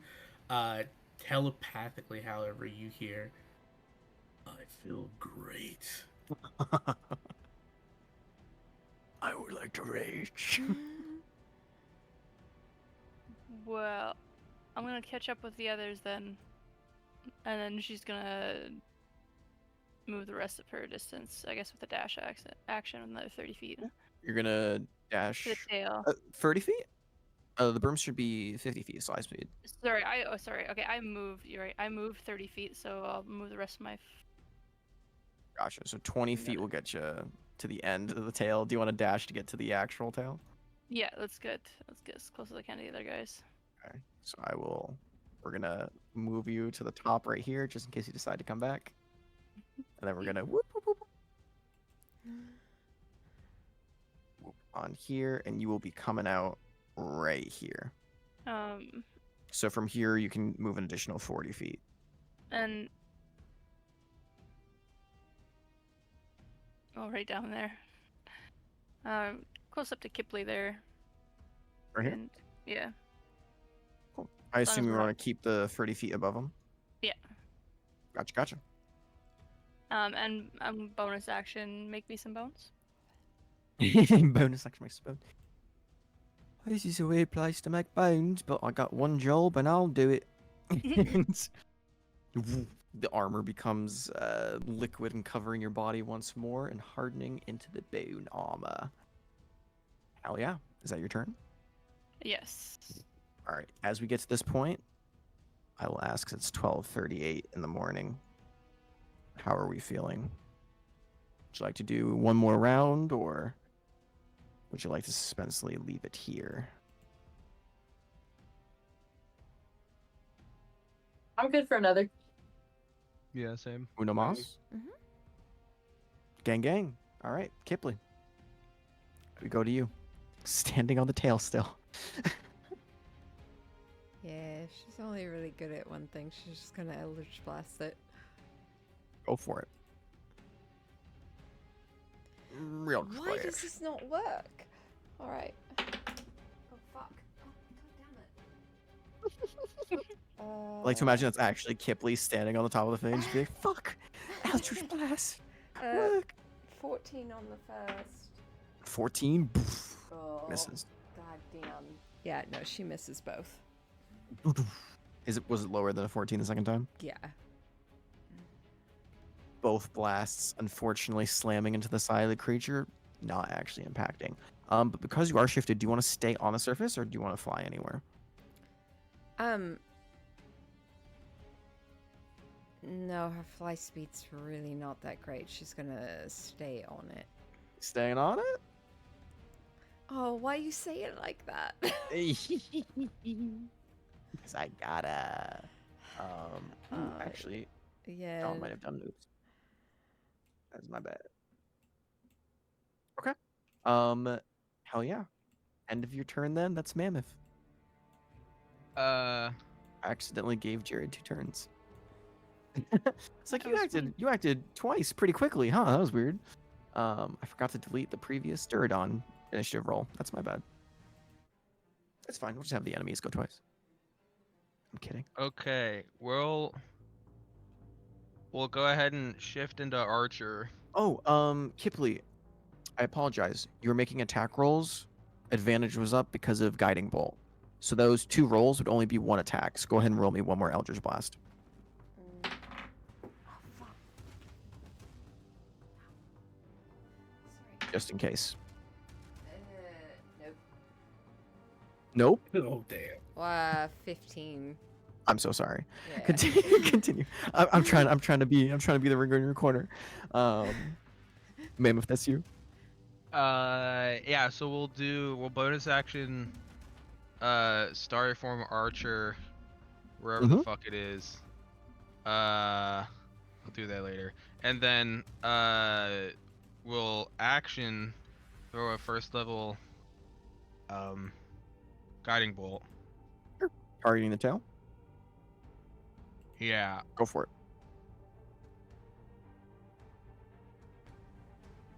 I lost it. Never mind. it. Oh, okay. Me when I can't lose my cast guiding shit bolt. either. Is it not working on D&D Beyond right now? I don't know. I don't think so. I think it crashed. I don't even remember. Okay, it's a D20 plus 8. You're adding +8. Yep. I assume that hits. That definitely hits. 23. Okay, and then for 15 damage. 15 And then damage. for I need to do math. starry form. 15. Don't forget to add advantage with starry form. So roll Yes. 2d20. Okay. That's fine. I don't want to inspo. What was the? Oh, I was to hit yeah, on. no. Yeah, advantage goes away, and the archer form just pew, and it just falls and continues going down past it into the ocean. Damn. That's my turn. Alrighty. You do watch though, with all the combined damage that you've done so far, the static that is building up through the electrical current that is guarding the tail looks like it is on the breaking edge, is barely holding together. However, it is the creature's turn. Sky Swimmer is going to go ahead and pivot, and it is going to go ahead and quill attack all the annoying fucks in the back that's targeting the tail. Actually, you know what? It is going to go ahead and instead rotate its body, and you watch as it turn and almost serpent like bending its mid torso and turning its head facing backwards at its tail. Ooh. And you all hear a inhale and then a bellow as this green smoke is just let out to drift in the air towards you all. I need Mustang, Mammoth, Xyrus, Quetzalcoatl. Let me just get the cone for you real quick. Actually, hold on. I need to do it from the corner. There we go. 60 feet. 60 feet. Cone. Oh, yeah. Unfortunately, it is only going to be able to hit. Oh, yeah. No, that hits all of them. Reese, Mammoth, Xyrus, Quetzalcoatl, Mustang, and Glass Pegasus all need to go ahead and make me a dexterity saving throw. Can I add my D6 to this? For the from Wheel and Woe? Yeah, absolutely. Mischief? From the For mischief, absolutely, yeah, go for it. Never mind, I don't want to. 'Cause I forgot to give you that earlier. With the D6, that is a success. Wait, it wouldn't have been otherwise? No, it would have been. I just didn't want to be a dick. DC 17 is what you're looking for. Okay. Xyrus, that is a fail. I cut out for a second. Was I in the cone? You are in the cone, yes. Thanks. Quetzalcoatl is a fail. Uh-oh. Mustang? Fails all around. Fails across the board. For Glass Pegasus as well? Yeah. Oh, buddies. Oh, buddies. Buddies. Guess who's about to fall 500 feet? No, okay. Ra-da-da-da-da. Guess who's gonna get a lot of awesome damage? That is gonna be 19 points of damage to everyone except for Mammoth. Mammoth, you're gonna go ahead and take half. So there's only gonna be 9 points to you. The Quetzalcoatl is looking really fucking hurt, and is actually on 3 hit points. So let's just go ahead and put that on a health bar so all of you can see. So all of you can get an update on that. Oh, Quetzalcoatl does not have a lot of HP. It's a bird. So that is that's just his action. Bonus action. I'm an asshole. Bonus action. Yeah, you guys have done. You know what? We believe in fucking over everyone equally. Durdon, go ahead and make me a deck save.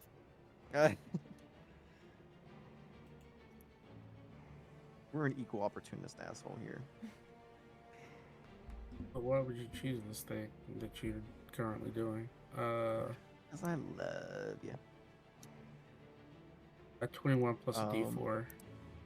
Oh, it is with advantage because you are the barbarian level. Cool. So that is 21 points of lightning damage, halved down to 10.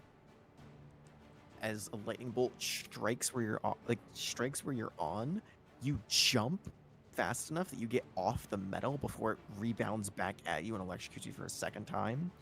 And you end up only taking half, which is awesome. Cool. So I saved and it went from 21. I saved 10. To 10, and then I'm resistant, so 5.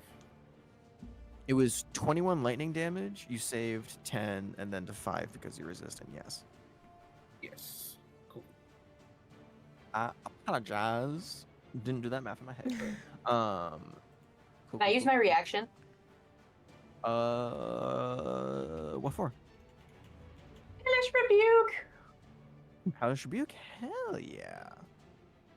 Unfortunately, you can't choose which specific part of the body because this is just targeting the creature.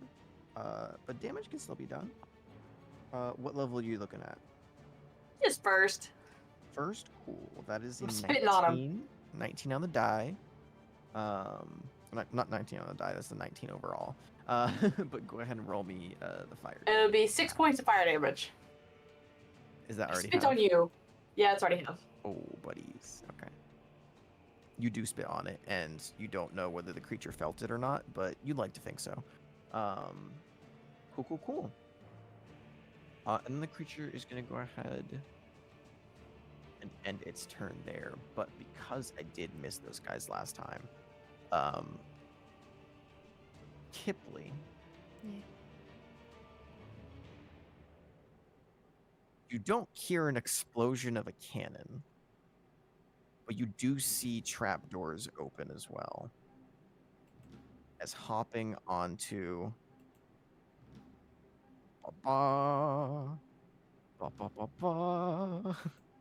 hopping onto the battlefield. You got 1, you got 2, you got 3 new enemies popping up. Wait, are Go to they token each layer. 8? No, these guys are just singular people. Okay. And they are going to go ahead, and you watch as they pull out flintlocks, and they're each going to take 1 shot, 1 at Kipley, 1 at Reese, and 1 at, we're going to say Zyrus. That is a miss on Kipley. That is a natural 1 on Reese. And that is a natural 1 on Zyrus.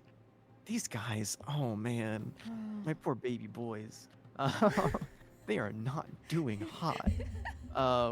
Mustang, that is you.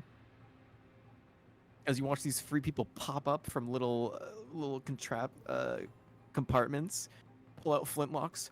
All of them miss their shots wildly, and it's your turn.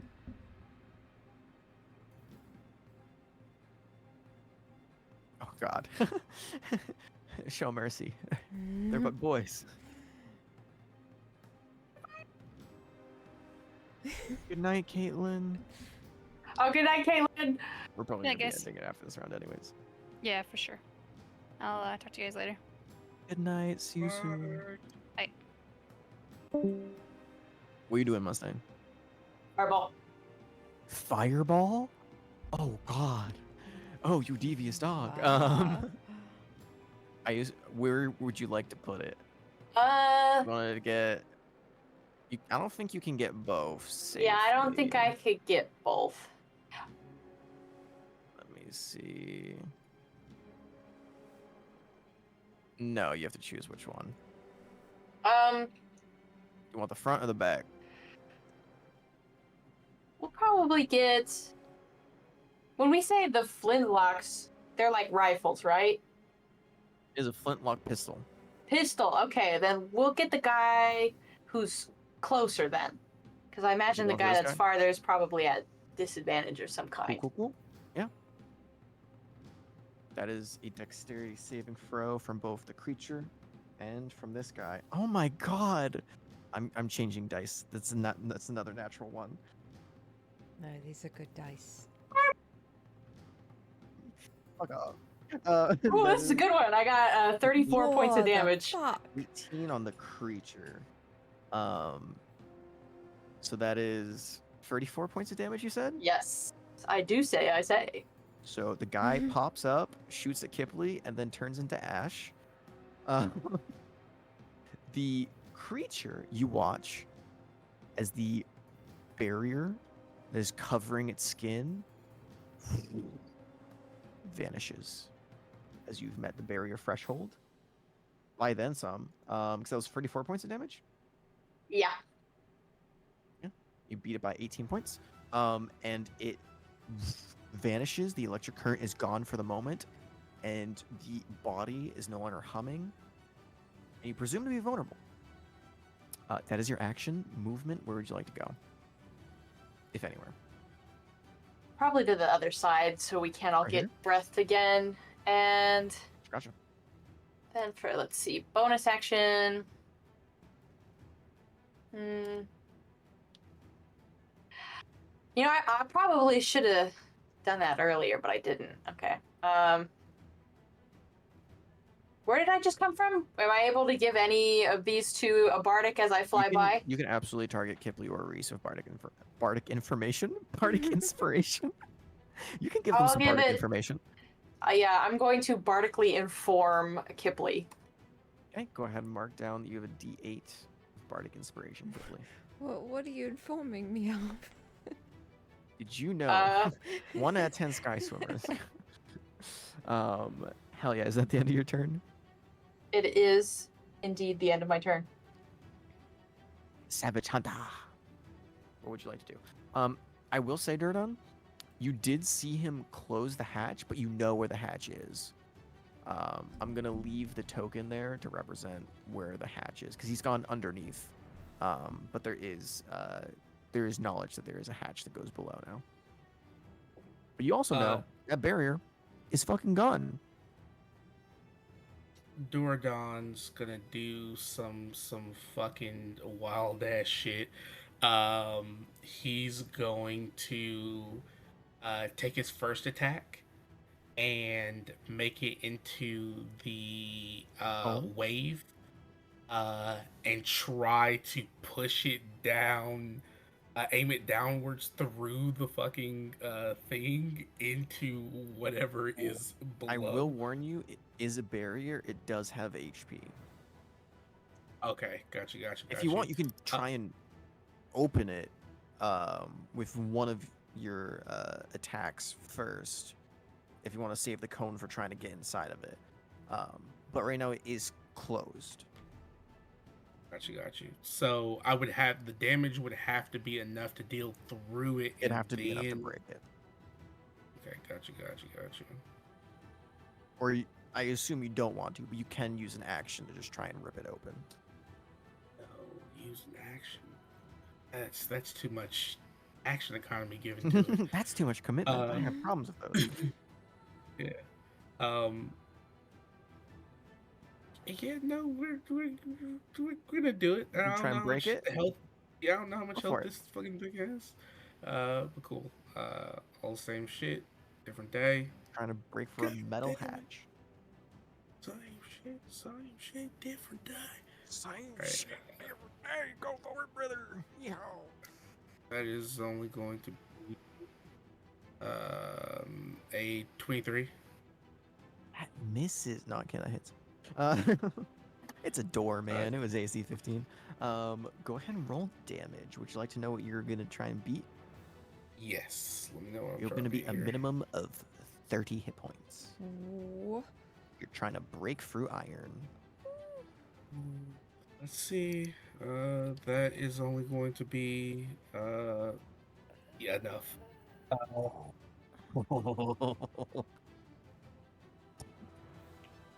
The door shatters into pieces. You see the hinges are still on, but you here's Johnny style break it in the middle, and the iron just bends and breaks, and a large gash wound is created in the center. And you can easily force your way downwards if you like, or just send the cone down if you'd like as well. Do I see the dude there, horrified? The dude is deeper within, but you do see him. He's about 30 feet away from you.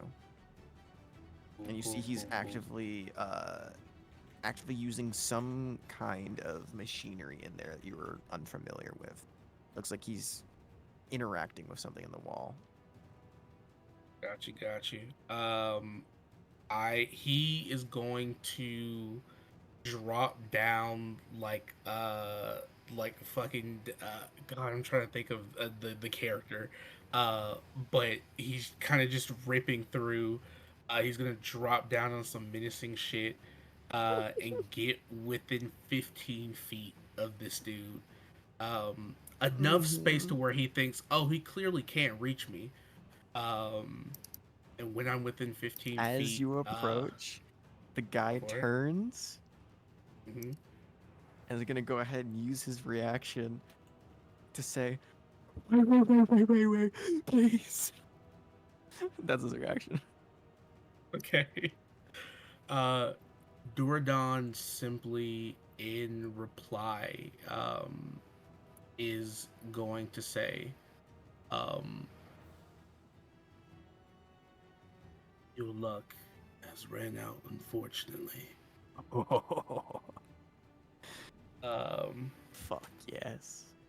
He is then going to black inky tendrils are going to run up the clarent, and the slash, without doing the special stuff, is going to extend 15 feet. Yeah. Go ahead and roll the hit. The That's only way he going to lives if you be- roll a 1. Twice. Nope. Minimum damage. He drops dead. Yeah, let's see what it would have been. 31 points of damage. Yeah, you kill him by an extra 20 points. You watch as he falls dead and the slash just carries through and just kind of slightly impacts the wall behind him. You can begin to hear the sound of more footsteps headed your way. And you can also see the interior of this is not fully metal. You can see there is flesh and there is carapace beneath this. This looks like it's an addition that looks like it was covered up with material to make it look like it's part of this. But this isn't inside of the creature. This is on the side. Okay. All right. So it's not like if I attack the kind of fleshy part, would it theoretically damage the creature? You would presume so.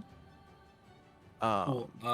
You can see like partially it is the carapace and outer shell is still like fully covering it, but because you're on the side instead of on top, you can see there's like small gaps within the actual armor. Duradon's not going to waste an attack here, and he is straight up going to use his bonus action because he's unalived Kill a a creature.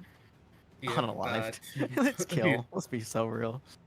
Yep. Which, by the way, you did move. You are underneath, but you did move 10 feet that way. I think it was. Wait, math. 15. You're 15. I have 40 feet of movement. There you go. I think the movement's not the problem. It's just making sure it is accurate to where you are. Shit. He's gonna make an attack. Still reckless. It's only gonna be a On the creature? Yes, on the creature. 19. 19. I need to look at my own rules.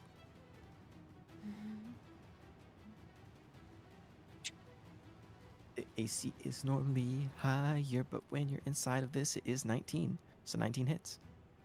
Dang shit. That's only going to be 39 points of damage. Ooh, is the 19 just slashing on the bottom? It is, yes, just magical slashing. And the 20 force damage up top is just force damage. Yep. Perfect. Awesome.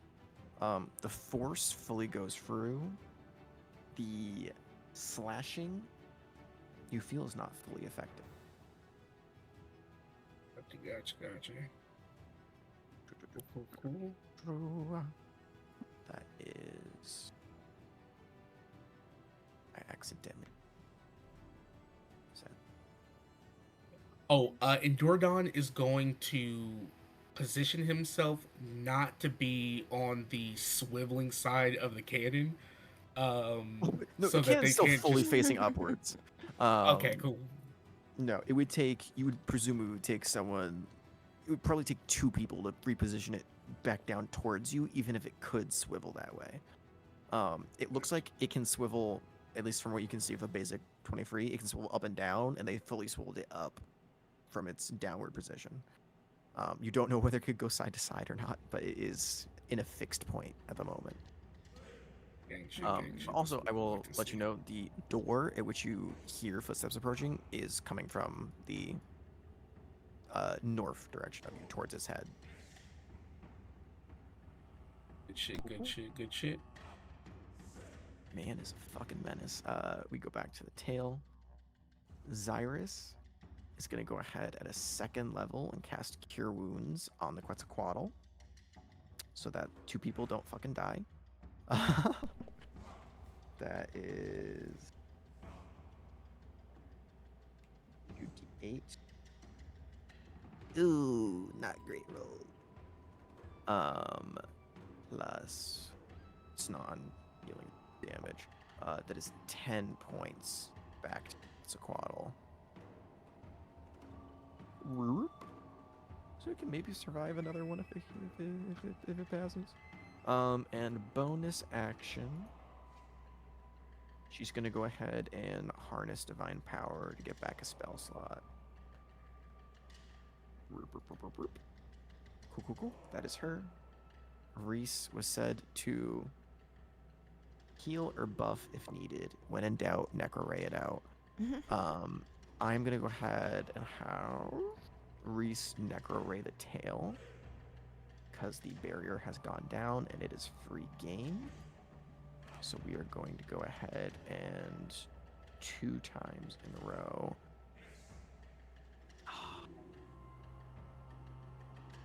I don't want to do it. I know Reese would probably want to inflict wounds on it instead, but we're going to Necro-Ray just for the sake of 6. Reese, what the fuck? The fuck, Reese? The fucking names of these spells are crazy. It's literally like Yeah. and then raise. It literally just says raise. Raise 2 times in a row. Oh, buddy. That's gonna miss, and she's already used both of her inspiration dice, but she does have bardic inspiration. Wait, did you give your bardic? No, you didn't. You gave it to Kipling. Womp womp. What? Don't say it like that. Womp womp. Is that better? Cool. That is the end of her turn. And I think, unless you crazy motherfuckers want to go for another round at 1 a.m., that's where we're gonna leave off tonight.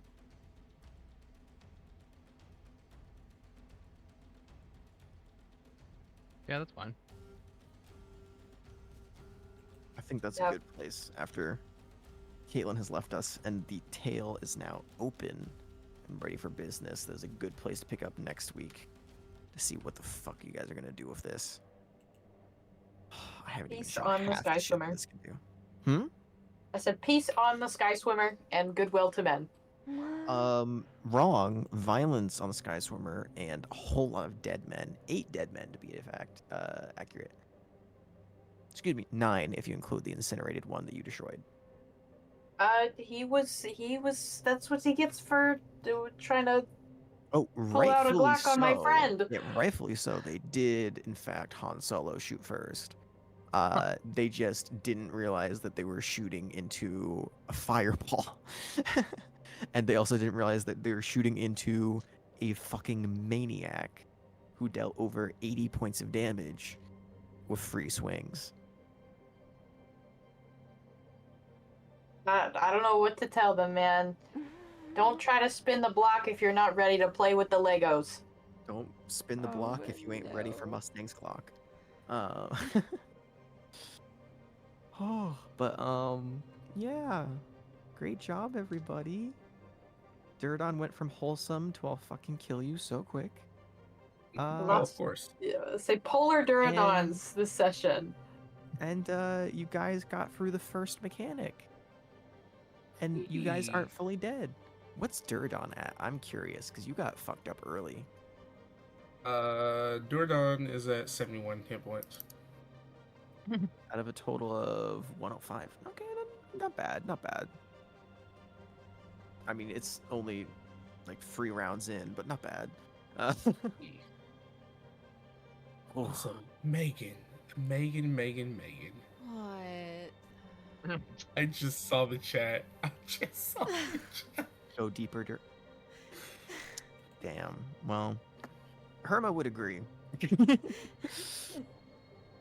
But also, I think Megan The- agreed. Hash with the alley, the alley. It That's just what- did not. Slow. Yeah, This I was say a- Cyrus would also agree. Hey, Cyrus is a proud girl boss, and she is not gonna hide it. You know, good for her. Good for her. You know that whatever floats your boat. Hell Savage Hunter for a reason. We'll pick up there next week.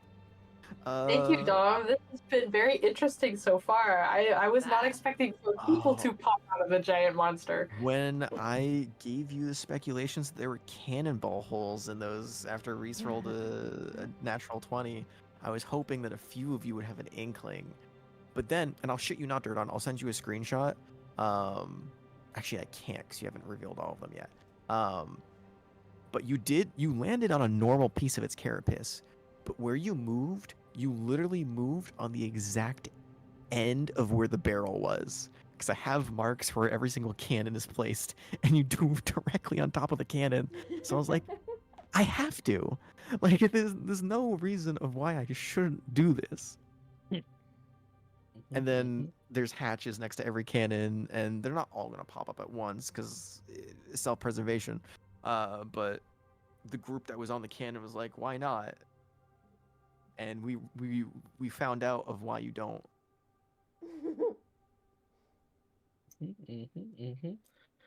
Dordon, it was going to be so much more graphic, because I was sorely planning that if he was still by that fucking cannon, I was going to yank his body and stuff it inside of it. It's not a full size cannon. It's like a miniature swivel one, so you could like stick Inside his the head in. cannon? Yeah. I'm sure Durdon's strong enough to brute force him in there. Oh no, I'm saying you could shove a skull in there at best, but the whole entire body, not much. Terrifying image, but yeah, Maybe with Reese's help, she's so good at dismembering things. I was Good at body so ready that if you didn't kill all of them immediately, for them to go back down, and you use the cone and just kill all of them with the cone weapon, because they break apart. There was 8 people there, and once you did 40 hit points, they break apart into 4 people, because they go off of like a minion-based rules. And I was gonna have the 4 people run back down, and it takes 2 people to one reload the cannon and the other fire. So they were just gonna reload and then fire it back up, so you couldn't go down. You just killed them all. I was like, oh no, it only gotta get fired once. Yeah. a dude begging for his life. That felt really good. Listen, you left him unsupervised. He has no good spirit. Duradon is like naturally without the good intentions to do Well, good. hey, He's like neutral evil. Harama also takes up the spot that is normally filled by Antreus, who would have told you to not do that. So, you also got the Black Blade being like, yes, Duradon, sin. Kill more. And really, if you're not like in the famous words of Mustang, I don't know specifically what he said, but I agree with it so heavily. It's they can't shoot. You can't shoot a cannonball at someone and then beg for your life from that same person. If it was Kipley, they might have had a And chance. you absolutely can. It's just not valid. It's just not gonna work. I will say, because of the weird way that minion creatures interact, for combat bonuses, it's not gonna affect anything. But for lifetime bonuses, it will affect. For the Black Blade specifically. Mhm. So you did kill 8 men. It just counted as a creature because they were. Yeah, I understand. Don't bring a Oh. cannon to a Black Blade fight. But did you guys like the? Did you guys like the fucking whatchamacallit? The split up battle maps? I did. Yeah. Yeah, that was fucking cool. It I'll reveal the Definitely. head when we get there, but there is a head one as well. it imposes a sense of the size quite well. Yeah, for those who are curious, because I did measure out all 3 battle maps and put them together, it is 330 feet exactly. Wow. Hmm. We need to build a stadium on him. A The well Thunderdome. on its corpse, or if Tipley decides to try and save it. Shout out to fucking Mammoth or to Ryan, but I also fear Mammoth. What? Or what? You're about to make another awakened child, and they Oh yeah, no. everybody's gonna be like, Dordon, what did you do? And I was like, listen, I brought the child with me. The child is actually the ringleader. You gave a child a dagger. I hope you know that. It's literally like you giving a child a gun because they can throw it too. And it's a magical mean- dagger, so it can hurt people. It can bypass fucking resistances. Like, In all this is a fairness, dangerous child. I was younger than she was when I was doing that shit. I don't know any better. Yep, there's a I'm the only difference. child I know. You're a different case because you're special. You I are know, a I'm higher sick as level than shit. her. She's just working off of natural gifts, no awakened levels. What do you I have don't know what you want there? me to say. A knife! No! I Oh, needed I love a that more meme. adult, and they You just really had do need one. Like, it's bad. Should have brought Mustang. Mustang would have been able to handle You it. brought your sword and a child, man. Like, what are you expecting to I happen? mean, what else do you need? It was the orphan gang, man. Orphans it was roll out. 3 orphans pulling up. Again, it can't really be classified as an orphan because it's a sword, but I legitimately How do you thought get you up were brothers gonna and like sisters? go sicko mode on all of those kids because you're like, hey, do you like eating kids? Also, we're going to an orphanage. yeah, the And way you Yes. asked also, that was Mammoth, very don't tell funny. anybody what you're about to see. And I'm like, okay. Yes, sir. Anakin Skywalker joined the chat. Yeah, dude, it's like, Oh, god no. damn. No. He just can't have people understanding and seeing that he may be compassionate about like children and the future. Yeah, but the 'Cause, phrasing is no. just so bad. Like, Durdon's not beating the allegations of going by written word. The court stenographer is gonna ruin you. The stenographer. It's like, Duradon, the Savage Hunter, did you or did you not murder 15 children? Did you or did you not weaponize a child and tell them to become a vassal at age 9? No, that was me. Speaking Oh, of we're punning you. children, where did we leave Hieronymus Jackson? On the boat? On the On the boat. boat. Herms Okay. Jackson would have been dead if he was not on the I boat. know. I So I was kind of always, He's worried. not going anywhere besides the lower deck. I will always presume that he is in the boat and away from danger unless a battle is happening on the boat. Yeah. But In which luckily, case, I somebody was. give him a magic dagger. That's not gonna help. Yeah, I was not gonna make this a creature token just because it would not do it justice. And I was not gonna make it fight the boat because there's literally no chance the Dragon's Vow would have survived. Yeah. Thank you. No, don't thank me yet. You all No. can still very much die. Um, Hey, you but have I a- mean, the boat's forever. PC is temporary. Boat is forever. Well, you say that. I didn't say that I wasn't gonna destroy it later on the line. I'm just saying I'm not gonna destroy it with this creature. What if Kipley consumes this creature's soul? What? Yeah. Then what? Mechanically, you can. Oh. Did I miss something? Mechanically, you also don't benefit from the creature that you just destroy their soul with. You just get spell slots back. But you can eat it. The Bone Can Mother, eat it. however, that she would very much like that. Num num num num Can num. we store the soul, like in a glass jar, perhaps? For Yeah, if you later have use? a 7th level spell, Oh. A soul you jar. got one of baby. those lying around. No, I didn't Then actually no. know that was like a real spell. Soul Jar. It's a Yeah. legitimate spell. Oh, I had no idea. No, it's an actual thing. Um, yeah, no, it's a fun little thing. Non-perishable soul. Uh, That's funny. Got hella preservatives. it's like that Key and Peele skit where they have lightning in a bottle. Mhm. I got that shit on me. What the fuck? Oh, Disney Kipley man. both terrifies me, and I am excited to learn more about them. Megan, what the fuck is wrong with you? Also, you can fly, madam. What? You can fully fly, and you chose to stand on the creature that you were told can stun people. I And know I was that. I out was like, here why? looking at the ability like, My fly oh speed's like fuck, 30 feet. I assumed it I was going forgot. way Did faster. Durdon make a con save? No, would you like Doradon to make a con save? Yes, please, because that could actually change a lot. I'm not What's gonna the fully retcon it. It's just Constitution cool, saving throw. what DC am I looking to be here? DC 17. DC 17. Yeah, that could be fucking bad. Not an advantage. What's the first Okay, one? okay. all right, 23. you're good. Okay, everything wait, continues as hold normal. Because that does affect every single creature that is on top of it. 25. You're good. You're good. Didn't Would do it my have paralyzed or restrained me? No, Okay. it would have stunned.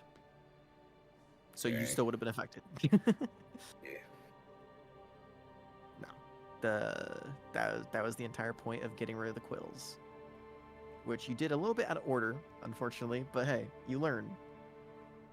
Well, they shot me in the face with a cannon. I don't necessarily. I think the plan went out of the door the moment I got Yeah, the shot more in that the you got face with a shot in cannon. the face with a cannon. Yeah.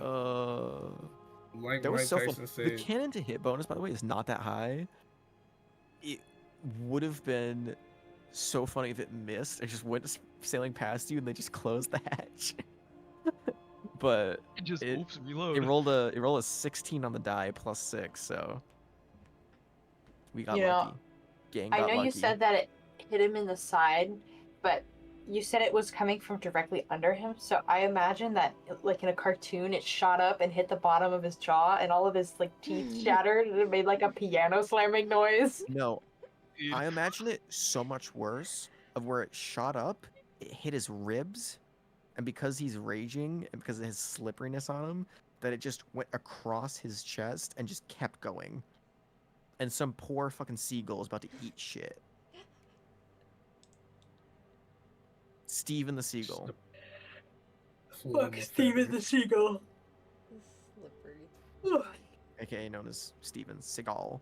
yeah, I was thinking that. Hey, some guy joke. But yeah, you guys haven't even seen half of this creature's abilities yet, so stay excited. I don't need to know that. Yeah, You do.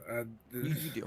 We needed to. I would like to see no more of this creature's abilities. In fact, I would like to see this creature dead. Well, No longer living. it has single double digits dealt to its actual HP yet. Something to work towards. Yeah, It's the just going to colossal have boss goals. fight is a whole lot more of an interesting idea to actually target specific parts of it rather than just I hit it in a random place and I do damage and it dies. I'm looking to incorporate this in all the campaigns that I run now. Yeah, it makes it more interesting. Yeah, and actually giving monsters bonus actions makes me very happy. Bonus action Call Lightning, very fun. Not a fan of that one, but you know. Well, cut off certain parts of it, see if it sticks. Yeah.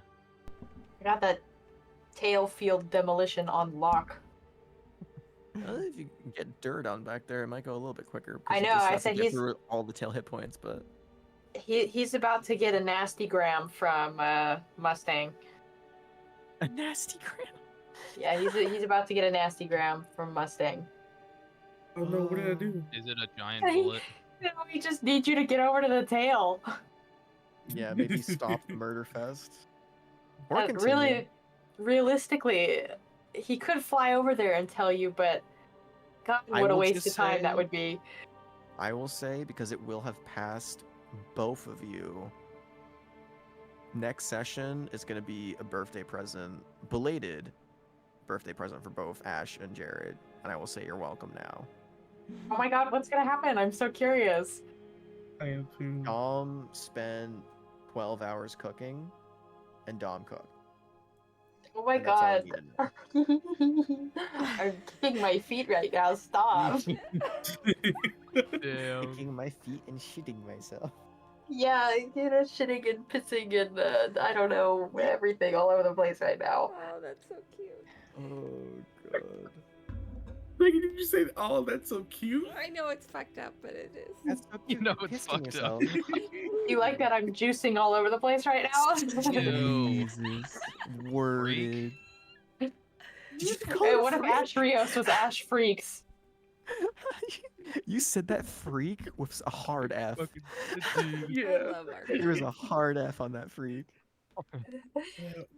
Fucking It was freak. with so much disdain. I know. So much disdain.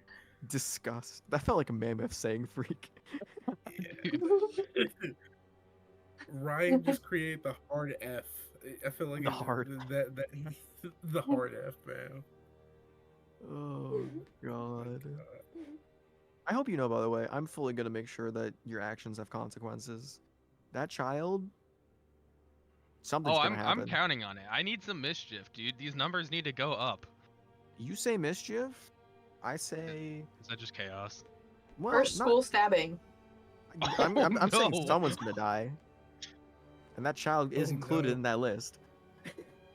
Hey, man. It's good storytelling. Oh, plot will progress. Don't I worry. love child murder. Plot will progress. Well, hey, in game. Chill. Yeah, whoa, relax, Yeah, Ryan. in-game, Relax. in-game, yeah, This yeah, thing's for being sure. recorded. Yeah, Relax. we are Sure. wiretapped and we are recorded. Which, by the way, did the recording break up, Megan, or is it gonna get Discord call audio halfway through? Yeah, what happened? Do what? You were gone for like a when chunk you're of gone time. for like 30 minutes. No, it recorded. Okay. So it's gonna hear the. It probably. I'm so sorry. Did Wait, fall- what are you happened? good? Did you fall I'm asleep? good. I'm good. It's fine. Because we just saw the or whatever you I type. did- BFDR. I don't Victor. even. I don't even know. Megan.exe stopped working. Yeah. It's okay. As long as you're good, we're good. It's all Yeah. good.